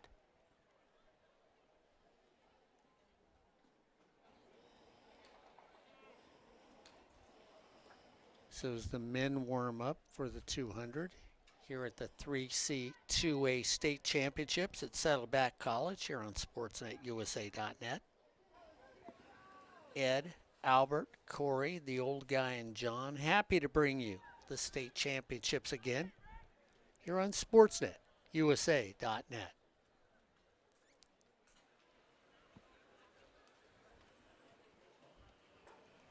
Well, we've seen fast, we've seen agile, we've seen quickness, we've seen stamina, we've seen true strength, we've seen the ability to fly if you're a pole vaulter.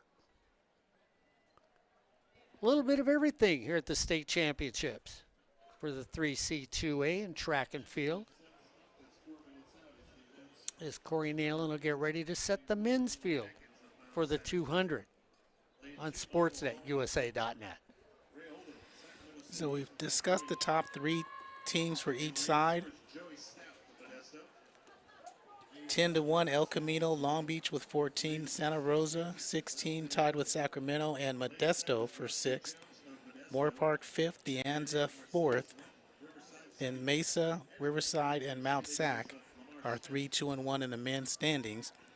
On the women's side, Clovis at 10, Long Beach at 9, Monterey Peninsula in 8th place with 31 points. Bakersfield, Orange Coast, and Riverside 7, 6, and 5.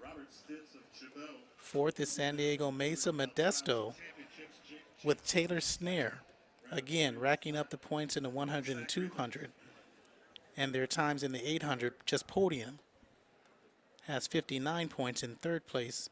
Cerritos at 68, Mount Sac at 94. They're starting to pull away on the women's side.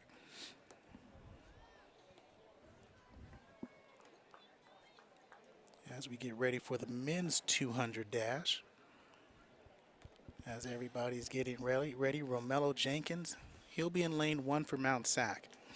Michael Holland will be in lane 2 for Moore Park. Ray Oldham out of Sacramento City will be in lane 3. Joey Stout, who we saw have a phenomenal run earlier in the 400 meters. For Modesto in lane 4, Robert Stitz. In lane 5, Jake Jensen from Mount Sac in lane 6. Rusty Jones, also from Modesto in lane 7. Marcellus Linton from Riverside City in lane 8. And Lamar Smith, lane 9, from San Diego Mesa. 21:06 was the fastest time in the Heat 1 that belonged to Robert Stitz from Chabot. And we've already seen him run today, so we know he can fly. Probably got wings on his shoes. You look at the state record, Brown out of Merritt, 20.29. And Corey, when you really think of it, Cravon Gillespie out of Mount Sac, 20.20. So, I mean, the state record's been pretty close to each other. Nobody in the field really, time-wise, this season has been close to that state record.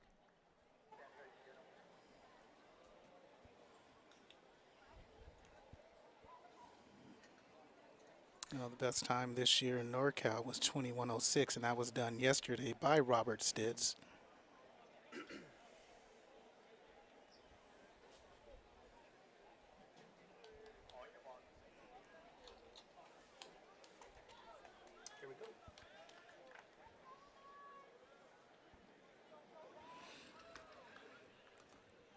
Again, Jenkins in lane 1, Holland 2, Oldham 3, Stout 4, Stitz 5, Jensen lane 6, Jones lane 7, Linton 8, and Lamar Smith lane number 9. So Stitz had the fastest time in the heat. He's in lane number 5.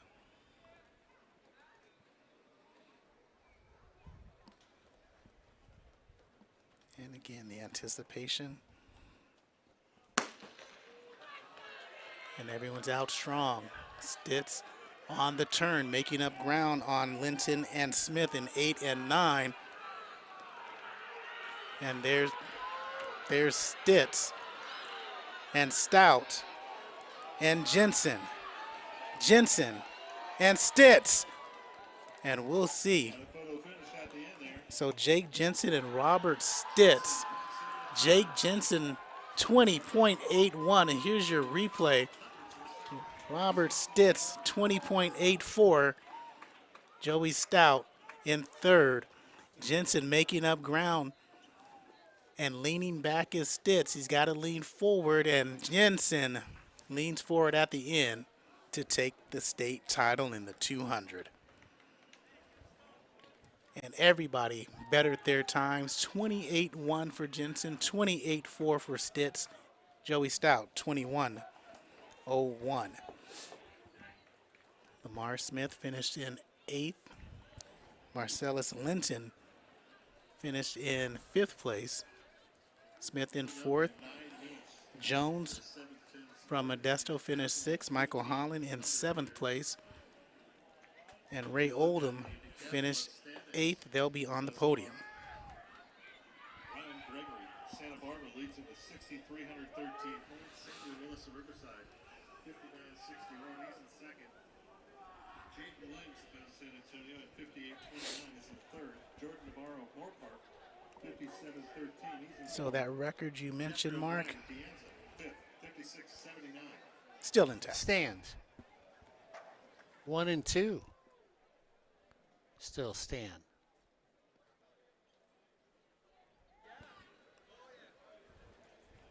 You can say it's close, but not really. Nah.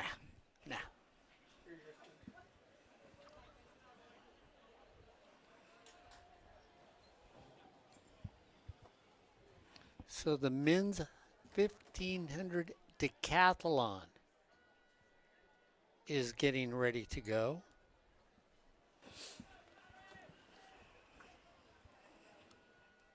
Now, see, this is the type of race that Albert and I would run in. Because this is where you got to beat yourself, not the guy next to you.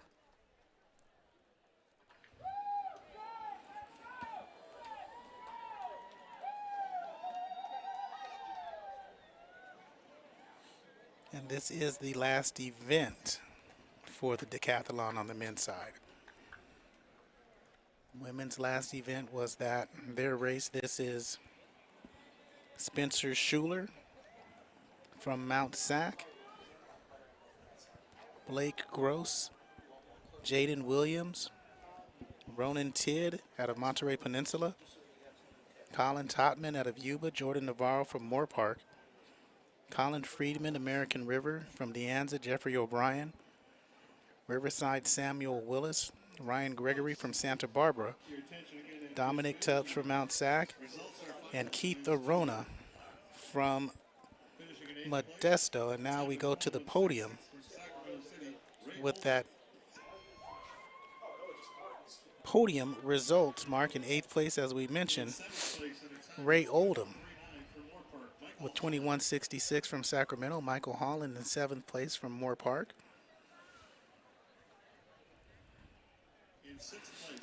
Rusty Jones,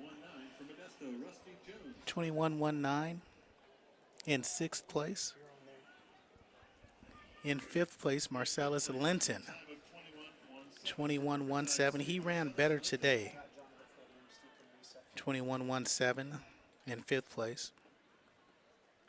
4th place will be Lamar Smith. So 21.10. 5 points for San Diego Mesa. They creep up. Joey Stout.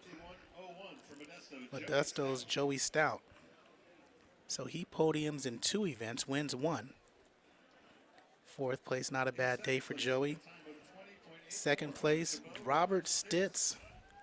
He's thinking he had it with 28.4. From Chabot, the Gladiator picks up 8 points, but Jake Jensen says, I need my team to get 10 more points. I want to be state champ at the end. So 20.81 goes to Jake Jensen. He is the state title holder for 2024 in the 3C2A 200. Yep.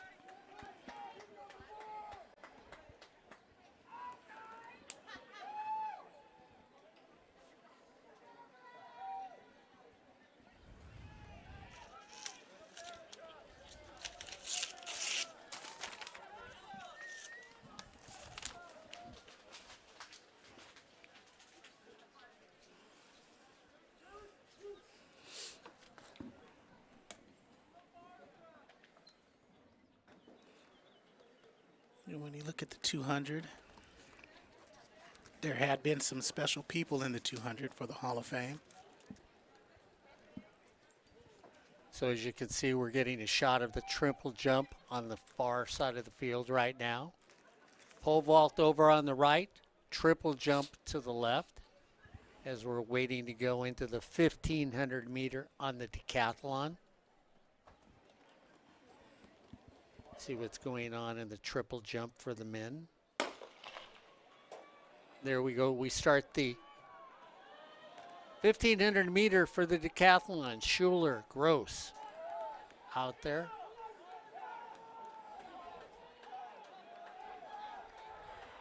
Williams, Tidd, Totman, Navarro, Friedman, O'Brien, Willis, Gregory, Tubbs, and Arano.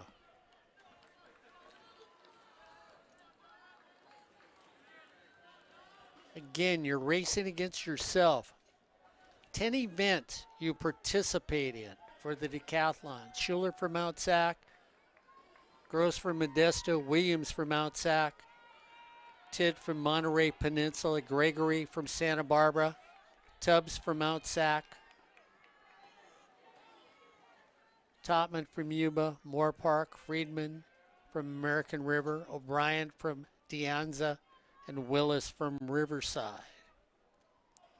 Schuler in front of the pack, Gross from Modesto, then Yuba. Gregory from Santa Barbara. So they're at their own pace. You're racing against yourself. Yeah, you'd like to win the race, but you've set a mark, and every time you beat the mark, you get more points. That's what builds you up for a total amount of points in the decathlon. If you would win the decathlon, where they used to have in the old days where you would play 10 events and 5 events, be the greatest athlete in the world. Schuler from Mount Sac.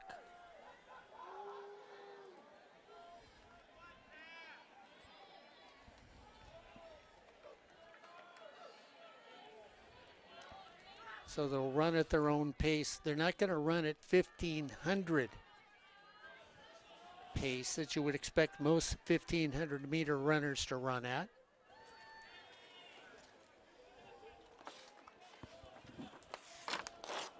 They'll take that slower pace to run at. Because you have to. Yeah, well, no, you're actually, Corey, you're trying to beat your own record is what you're trying to do here. So you're Gregory from Santa Barbara, followed by Gross from Modesto, Schuler from Mount Sac.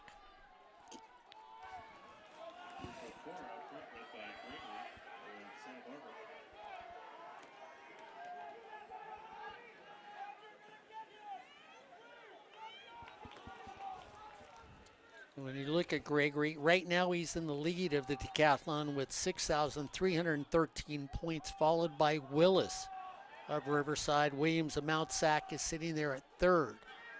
So Gregory, who's leading the decathlon, is in first place in this race, beating probably his best time. Navarro in fourth with 5,700. So Gregory trying, if he can pull this one off, could win the decathlon.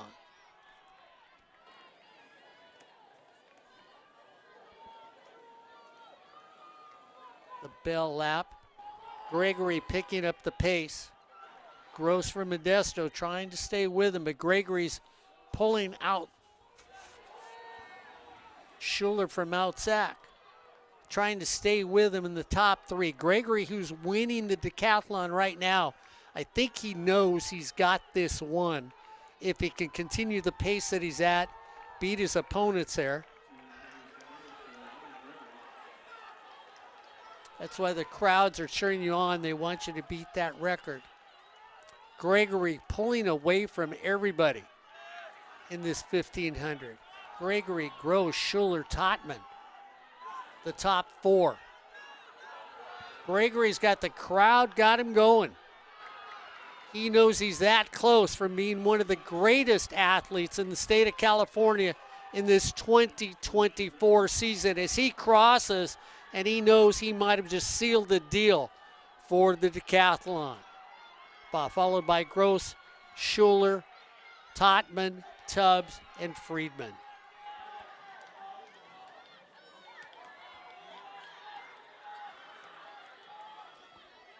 And even if you're at the back end of this, what you want to do is get those top times. If you can beat your time, that'll get you up in the record books.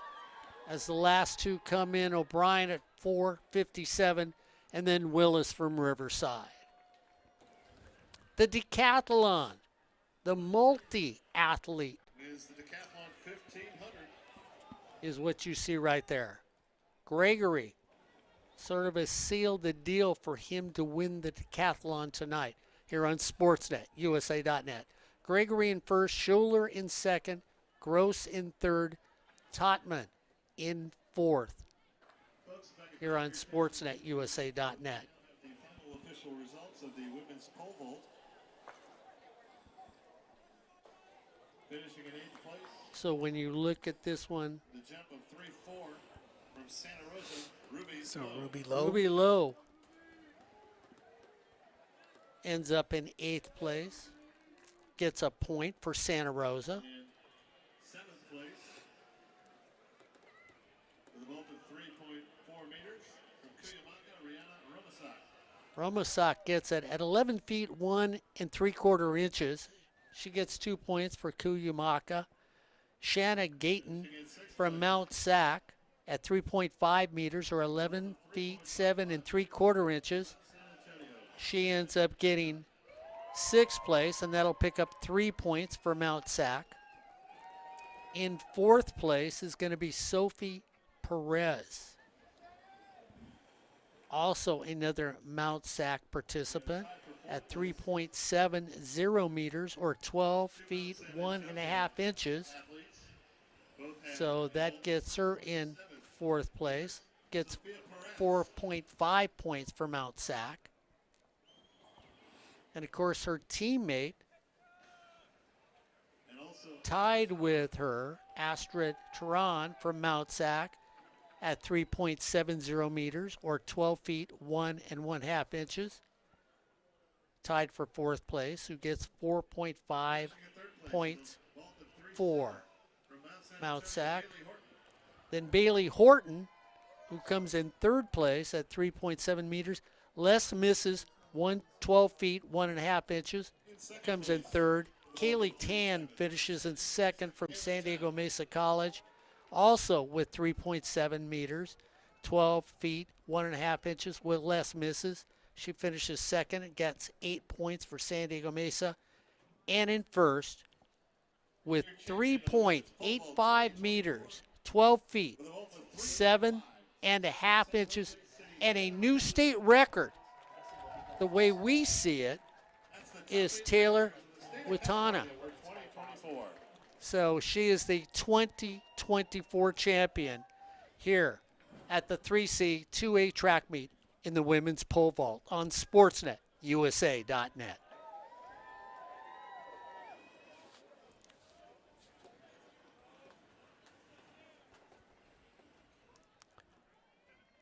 So the standings for the decathlon, well, Gregory did seal the deal, guys, with that 1,500 meter race with 7,044 points. We had talked about that. And the pole vaulters leave the stand. Mount Sac just is sort of sealing the deal for the women. They're not winning 1 or 2 points. They're winning a plethora of points. It's like buying a bunch of bananas. You don't just take the one banana, you buy the 16 bananas and get a better deal.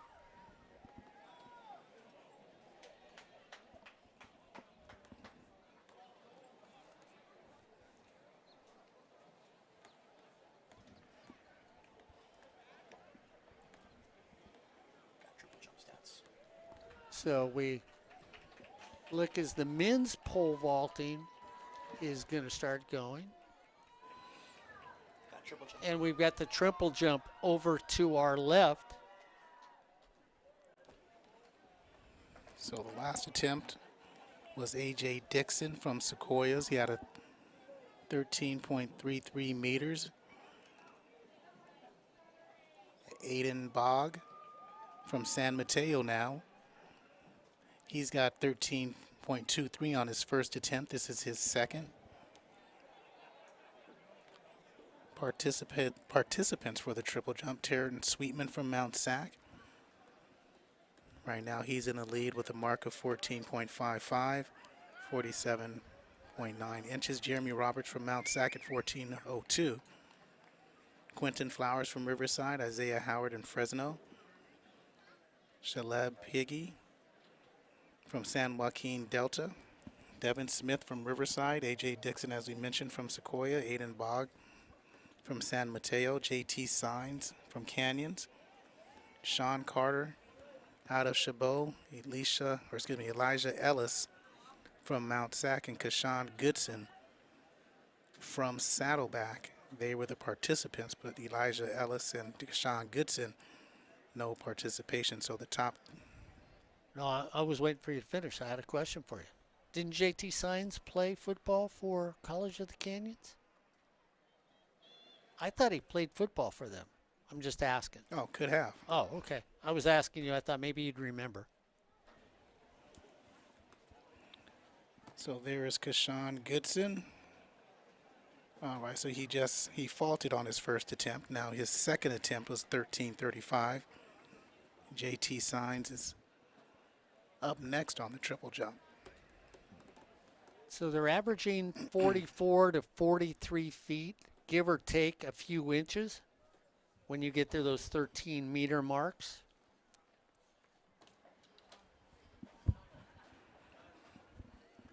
JT Signs of Canyons will be next in the triple jump.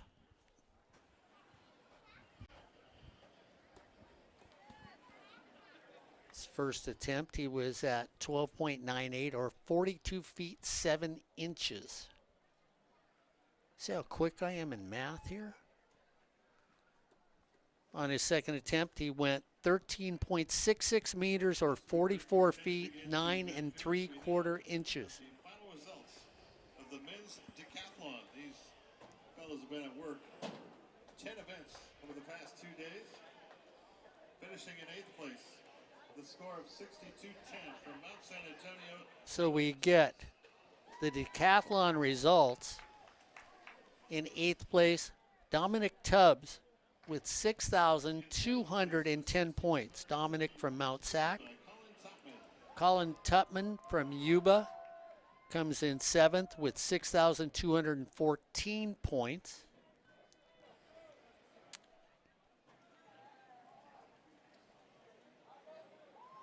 In 6th place will be Colin Friedman from American River, 6,222 points.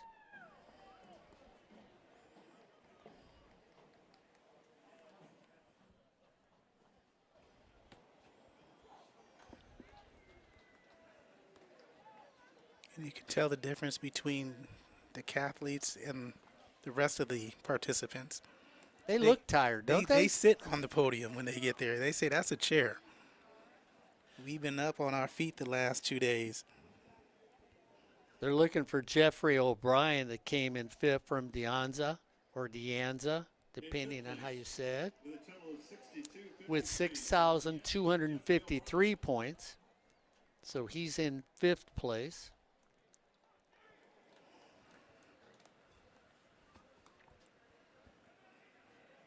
In 4th place will be Jordan Navarro out of Moore Park with 6,262 points. In 4th place with 6,262 points from Moore Park, Jordan Navarro.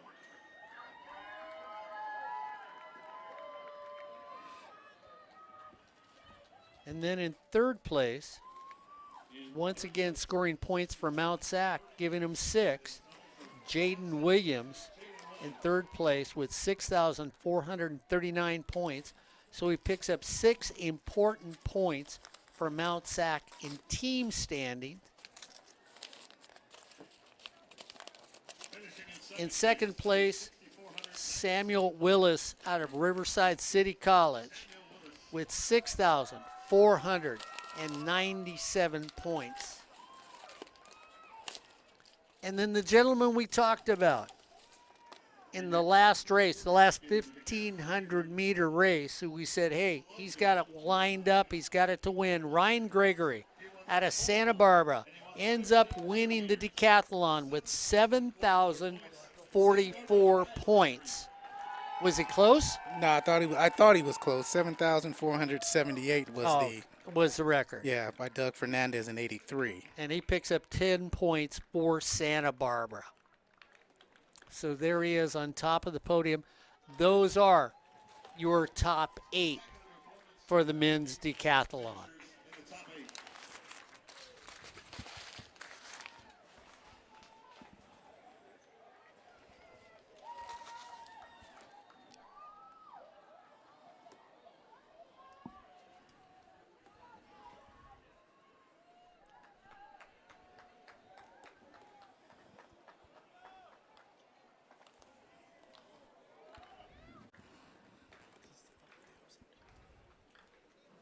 So women's 5,000 meter. Gentlemen, if you lost a pair of gray prescription sunglasses, they were left in the parking lot at the payment facility for the parking. You can pick those up in the ticket booth. Pair of gray prescription sunglasses. If you're missing them, So they're the at ticket 5,000 meter for women is coming up. The record state meet. Go ahead, Corey. I'll let you say that name because I'll butcher it. Oh, Sylvia Mosqueda out of East LA. 15 minutes, 52 seconds in 1986. The SoCal meet record, well, again, Sylvia has it, 16:21:70, so she bettered her time back in 86 when she got to the state when all eyes were on her. And the NorCal meet record belongs to Leslie Hawkins from Monterey Peninsula in 1985.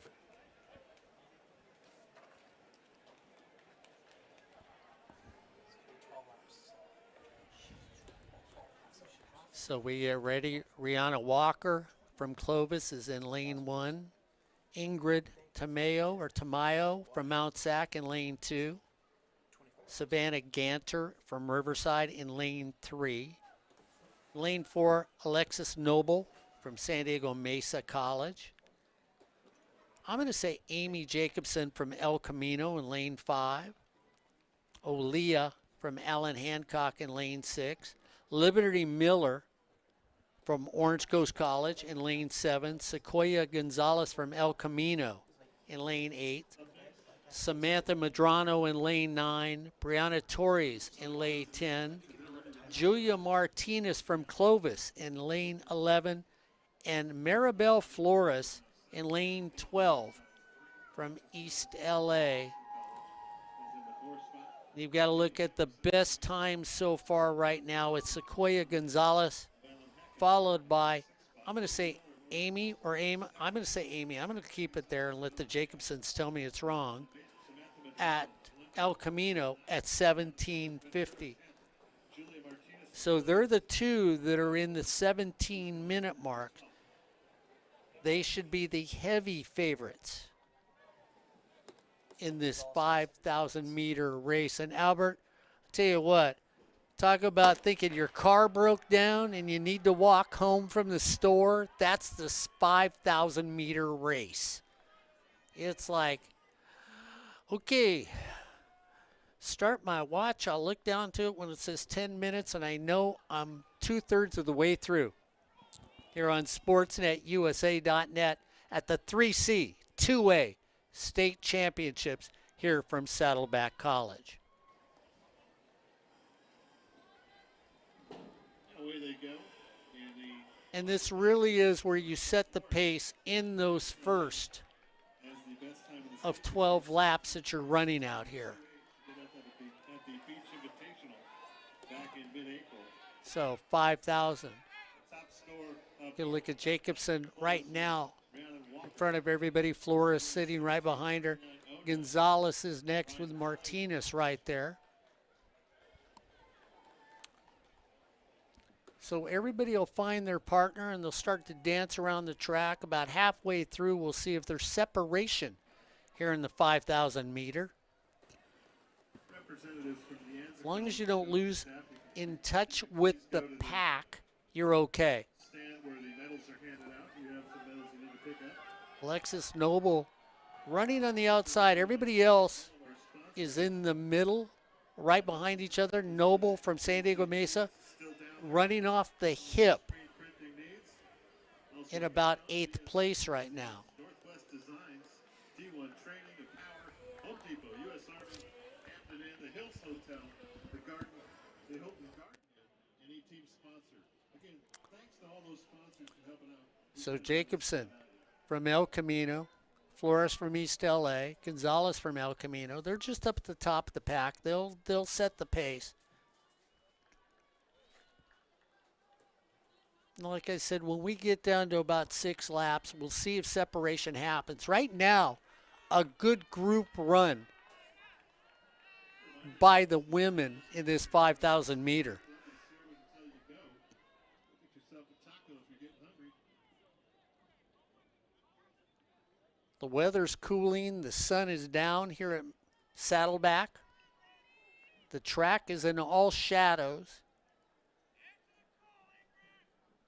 So this is one of the things that can play with a runner's mind right about now too. You're going to go those 5,000 meters. You'd like to feel a little bit warmer while you're running there.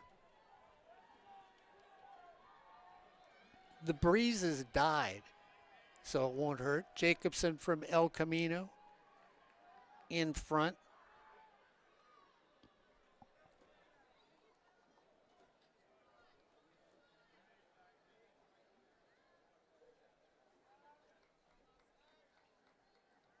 With Gonzalez, they've been running 1 and 2 with each other.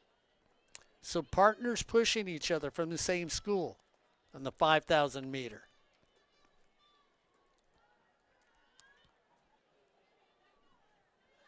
They get ready to head for lap number 9. And still, the group is bunched up. And now we're going to see if people start to make a move.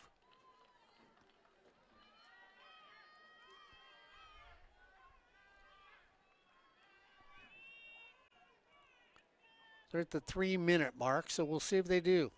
Gonzalez now moves up to the top of the pack. Flores from East LA sitting at second. Jacobson at third.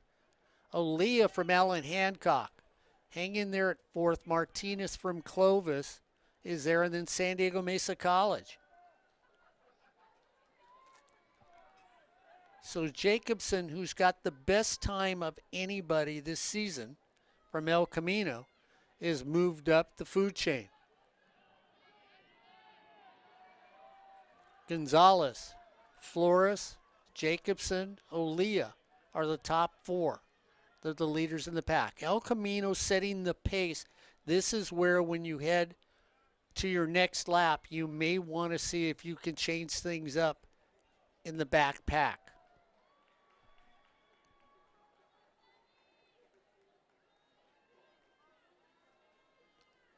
Alexis Noble moves up. She's sitting there at fourth from San Diego Mesa.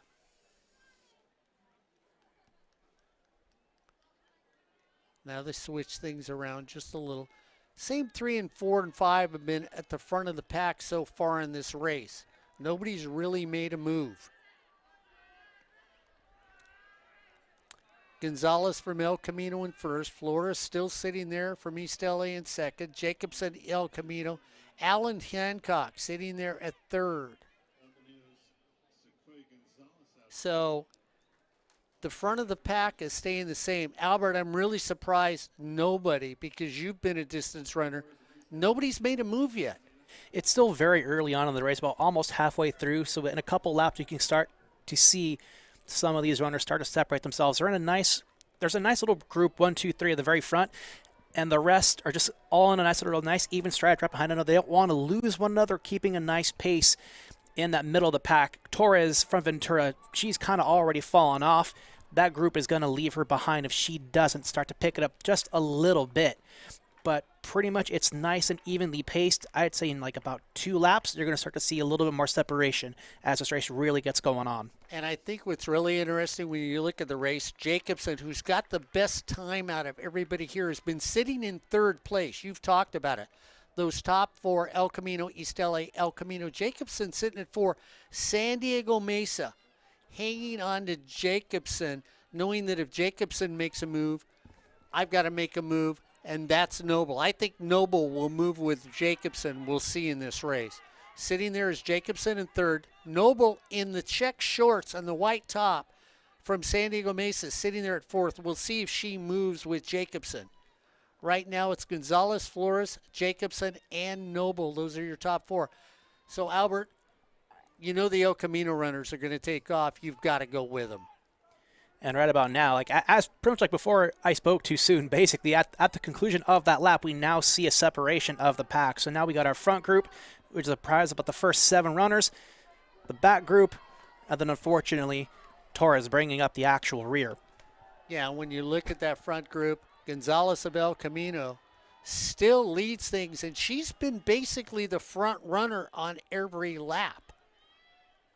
So you've got Gonzalez at El Camino, Flores East LA, Jacobson El Camino, Noble San Diego Mesa is sitting there at 4th. And that lead pack has pretty much been nice and smooth, led by Gonzalez. Haven't really seen a whole lot of force or a lot of struggle like in these early laps. Everyone's pretty much had a nice good stride. Hasn't really been working too hard. No, but I agree with you, Albert. You talked about that lead pack. And the lead pack is just slowly pulling the Cadillac away from everybody else on the road.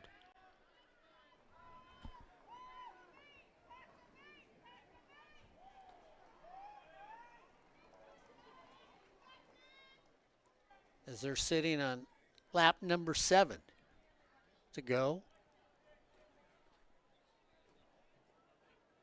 They're at the 8-minute mark. So, 8 minutes into the race.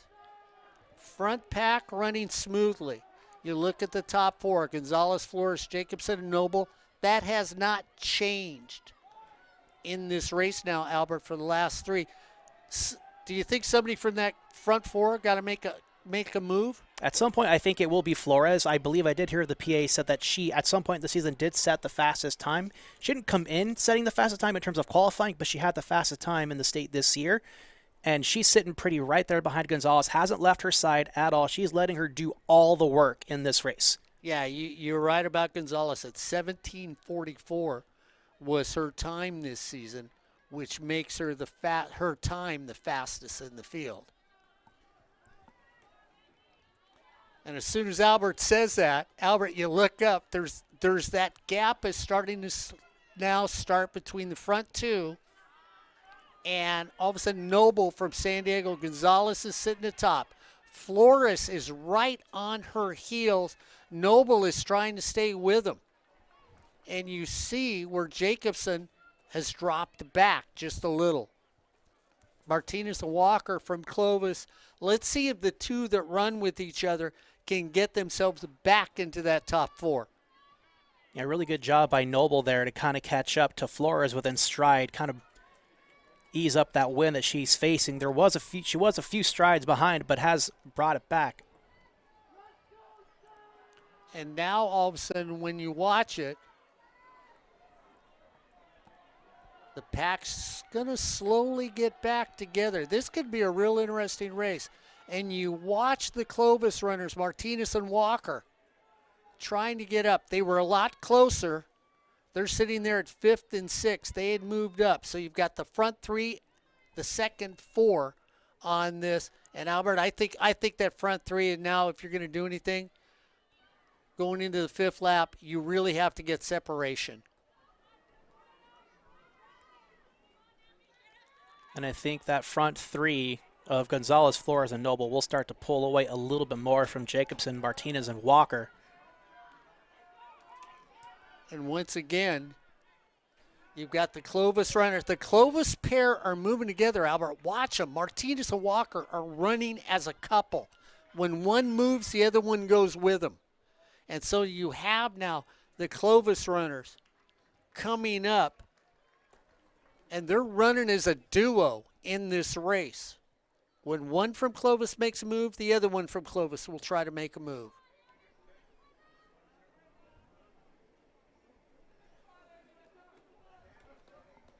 Noble, smooth. The front 3, Albert, front 3 looks smooth right now.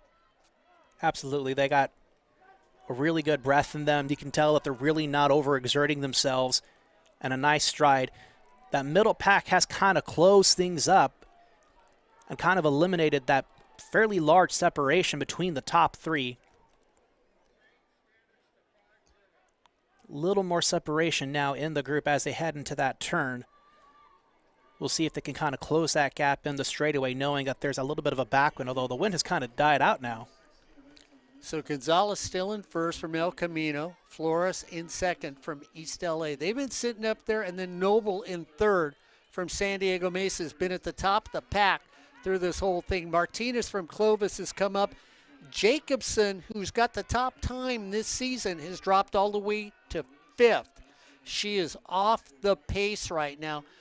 We'll see if she's got a kick or when she's going to kick it in. And Alan Hancock has made a move. So that's Olea coming into fourth right behind Gonzalez, Flores, and Noble.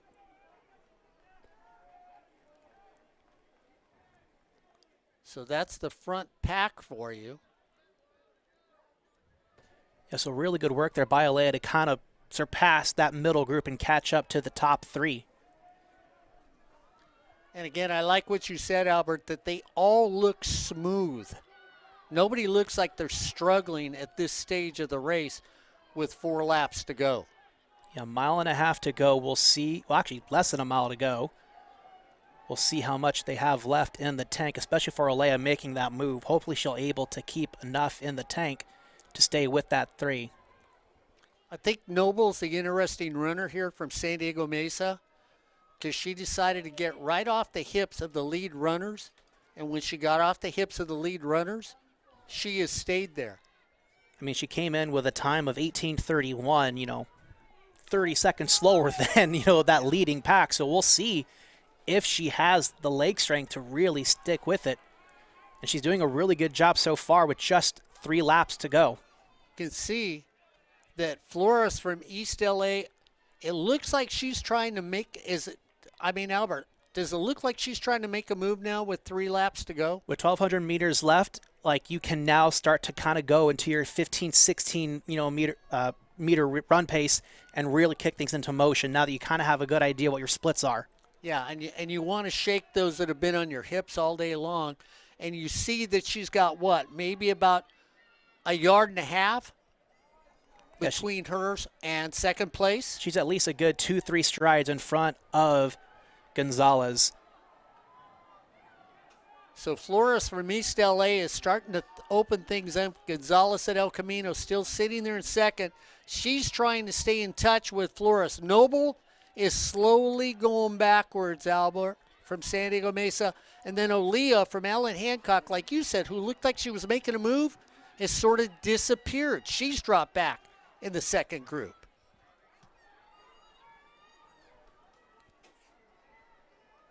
Well, Olea now is in third. Yeah, she's past that group of Clovis and Noble. Noble now falling back into fifth. 800 meters to go, 2 laps, half a mile. This is where you can really start kicking up, see how much you've actually saved. And for Flores, trailing Gonzalez for that first, little over 2 miles has definitely has to have enough saved. Yeah, and when you look at this, it's just this has been a real strategic race when you look at all these runners out here. So we'll see who can survive the journey. Flores from East LA, Gonzalez from El Camino.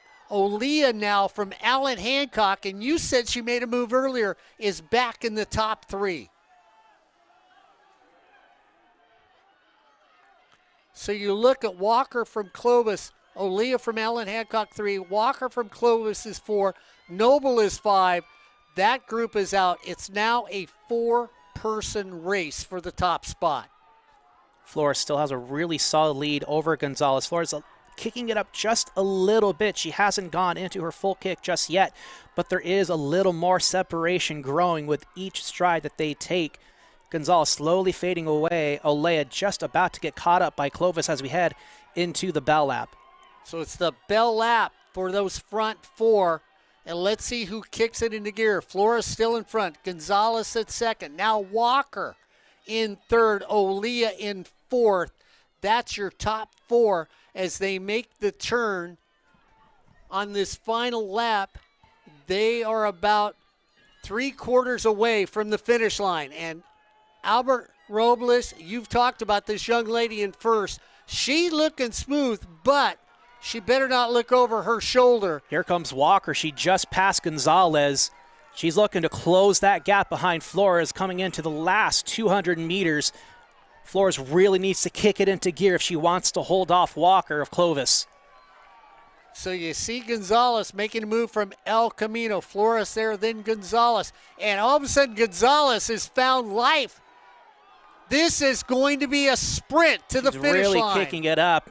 You can see her stride kind of break down. She seems to be overexerting her arms. We'll see how much Flores has left as she really starts to kick it up. Flores easily takes back the lead over Walker. Walker just put a little too much kick a little bit too soon. What a race by Flores of East LA, just holding off Walker from Clovis, Gonzalez from El Camino, and then O'Leah for Outlet Hancock. I tell you what a gutsy little run as you watch this replay because she fought her off. Absolutely. Flores kind of knew what was going on. She could kind of, like, when you're that close, you can hear the footsteps. You can hear the breath.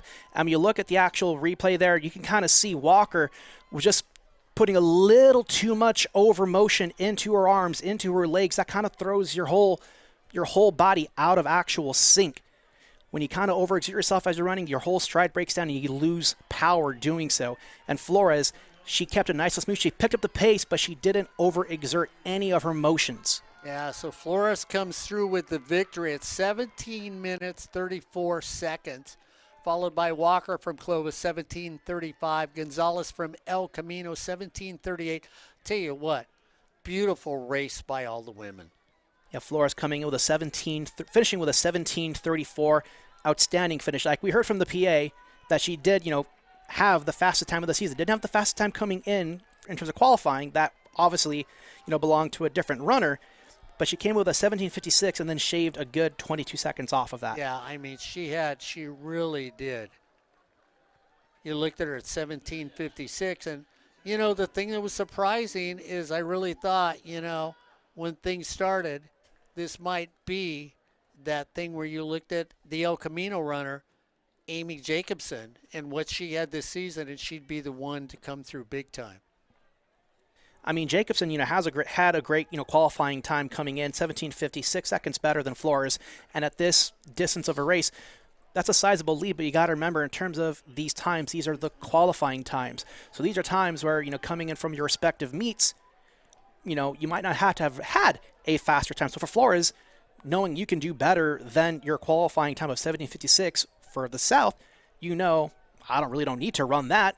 I could just, kind of coast it, take it easy, just do it enough to win the race and get to state. Yeah. 17 minutes and 34 seconds. I mean, some of us walk that far. We're trying to catch our breath.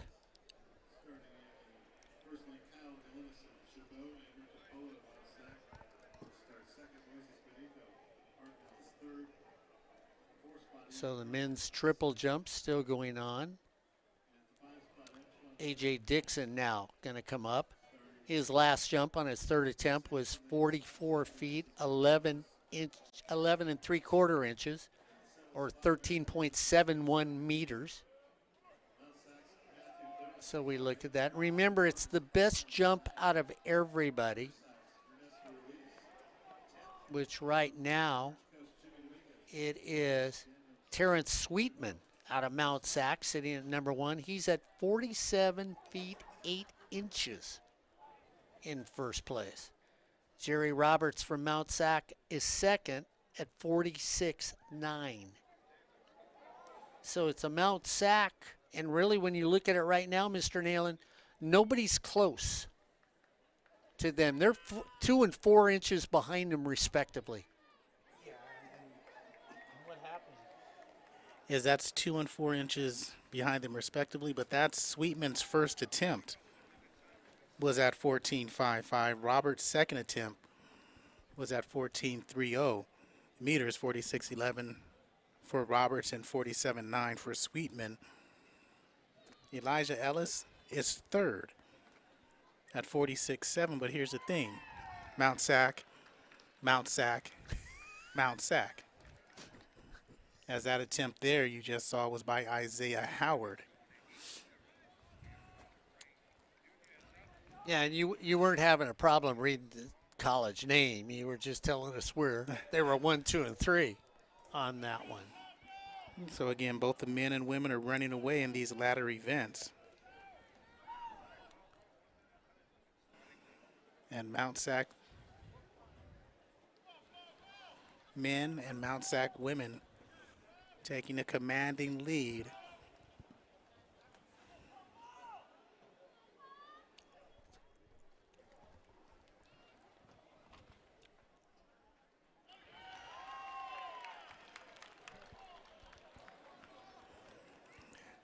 So there they are with the top three.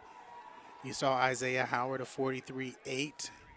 You saw Quentin Flowers, who faulted on his attempt, on his fourth attempt, and now we're waiting for Elijah Ellis for his fourth attempt after faulting on his first and third. And he faults on his fourth. So let's get ready for the 5,000 meter for the men. As we've got people sitting over by the medal award stand.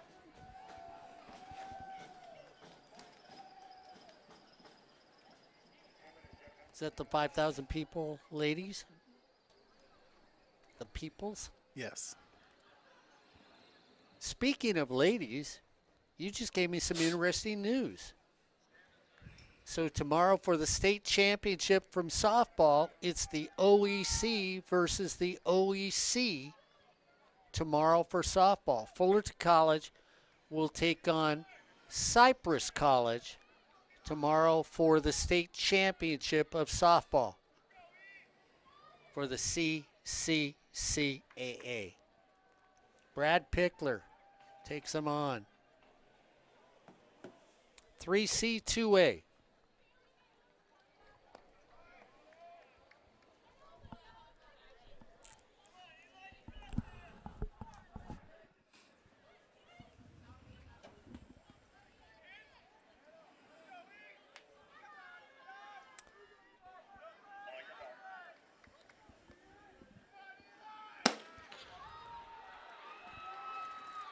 So we start off the men's 5,000 meters.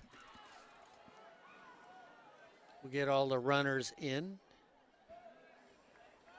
Galinas from Chabot, Tofola from Mount Sac, Benito from Hartnell, Crocker from Mount Sac, Moray from Dianza, Rosas from San Diego Mesa College, Delgadillo from American River, Donis from Mount Sac, Vargas from Hartnell, Ruiz from Riverside, Dominguez from Orange Coast, and Trempe from Chabot.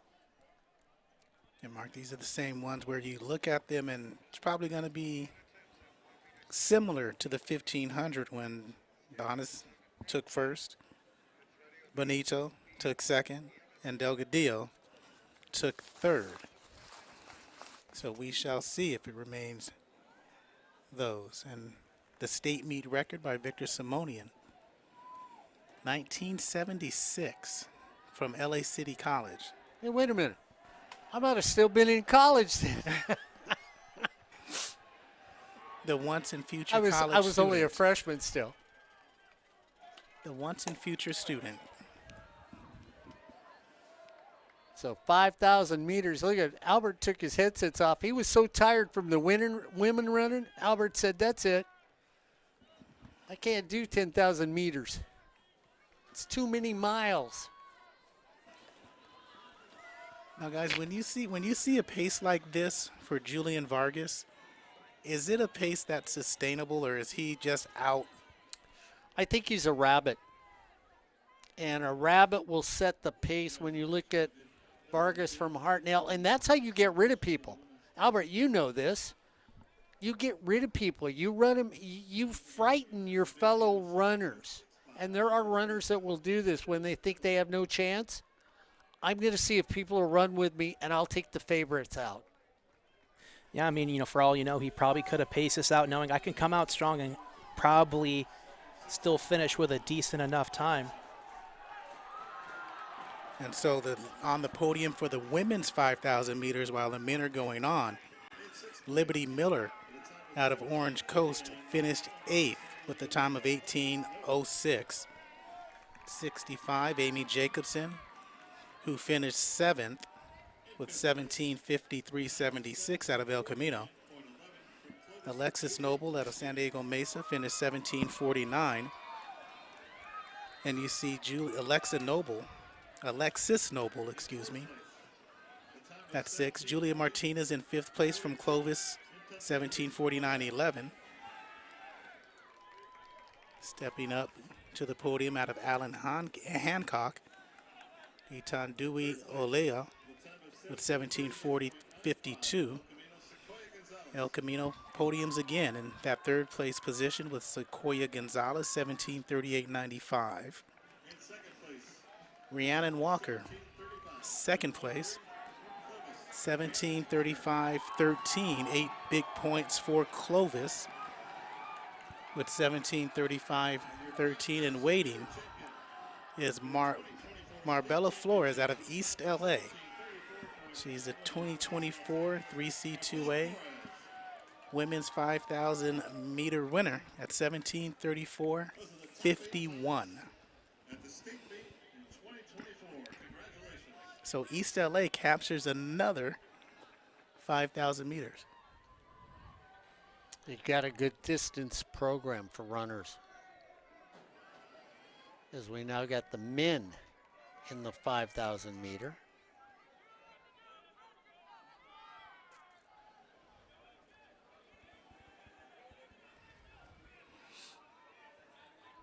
So Vargas still setting the pace. Yeah, he's got Mount Sac right behind him with Tafoya, Donis, Rosa from San Diego Mesa. Sitting there in 4th, Ruiz from Riverside. And Albert, you look up there, the rabbit is running and nobody has bit on the lead runner. At just over 2 miles to go, now's not the time to make that move. The gap has closed, but you won't see them surpass Vargas just yet. Well, I mean, you make that move and see who'll come with you. The point is, you want somebody to come with you. Vargas made the move and nobody went with him. And so they've said, go ahead and run. Eventually you'll slow down and we'll catch you.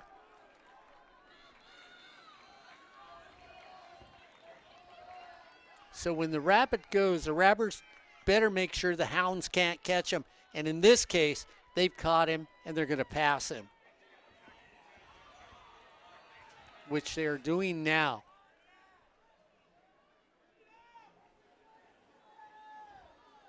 So an interesting move on his part. I'm not sure that it was the results he wanted. Let's see if he'll stay up with the lead runner. He's definitely fighting to retake that lead, and unnecessarily so. Oh, there's a foul. He's out. He knocked the lead. Vargas knocked the runner off the track and into the infield. He should be out of the race, but he'll continue to race. They'll disqualify him at the end, or they should. If we have that on a replay.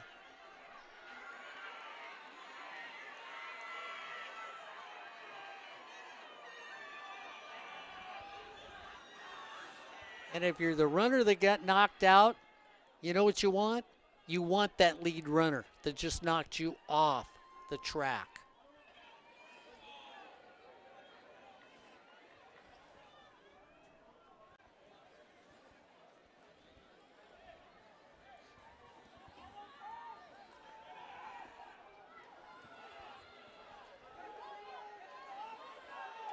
So Vargas still out there.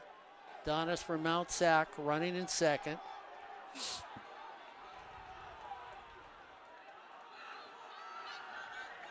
As now they pull up against Vargas again. And they should give him a wide berth when they catch him. because we already know that he knows he should be disqualified.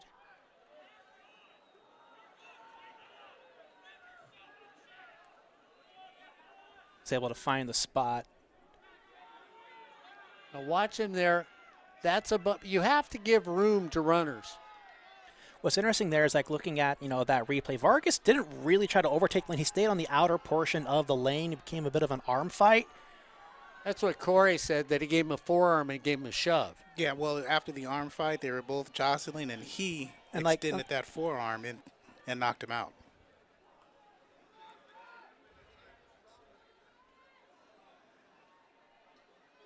So we'll see what the officials have to say at that, towards the end of the race. Because, it was right there at, the corner mark. And I'm not sure it's a disqualification. Yeah, because, he didn't really, shove him out. Because, he didn't really, throw his body into him. No, he didn't throw his body into him. But, again, the jostling of that arm movement, he was the, I'm not going to say aggressor, but he won the joust, if you will. And that extension of that forearm, he didn't initiate contact really aggressively, but that's what happened at the end.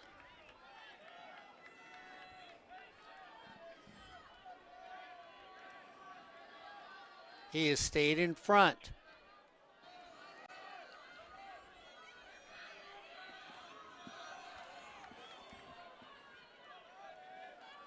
So give him credit.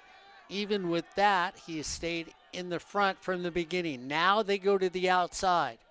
Gets past, drops back to second. That was Tramp of Chabot just coming in, taking over of that front pack. And Vargas in the NorCal finals, in the NorCal meet, he finished 4th with 15-20-12 behind Champe, Benito, and Moret. So Vargas is going to try and move up to the front again. He's going to make a move. He dropped back to 4th. He goes to the outside. He's going to take over the lead again. I don't know how well this is going to work out for Vargas, because doing an overtake like that on the outside turn is really difficult. And I'm surprised he still lasted this long. Yeah, I mean, you consider if he ran this race at a different distance, what he has run at the beginning laps here as we head to lap number 4, left in the race.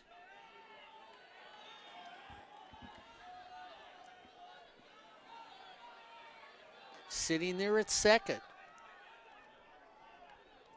And you can really see the fight in Vargas's face. He's pushing it through, just kind of giving it everything he actually has to stick with this group. He knows what he did, he's ready to accept the risk. So Tramps from Chabot in first. Vargas now drops back to 4th. Donis from Mount Sac has moved up. Those are your top 4. Now Vargas is starting. Well, Albert, I think Vargas realized he heard your words from the far side of the track and said, yeah, I sort of realized what I've done. He has run a heck of a race. But he's still kind of hanging in there. He's still trying to track down at least Ruiz. And that backpack is nowhere to be found. They're at least a good 50 meters behind. Yeah, and Victor Rojas is leading the way, or excuse me, Rosas from San Diego Mesa is that next nearest in 5th. And here comes Vargas. He's caught up to Ruiz yet again. It's interesting. Rojas won the SoCal meet with a time of 14:56, but this pace set by Vargas, is that something that the leaders from the SoCal region, can they come back? No, I think with 4 out in front in the front pack, I don't think anybody's going to catch everybody in the front pack. Somebody in the front pack is not going to get caught.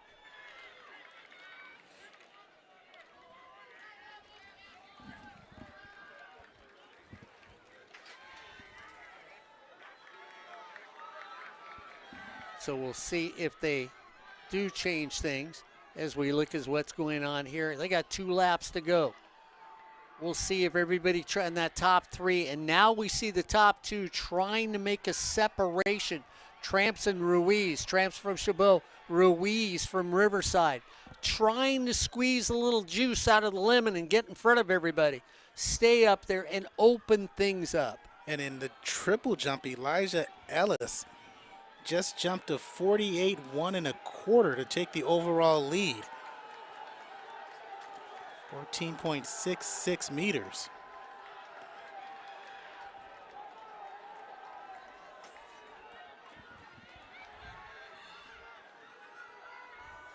And it's now a 3-4 in the front of the pack. So now we got Donis, Ruiz, and Tramp. So Donis taking over these last 800 meters with just about 500 to go. As they get ready to head to the bell lap. And Vargas still somehow in 4th, still well ahead of that back pack. And you heard the bell for this last lap. And Donis is looking really good right now, Mark. Yeah. Like, he is in his actual stride. He is good to go. We'll see if Ruiz has anything in the tank. Trying to hold off Tramp right behind. Vargas still somehow right there.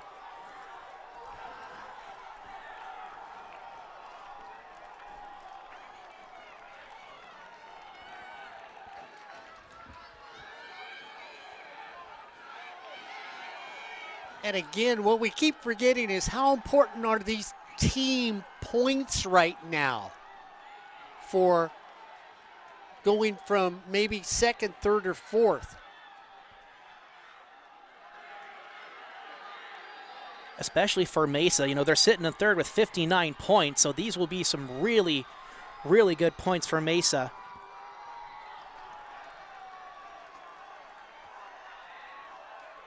So Donis crosses to win that. Ruiz right behind him. Tramps comes in 3rd.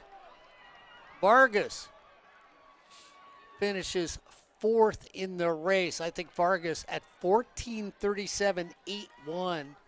14:30 and 14:32. I mean, those 3 numbers are excellent for these guys in this 5,000 meter.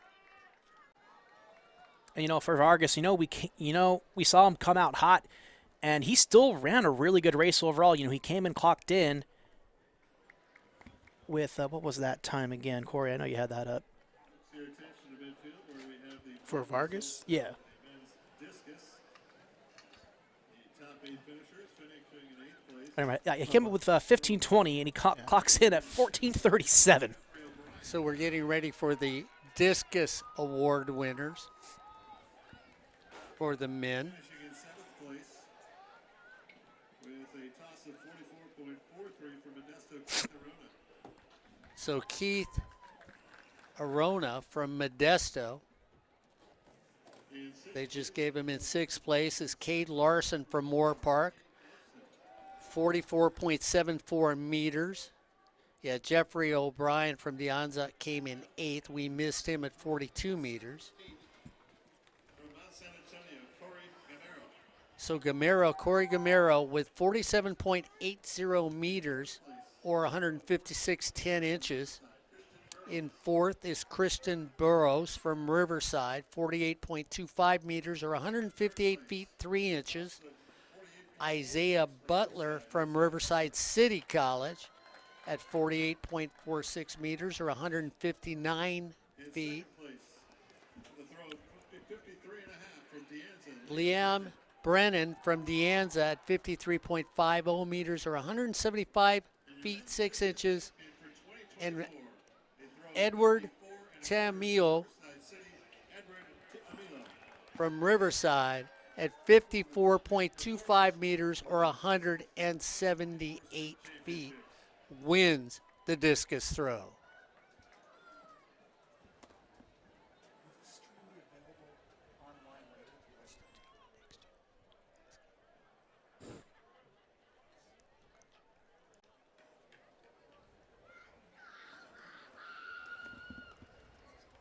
So those are the winners of the discus. It's 4x4.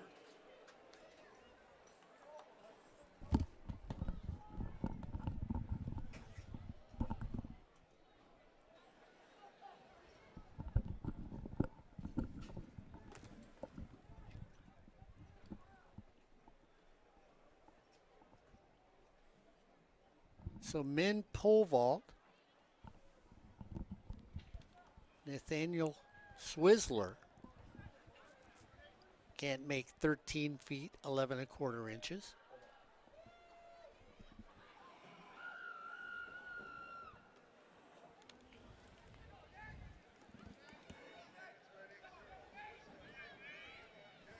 So the Riverside thrower that we just mentioned is not only the best thrower in the 3C2A, but he also holds his own amongst the best collegiate throwers in the nation, be for the NCAA or the NAIA.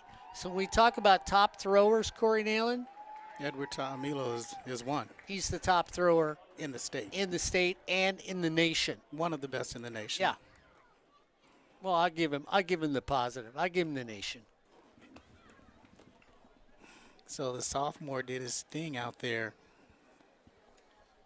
178, and that wasn't even his best in his 2 years at Riverside.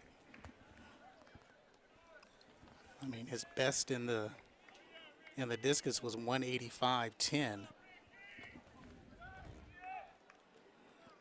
But again, 178, and that's big points coming for Riverside. So Mount Sac at 148 for the men, Riverside at 88, San Diego Mesa at 63. On the women's side, well, it was close. It no longer is close. It's Mount Sac for the women, 94, Cerrito 68, Modesto at 59. Yeah, these distance and Taylor Snare really vaulted them into third place.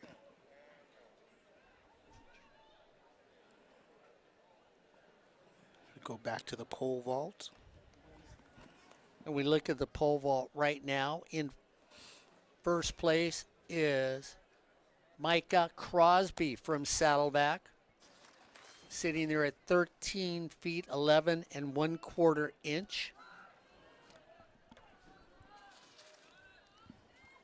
We have Pablo Nunez tied for first with the same thing, 13 feet 11 inches, 11 1/4 inches, and same with Kevin Sweeney out of Cuesta. So it's Saddleback, Mount Sac, Cuesta right now. And then Nathaniel Swizzler at 13 feet 11 1/4 inch, but he's got more misses than the other guys, so he's sitting in fourth place in pole vault. Luke Appleby at 12 feet 11 1/2 inch. Austin Pepito at 13 11 1/4 out of Mount Sac. Missed. So Pepito made it, missed, and then made it. So he's now at 13 feet 11 1/4 inch. So that's the standard right now, or 4.25 meters for pole vault. Armando Castillo, up and over, just takes part of the pole out. So he caught it on the way down, couldn't get his chest out of the way as he goes over. And you've got to get the top of the body over, then flip your chest backwards, sort of throw yourself underneath the bar and fall straight back. It's almost like when you're just flopping in a pool backwards. But it's a little different when you're up there 14 feet in the air. So, you know, I sort of feel like that when I fall out of bed. It feels like 14 feet in the air. Ricardo Trujillo now from Mount Sac. Getting ready to try.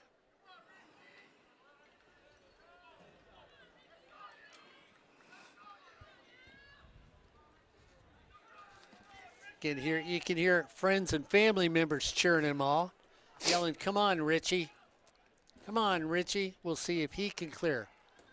13 feet, 11 and 1/4 inch, 4.25 meters on this try. Up, over, it's a clear. Oh, what a beautiful vault on his part. That was textbook when you just watched it here on sportsnetusa.net.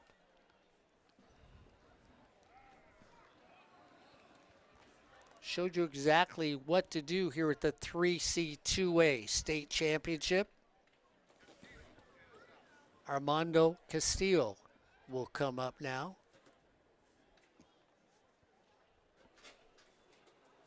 Four by 400 is getting ready.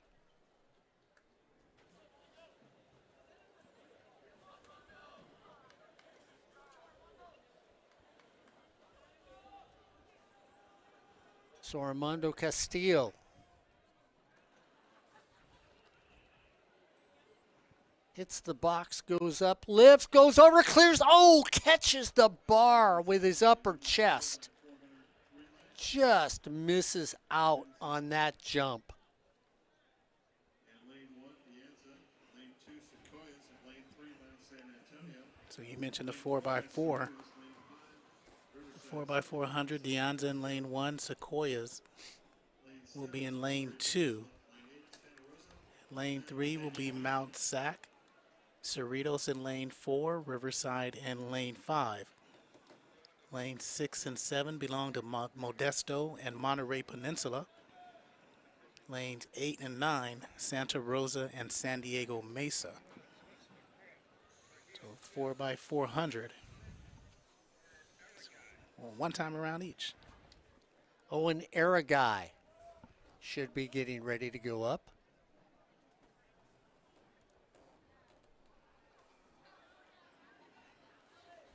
That was a 145 move. I listened.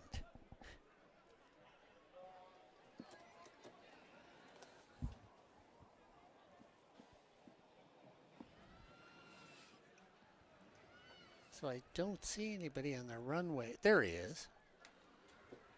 So that's Owen Aragai out of Cuesta, getting ready to go. That's what they announced.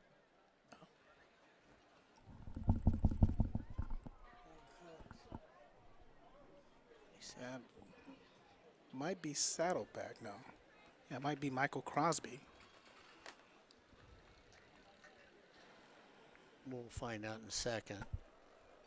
Okay, they got Crosby up here. Michael Crosby. So that was Michael Crosby. So they announced Aragai. Now we'll go back to Pablo Nunez out of Mount Sac. There's always that little...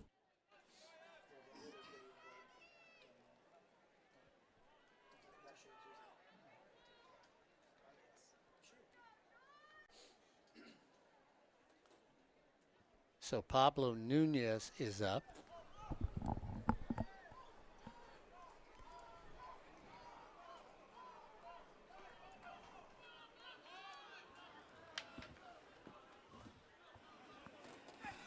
So Nunez, another Mountie.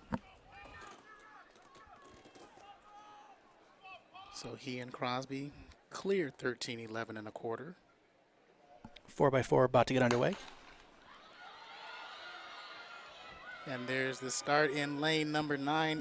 The nearest us is going to be San Diego Mesa.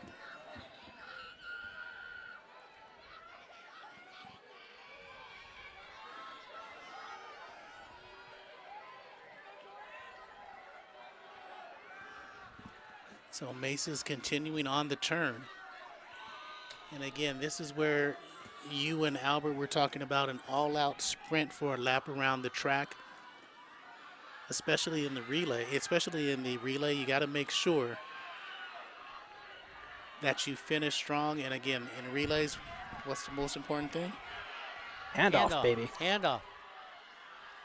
So San Diego Mesa with Harris, Garcia. We don't know the 4 out there. Levette, Decker, Mayo, and Moser Smith. That's the team. They finished strong. But quickly out of the gate. on the second lap. It looks like it is Riverside. Yeah, Riverside with a great handoff going into their second leg.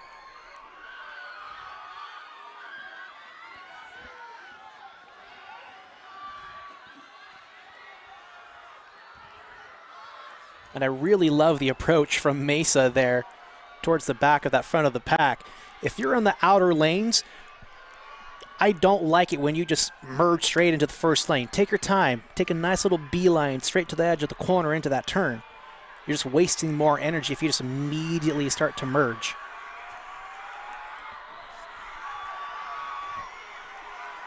We'll see, they're battling Cerritos at the front. Mount Sac is in black, and we'll see coming around. Riverside was a little slow on the exchange, so they've fallen into third.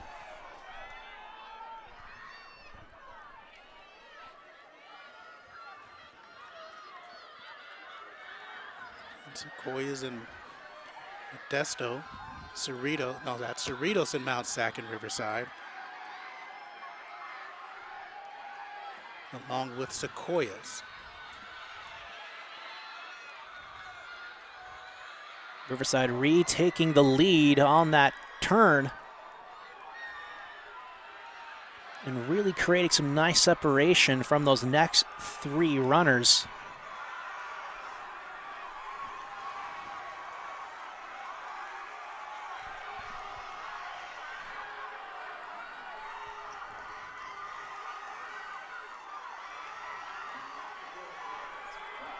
You know, you had mentioned it earlier, Corey, you know, third leg is critical, and for Riverside, she ran a terrific leg to retake that lead, to give it off to their anchor. And for Riverside, she is flying. Mount Sac and Cerritos giving chase, and along with Sequoias.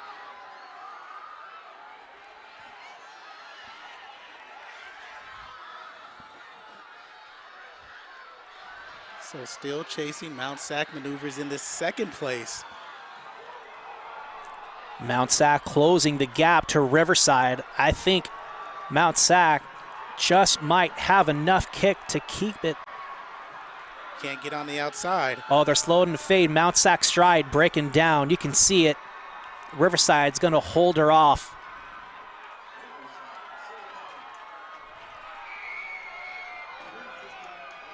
So it's Riverside, Mount Sac, and Sequoias. That's 1, 2, 3. Cerritos finishes fourth. More points for them to get on that higher echelon, and Riverside again. That second and third leg was very important. That second leg ran great. That third leg extended the lead. And again, Mount Sac does a nice job of coming behind. They were in fifth on that last leg at the start, and they finished in second.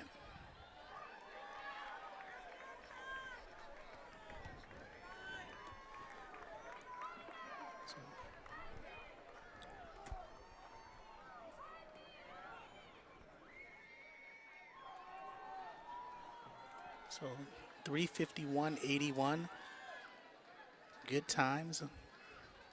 Not close to the record, though, set by El Camino back in 1984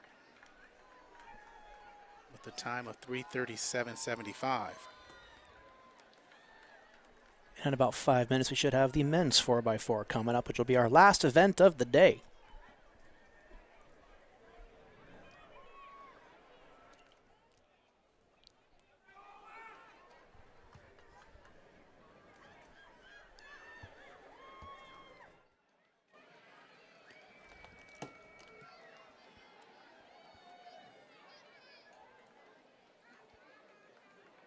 Just looking during that season.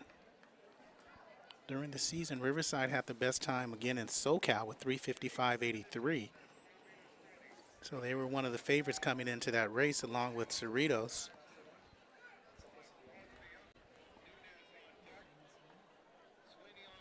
So we'll look back at the pole vaulting for the men.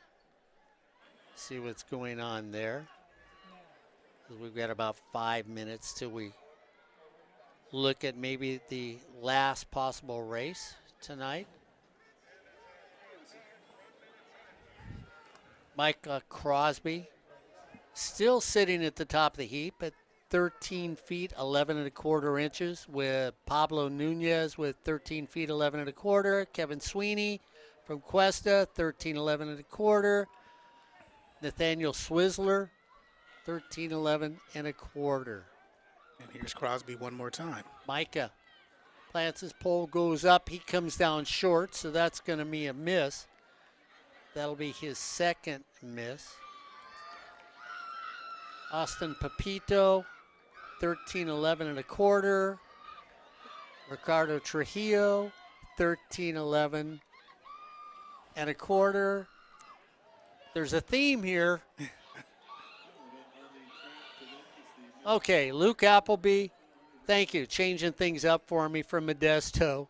12 feet 11 1/4. Changed a few things up. Pablo Nunez is ready to go. Pablo has one miss at 4.40 meters, or 14 feet 5 inches 1/4. Plants can't get up there, so he'll miss. So that's his second miss. So far, nobody can get close to 14.5 1/4, which is 4.40 meters.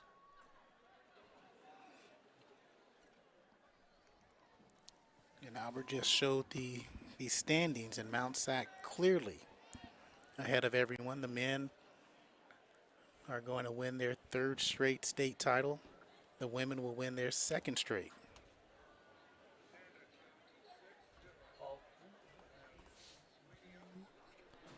All 21 events have been scored for the women, so it'll be Mount Sac, Cerritos, and Modestos, 1, 2, 3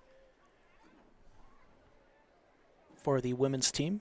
For the men's, commanding lead 176. I don't think it matters what happens for these next two events for the 4x1 and the pole vault. Like, those points, they're locked up. Yeah.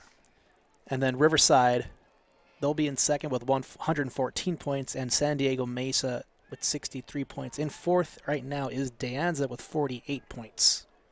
So Nunez misses his second attempt at 14.5 1/4.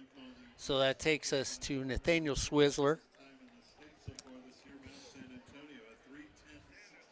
And Hill should be on the runway. He also is sitting at 13 feet 11 1/4 inches, or 4.25. So everybody so far, now the thing with Nathaniel is he had a miss. He makes that. So Swizzler now should go to first place, because he made 4.40, or 14 feet 5 inches 1/4. So that should put him up to first, because nobody else has made it yet.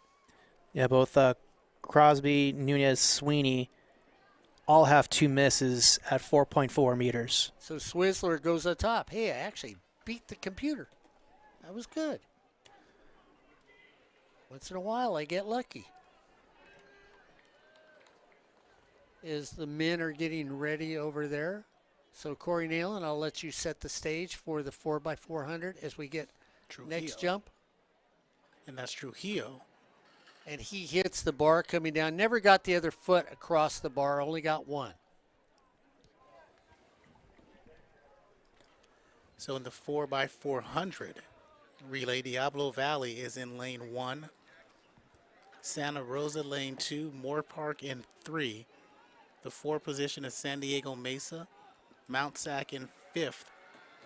In that 5th, or number 5 lane, number 6 is Modesto.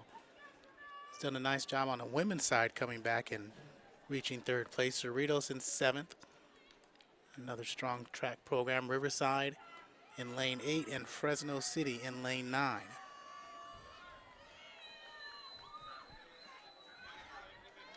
Looks like we're about ready to get underway for the final event of the evening, aside from the men's triple jump, or pole vault, rather.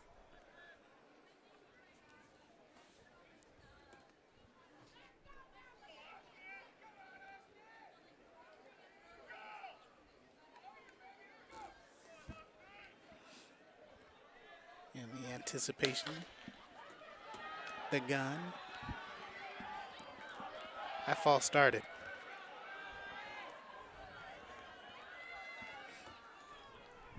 Did you false started? He did. Riverside in lane 8, Fresno City in lane 9. Riverside gets out. Mount Sac in lane number 5, keeping pace. Lane 7 is Cerritos. So Cerritos, Mount Sac, and Riverside coming around the turn for the first lap. Look like it'll be maybe a 3-team race with Mount Sac, Riverside, and Cerritos 1, 2, and 3 as they pass it. And it's dropped by Mount Sac. Mount Sac is done. An unfortunate fault, but it's really not going to impact the points at all. And that leaves Cerritos leading the way in this second lap. San Diego Mesa in third. Ooh, textbook lane operation there by Cerritos in the lead.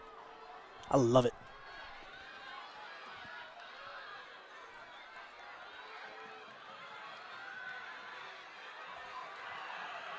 So San Diego Mesa overtakes Cerritos on this second lap.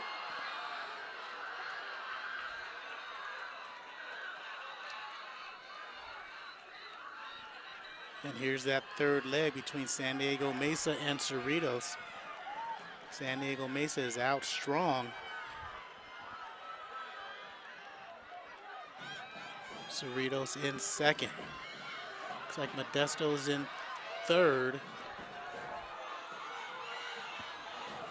Mesa has a nice little power stride. We'll see if they can hold that pace.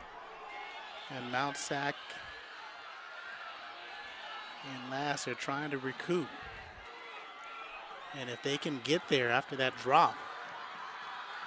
San Diego Mesa starting to break down a little bit. Cerritos closing that gap. It's going to be a critical handoff here.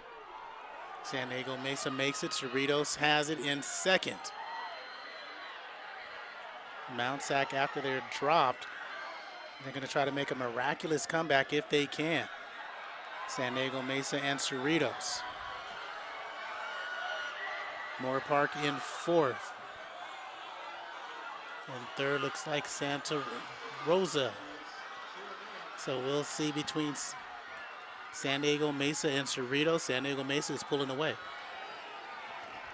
Yeah, Falcons starting to get left behind.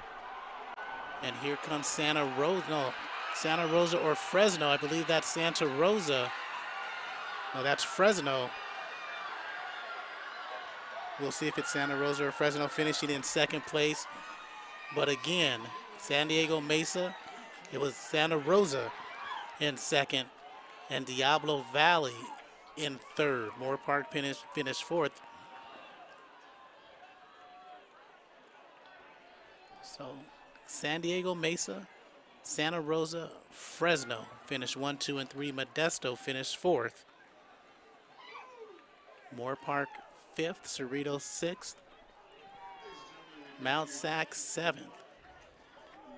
That really was a terrific finish. I mean, Cerritos did their best to try to keep pace with San Diego Mesa, but Santa Rosa, Fresno, Modesto, and Moore Park all came and just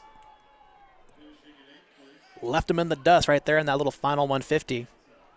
And gentlemen, when you were in the middle of that race, well, you had 3 gentlemen now just cleared the 4.40 bar. So there is now a 3-way tie for the pole vault going on here as you look at what happened. So De Anza with the team, 4:02 in the 4x400. They finish in 8th. Modesto, 7th with 3:58.56 was their time to make the podium. San Diego Mesa, 3:58.40 was able to finish 6th. So Monterey Peninsula at 357.15. They finish in 5th place in the 4x4. With a time of 3:55.78. 4th place finish belonged to the Falcons of Cerritos.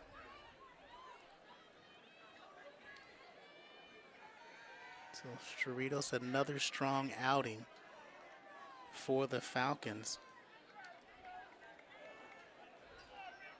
as they're walking up to the podium. They're waiting for the 3rd place finishers as they step up after them, and that's going to be College of the Sequoias with a time of 3:53.84. They get 6 points to close out the track portion of their evening. Mount Sac, 2nd place, 3:52.65. The Mounties, 1-2, 1-2, 1-2. That's the way they finish in this track event. That's why they're going to lead and take the overall team championship. But the winner of the 4x400 was Riverside. They got 3:51.81 to get that 10 points, and they were able to take the 4x400. Those are the 8 fastest teams in the state for 2024. Congratulations. So we head back over to the pole vault, and So we now have 4 people sitting at 14 feet 5 1/4 inch. you see the group picture with all the teams for the 4x400.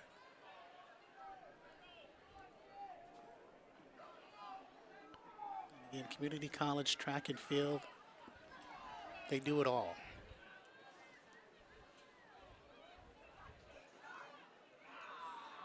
Clearing on the far side. That's Austin Pepito. Triple jumpers to the award stand. So we can hand out medals. The triple jumpers.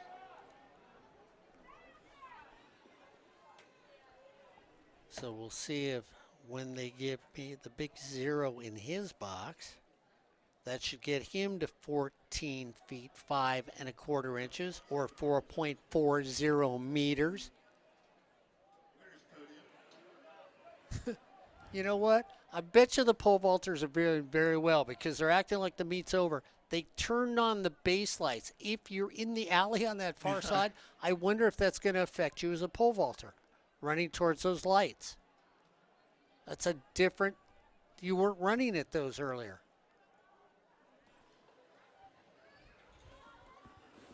Well, We'll we'll find see. out, won't we? Yeah, we will. When we see the next pole vaulter run up there, drop his pole, and throw his hands in front of his eyes, we'll know. Well, it has been an exciting 3C two-way state track meet here at Saddleback College. We have seen some incredible athletes in some fantastic events, men and women. And, of course, Mount Sac, 3 years in a row for the men, you said, Corey? Yes. Finishing in 8th place with a leap of 13. So we'll let you get the So JT Signs, College of the Canyons, finishes in 8th place in the triple jump. 13.66 in 7th. in 7th place. A leap of 13.67 Caleb. San Joaquin Delta College. It's Caleb Piggy. So Caleb Piggy out of San Joaquin Delta, In 6th place. 13.67 meters. 7-1 from AJ Dixon out of College of the Sequoias, 17.71. So you get 3 points to end it for College of the Canyons. In 5th place, Isaiah Howard. 8-3 from Fresno City, Isaiah Howard.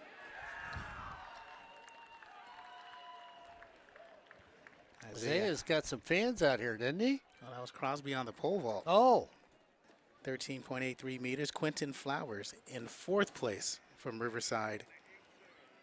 He finished in 4th, adding 5 points to their total. 14.06. 46, 1.5. And then 3, 2, and 1, Mount Sac. 3, Jerry Roberts, 14.35 meters. 6 points to add to their team winning total. Terrence Sweetman in second place, 14.55. That was his first jump of the evening, and it's good enough for second, adding 8 points to the Mount Sac total. And the Mounties take the number 1 spot in the triple jump. Elijah Ellis, 14 on his final jump. 14.66 was the winner, and he's the 2024 3C2A triple jump champion.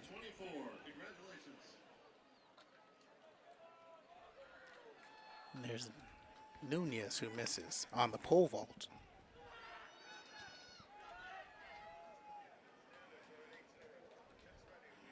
So Crosby now at 14.11.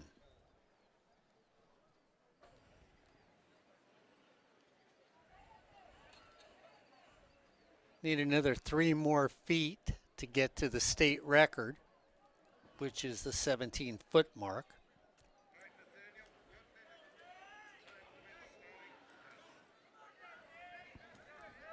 So Nunez misses at 14.11 or 4.55 meters.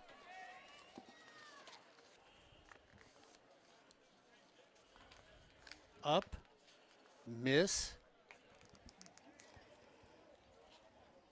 So Swizzler, Nathaniel Swizzler out of Mount Sac, misses. That brings up Austin Pepito.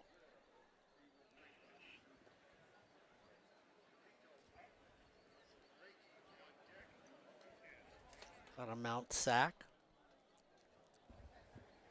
So right now Crosby's in first.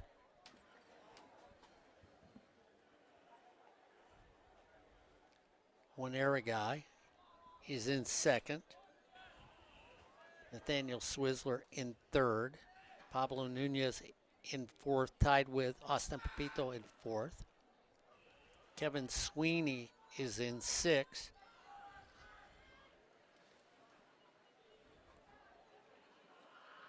Pepito runs through the box and something went. You can hear from up here.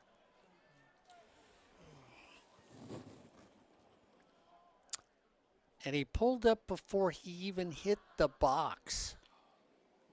So it wasn't like he hit the box improperly.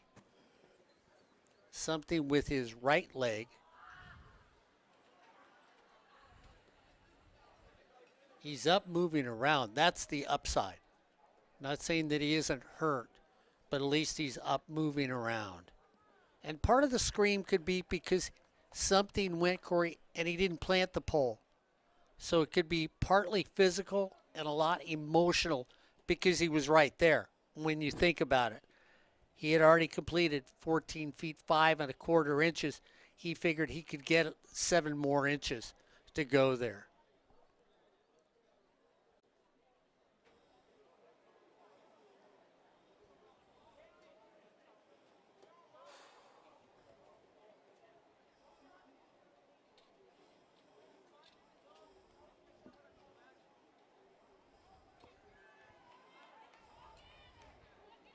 So he ran through the box.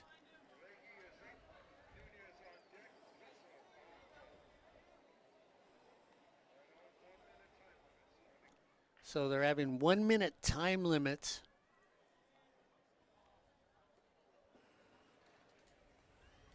To keep things going so that as we wait for this last event, it just doesn't come to a grinding marathon. They want to keep it going, keep the pace going.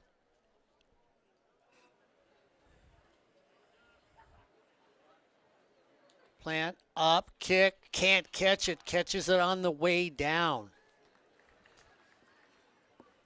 It looked like Owen caught it on the way up and down. Yeah, so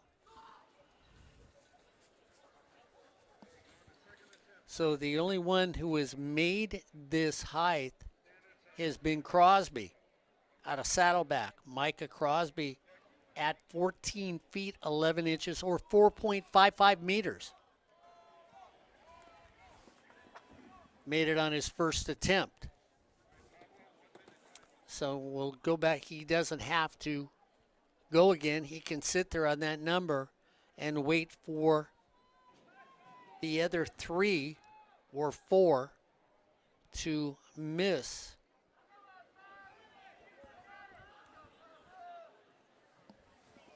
So Pablo Nunez.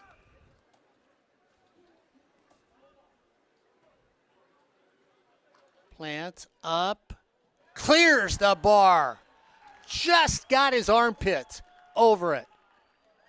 Pulled his elbow out of the way and cleared on the way down. So he's now at 14 feet 11 inches. Or 4.55 meters.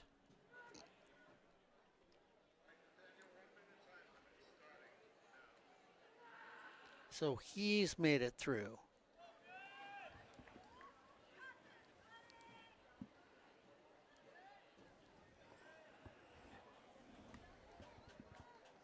Nathaniel Swizzler from Mount Sac is up.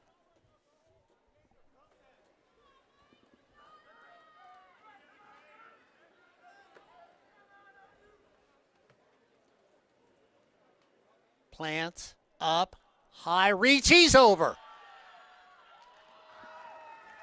We could be here for a while on sportsnetusa.net for the 3C 2A state tournament.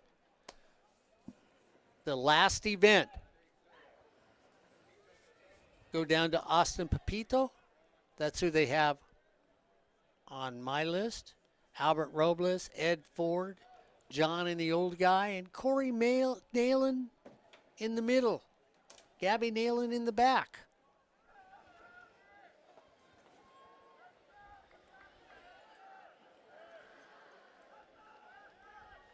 Albert's looking for a pillow. No? Okay, just want to make sure.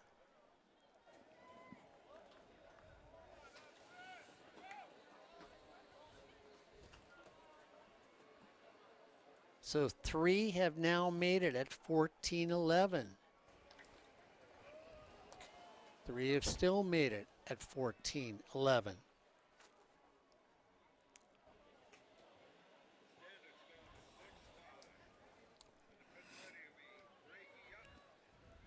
So Pepita and our guy 2 more attempts, Pepita 1 more attempt.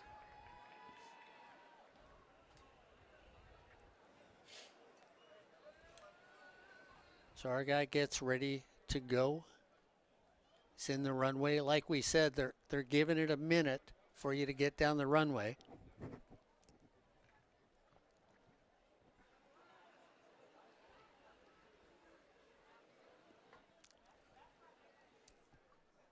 His second attempt at 14-11. Eyes the bar. Gets himself prepared. Rocks and goes. Plants up. Lift. Couldn't get the lift over the bar. Miss number 2. So we should go back to Pepito.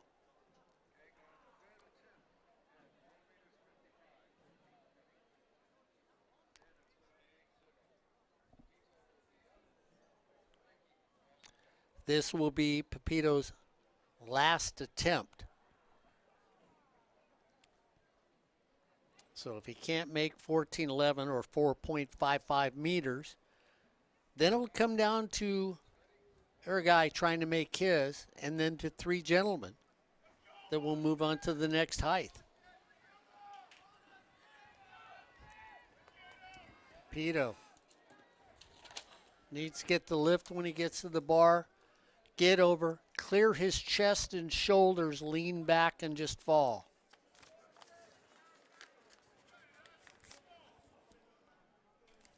The crowd really hasn't waned because everybody's down by the pole vault venue waiting to see this last event. A great turnout tonight here at the 3C 2A State Championship at Saddleback. So with the pole vault, you'll still have 2 podiums. The 4x400 men and the pole vaulters. Plant. Up. Lots of lift. Couldn't do it. So that's his third miss.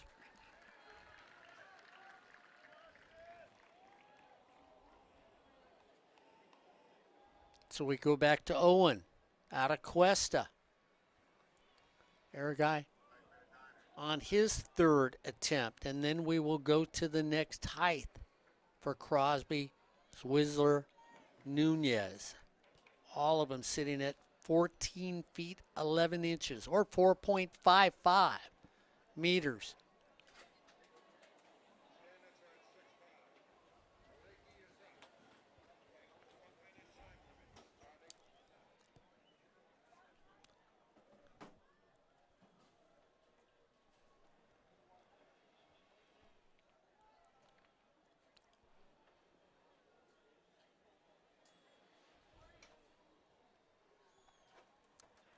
A lot of stretch, gets ready to go.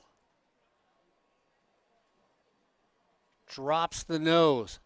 Can't get the lift, and that's going to take his night to an ending. So he was glad with what he did. He's nice with what he accomplished at 14 feet 5 1/4 inch. And now it comes down to 3. Not surprised that 2 are from Mount Sac, and maybe the way to end the night is the young man that's at the top of the heap. Micah Crosby, if he can pull this off, the last event of the night at a great venue, his school, his home, he could take away the last event with a first place.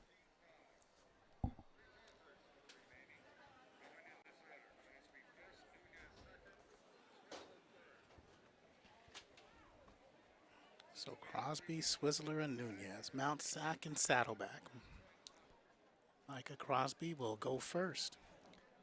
Going to attempt 15 feet 5 inches or 4.70 meters.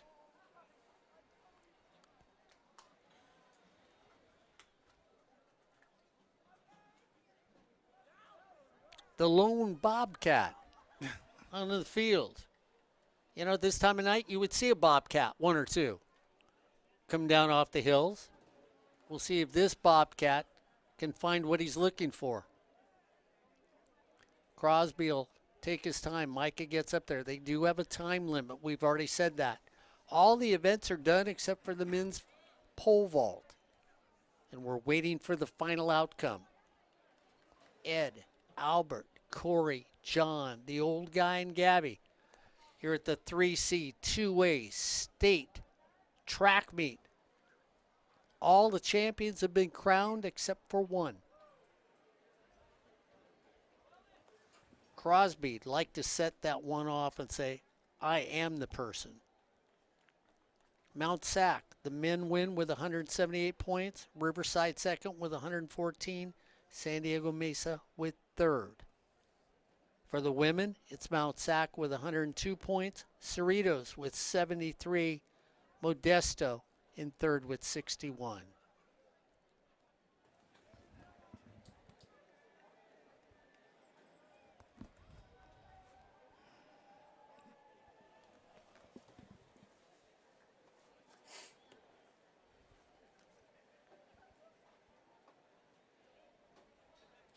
Down to the final 3 now.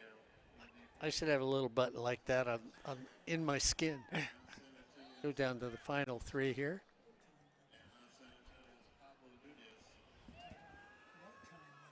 So Pablo Nunez.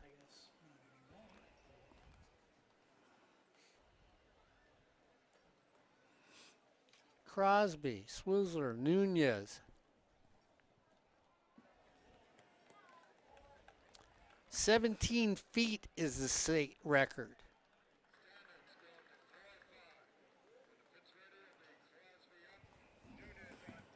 Crosby's up. Nunez on deck. Hey, I can hear that one. It's a little quiet out here now, isn't it?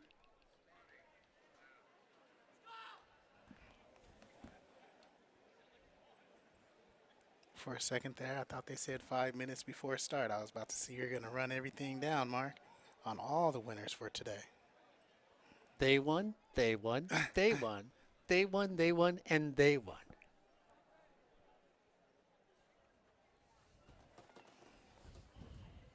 The plant. Oh, and he runs through the box. Looked like he was making a good plant. Loses the pole going into the box, so he misses on his first attempt. Watch it again here. He loses the pole on an early plant where he wasn't ready for it and loses the pole as you watch that on the replay. Him going to the box.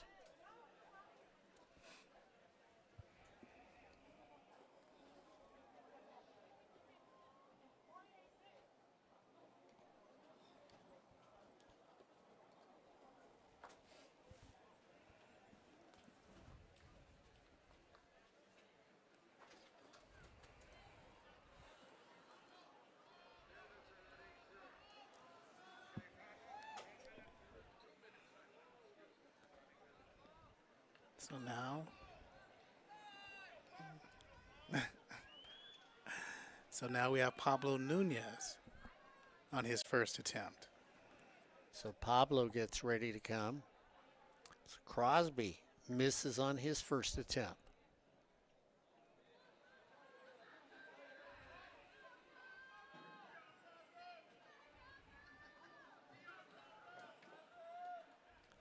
Pablo, high pole approach, drops it at the very end, goes up, over, can't get it, gets it with feet. He misses on his first attempt. We'll go to Nathaniel now.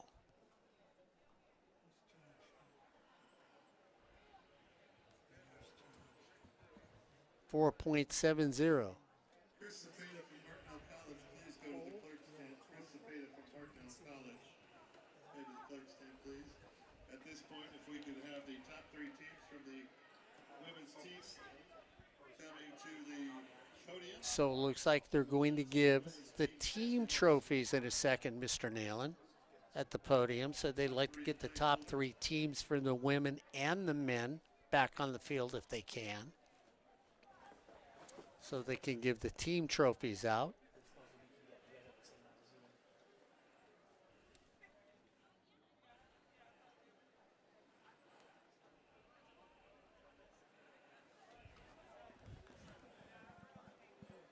So while we have a minute, Mark, we'll see if we, San Antonio, Cerritos, and Modesto coaches and women's teams, please. if we can run down the winner of the hammer. Podium.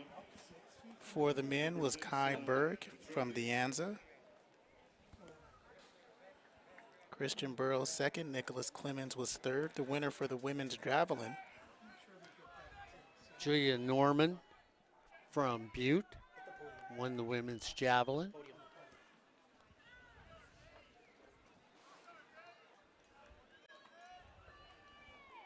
So we get ready.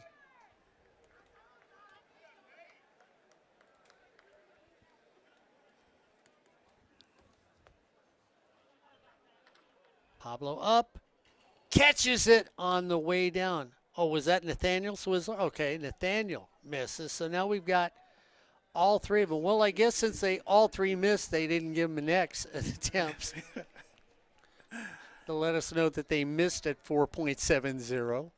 Even the board is frozen.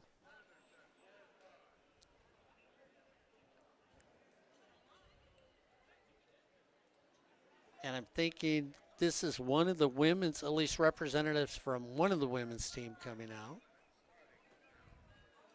It's going to be Modesto. So they were 3rd, right? For women? Yes. Okay. Mount Sac, Cerritos, and Modesto. Was that what it was? Mount Sac, Cerritos, Modesto, yes. Oh, look at that.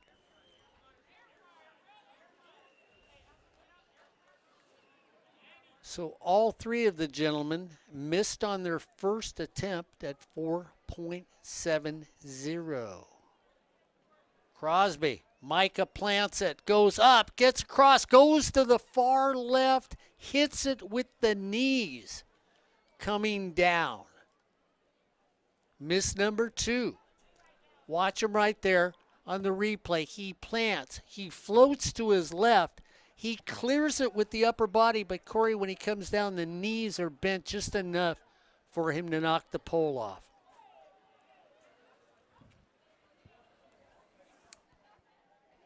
Almost. If all 3 of them were to miss all 3 times, I think they go back on total misses to see who would end up winning the event.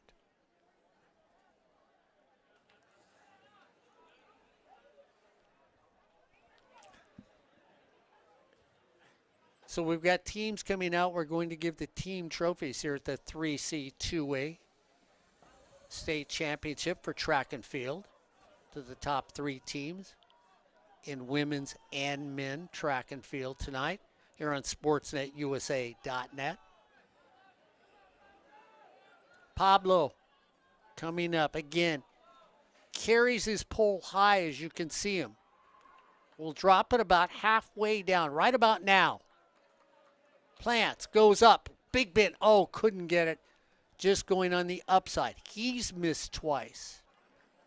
Well, we'll head to Nathaniel from Mount Sac. If one of them could, just one, sneaks over the top, any of these one, I think it's going to be over for the pole vault. Yeah.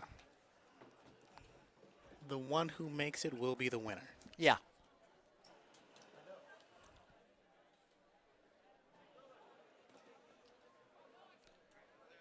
Mount Sac would like a little whipped cream on top of the banana split.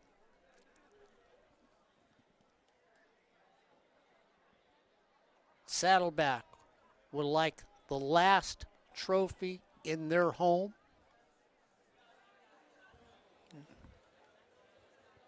Mark Ray Oldham won the high jump earlier. Out of Sacramento City.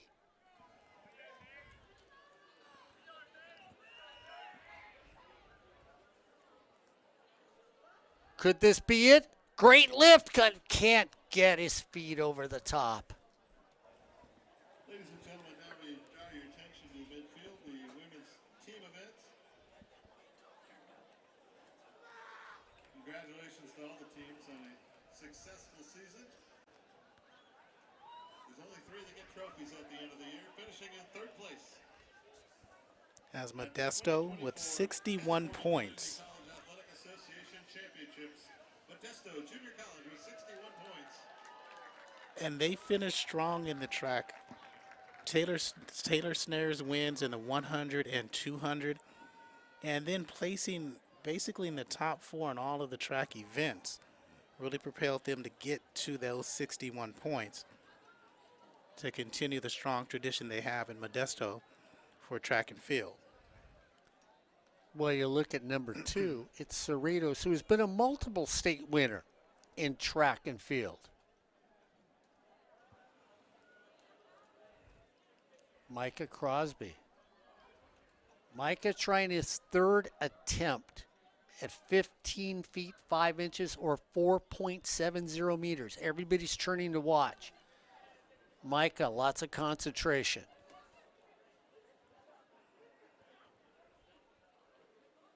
The plant, the up, couldn't lift up and goes down the pole. So Micah misses all 3 times in his attempt at 15.5. Can't get it, but he's had a great meet. We'll see what happens. Cerritos was close, but then they wandered.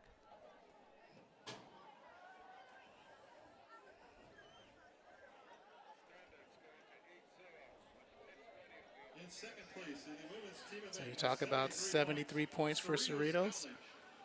And again, their team, I believe they last won in 2015. Yeah, I thought they won more than one for women. Or was that No, the last win for them, but okay. I could be mistaken. Can I quote you? Nope. Okay.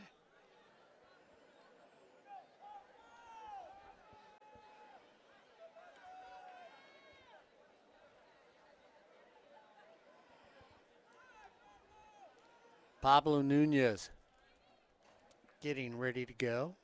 So that was 2019, their last victory. But they won in 2015, 16, and 17. Well, at least I was right when I said multiple winners. Oh, yeah. Okay. Pablo's already missed twice. Can he make it and win it? Plants goes up. Big lift. Is he over? Oh, short again.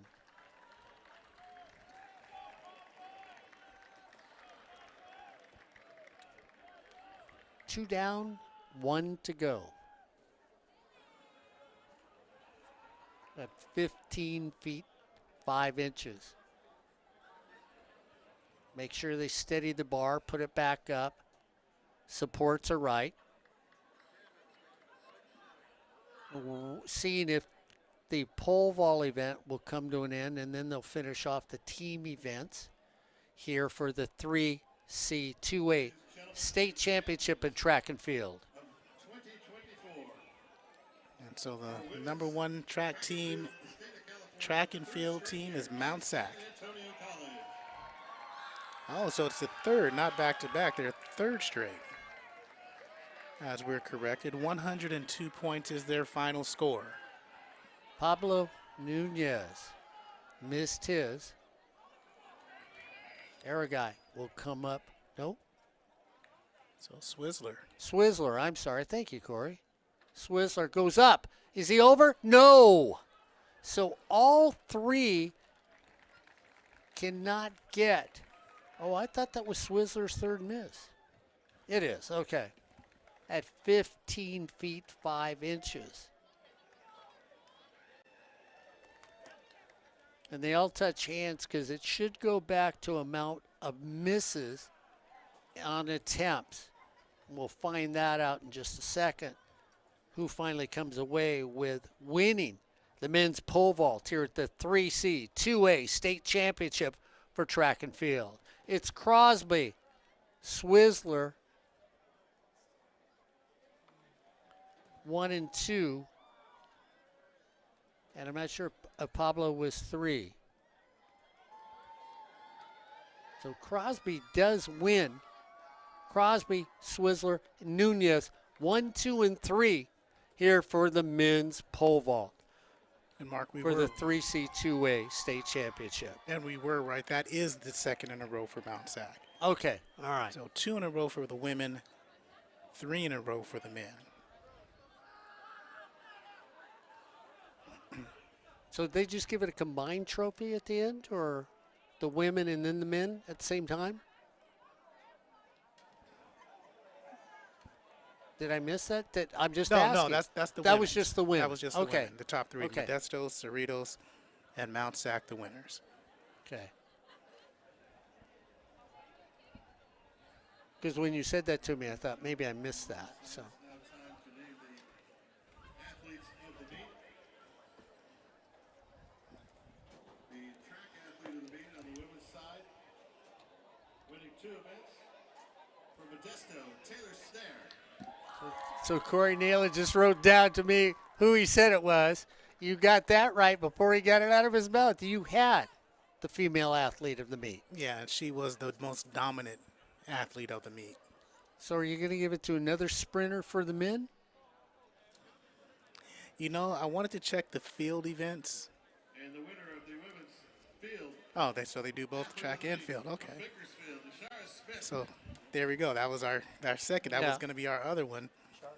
Since she won the heptathlon and she won the 100 hurdles. Yeah.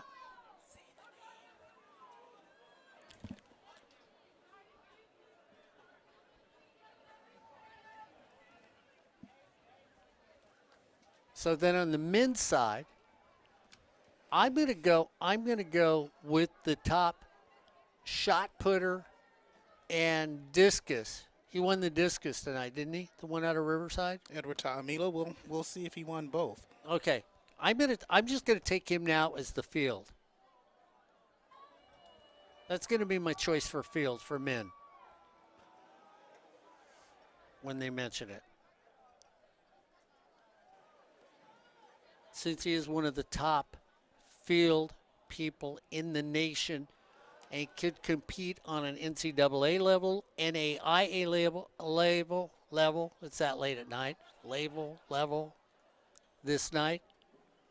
So the field was Nashara Smith from Bakersfield. The track athlete was Taylor Snare on the women's side. Okay, and I'm gonna go with who I've got. And let's go with the track side. Are we gonna go with the fastest man of the night? You know, that's a little bit more difficult because we didn't really see. Did we see a dominant performance? So that's going to be a little bit more difficult. We just can't write that name down. But on the field side, Taomilo did not win the hammer throw. Oh, he did not? Did he finish in the top But three? but he did win the discus. Oh, but he didn't finish in the top three in the hammer? No. Oh. Okay. But he did win the shot put. So there you go. Oh, He okay. wins the Then shot put. I'm going to stick with my first choice. He wins the discus, and he Yeah. was favored to come in to win those.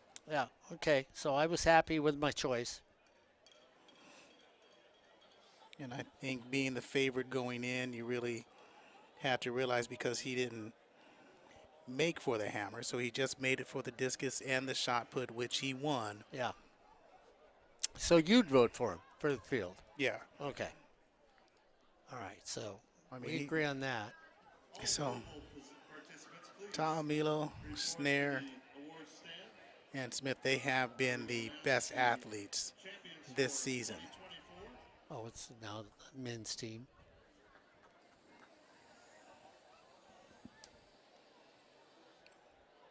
Moving along, winning the long jump again, Nashara Smith, and that's why she was the top field person. Summer Stevenson right behind her. On the high jump, Esperade Demirbis, she wins the long jump. Also, the high jump, and also placed in a couple track events. The shot put was Kaius Kamuli out of San Diego Mesa. At the award stand. As we get in some more winners before we get to the team awards and the pole vault. The men's long jump was Damon Deadman from Bakersfield. Didn't you say he had just like one jump? Or was that the triple jump? That was the triple jump. That's right.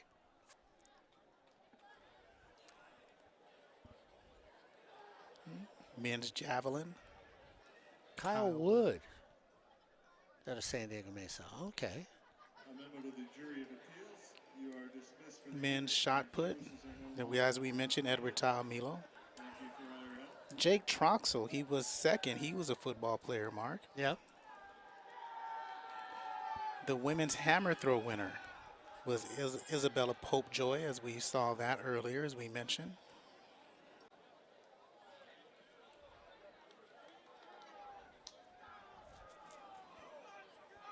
We talked about pole vault because they were up there. Taylor Watanam wins that. And she also set a meet record. Yes, she did. She broke state. I thought it was a state record. Yeah, the state record. State record is what she broke.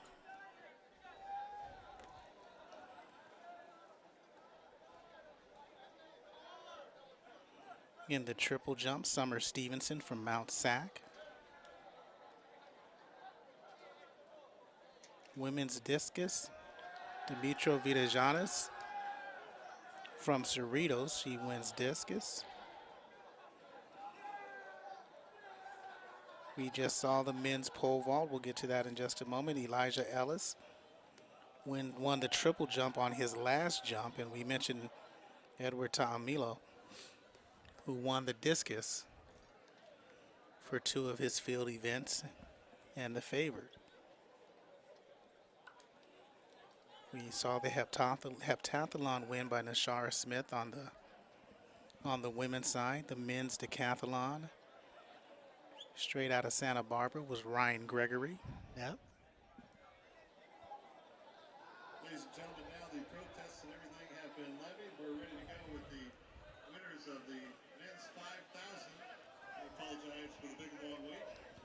Finishing in 8th place at a time of 14:57.79 from Mount San Antonio, Andrew Tofola.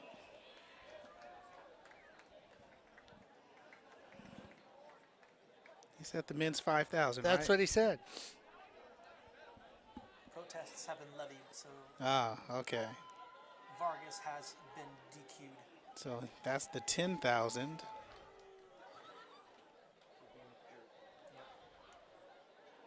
No, that was the 5,000. That was the 5,000. That was the 5,000. That's so, what yeah. you hit. Yeah, you had the right one. So Andrew Tafola at number 8 from Mount Sac. That 7th finishing is Jimmy Dominguez out of Orange Coast, who finished 7th at 14:54. Kyle Galinas from Chabot. We'll wait till they get up there. So standing on the podium right now is Andrew Tafoya in 8th place in the 5,000. So Ian Cronker did not finish. Mateo Delgadillo finished 10th. Moises Benito 9th. And again, Julius Vargas with the chicken wing. My ruling was right. Thank you, gentlemen. So we're all ready here. In 6th place now. In a time of 14. So Kyle Galinas in 6, 14:53.25 out of Chabot. In 5th place. Antoine Murray in 5th place from De Anza College, 14:41.78.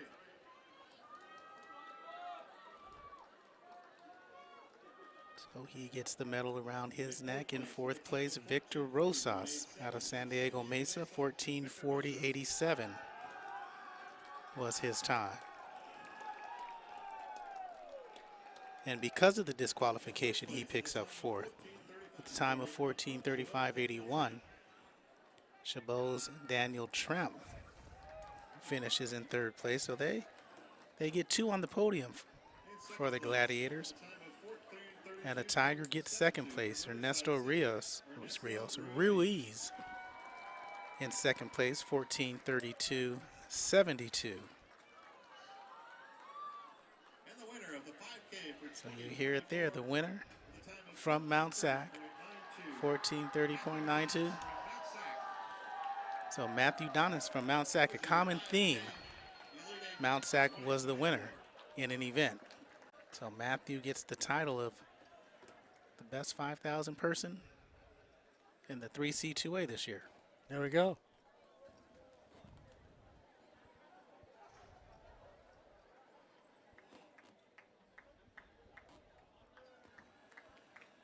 And the only thing they haven't mentioned has been the track star for the men and the field star for the men.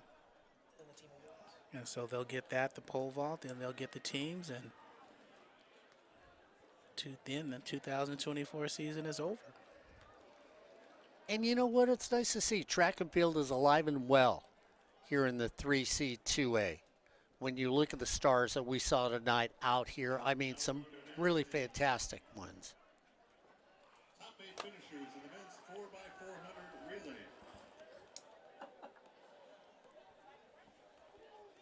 All the relay teams could make their way towards the podium.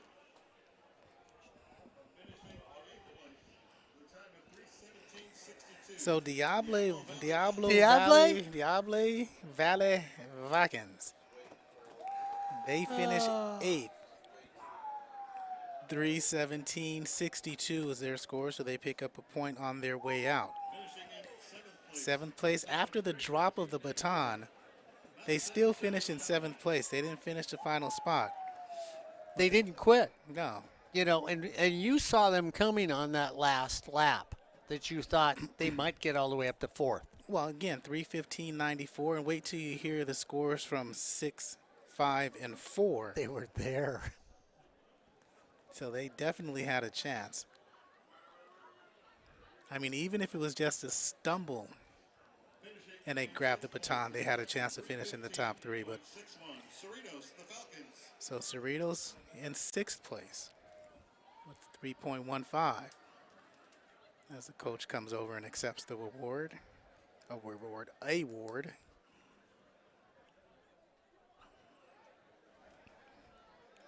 Said it right, award. Hey, Ward. Finishing in 5th place. 5th place belongs to Moore Park, the Raiders. Moore Park College. 3:15.28. So again, when you finish 3:15.94 and you're just behind 3:15.68 and 3:15.28, And you laid the baton on the track. yeah. Fourth place, Modesto. So the second Raider. So Raiders from Moore Park, Raiders from Modesto. I'm sorry, the Pirates from Modesto. 3:13.56 in the fourth place position. Third place is Fresno. Time is 3:13.55. They get 6 points to round out their evening. In second place, Santa Rosa Junior College. 3:13.40 for the 4x400 relay. And it's getting crowded on that podium. But the team standing above everyone is San Diego Mesa College with a 4x400. 3:12.48. Not bad. Congratulations to all the teams involved.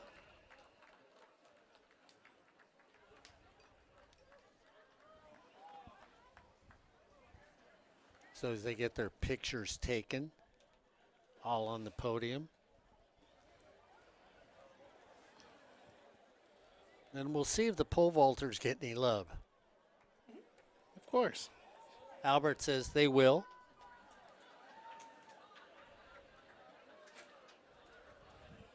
So wait and see.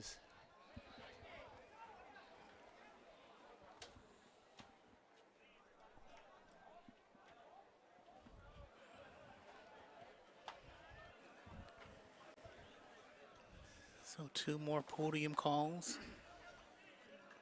Two more. Two more podium calls, and then Ladies and gentlemen, now it's time to announce the winner. and then the men's track and men's field.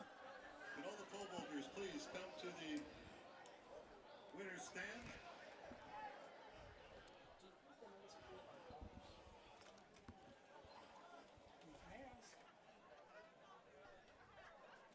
We're almost all cleared out back there. All the tents are almost all cleared out. Like all the team canopies that are back there. Finishing in 8th place in the pole vault. So when we look at the pole vault tonight, from Modesto at 13 feet 11 1/4 inches, 12 feet 11 1/2 inches, excuse me, Luke Appleby in number 8. Number 7, Ricardo Trujillo from Mount Sac at 4.25 or 13 feet 11 1/4 inches in 7th. 6th place is Kevin Sweeney from Cuesta, 4.25 meters, 13 feet 11 1/4 inches.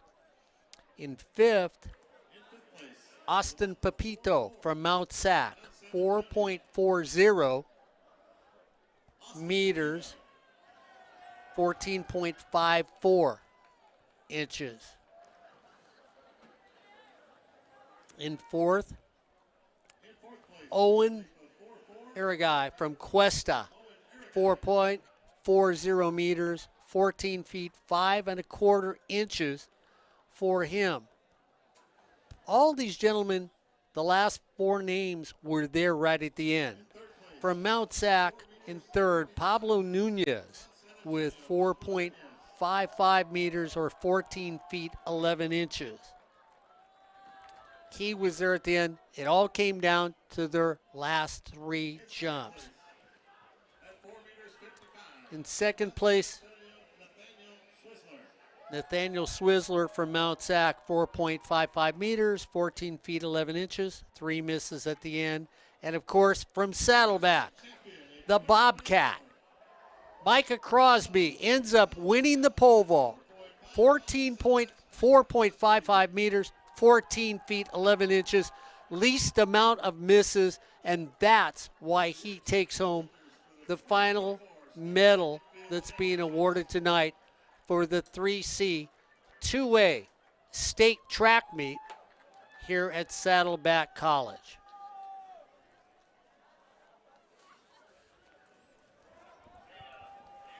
So now we get to the men's side, Mark.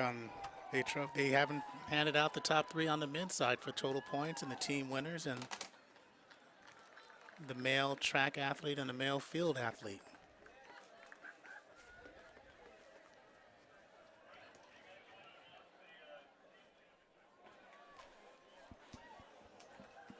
So we're waiting for that so we can get the last as they take some pictures. Everybody will get off the podium.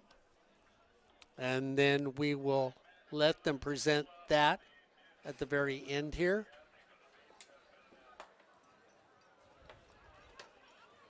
If we could please have the teams for Mount Sac, Riverside, and San Diego Mesa, your men's team, please head to the podium. We'd like to announce the team champions for 2024.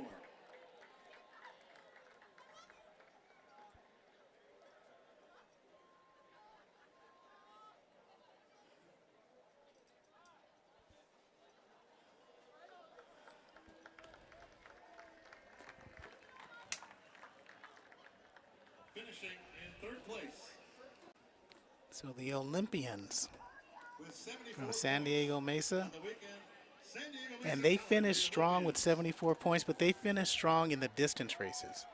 Yeah, they did. So they got a few of those top 3 finishes in those distances. And then when you figure out the relay, they end up winning the relay at the end. So that gives them 10 points at the very end. That boosted them up there.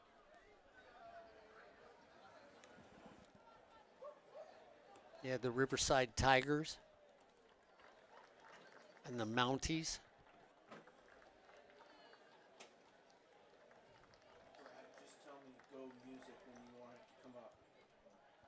And De Anza finished 4th with 49, but San Diego Mesa clearly with 74 in 3rd place.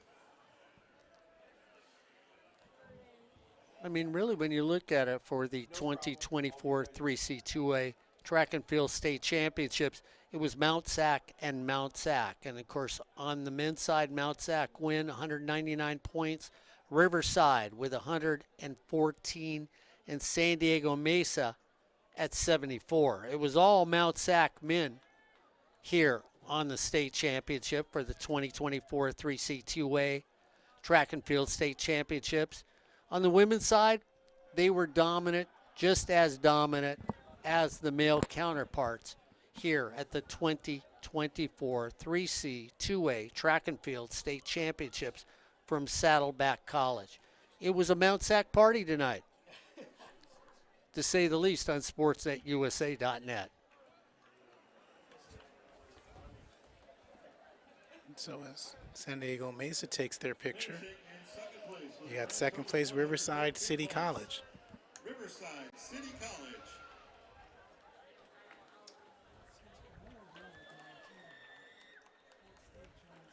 So Riverside City College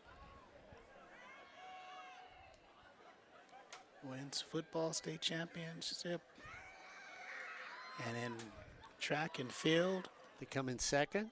yeah. So more trophies to be added to the athletic department for Riverside.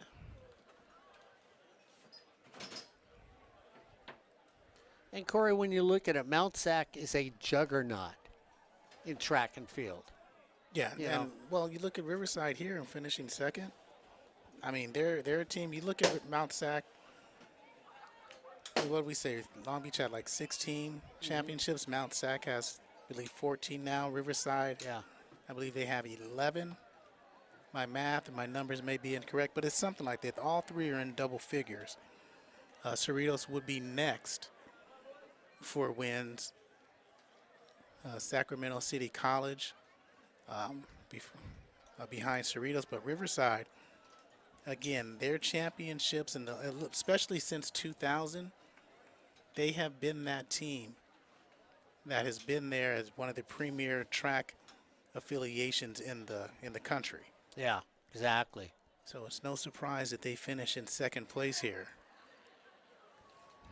with 114 points. That's impressive. That might win you a lot. That'll win you a lot of meets. But again, we'll talk about the winner in just a moment.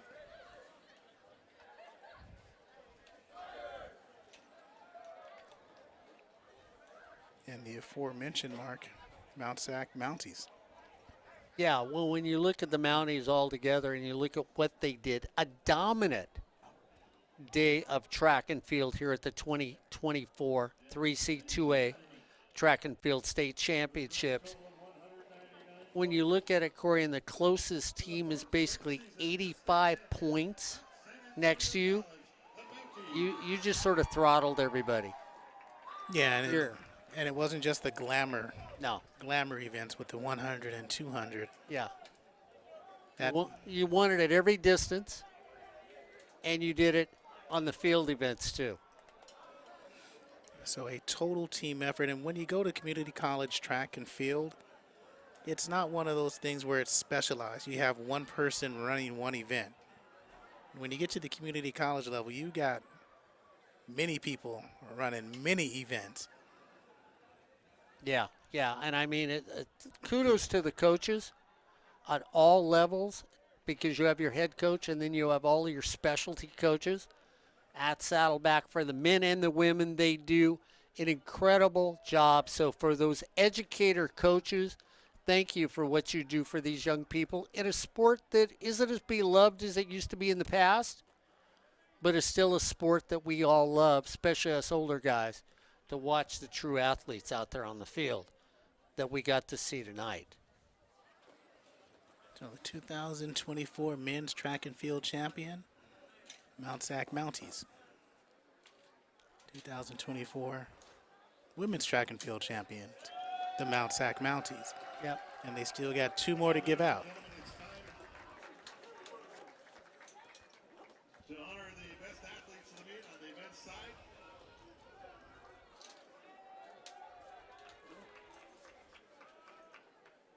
Was there a dominant distance runner on the men's side? Donis from Mount Sac? Okay. I'd agree with Albert. Okay. And then Taamilo on the field? Yeah, we'll go with that way. Okay. That'll be our call on sports@usa.net.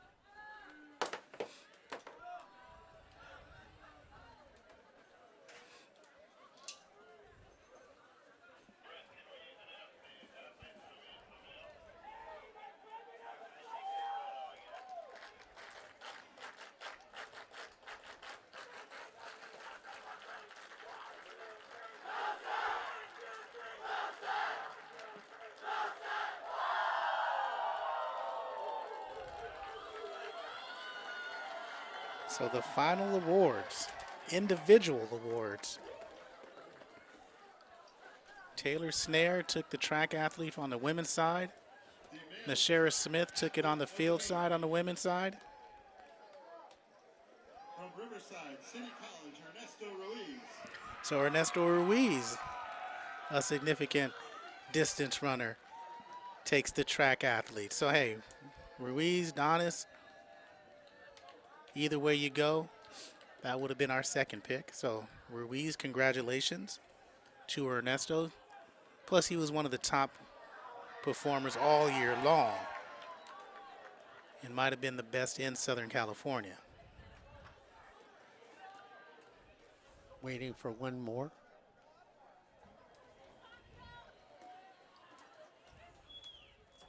And the male field athlete of the meet from Santa Barbara City College, Ryan Gregory.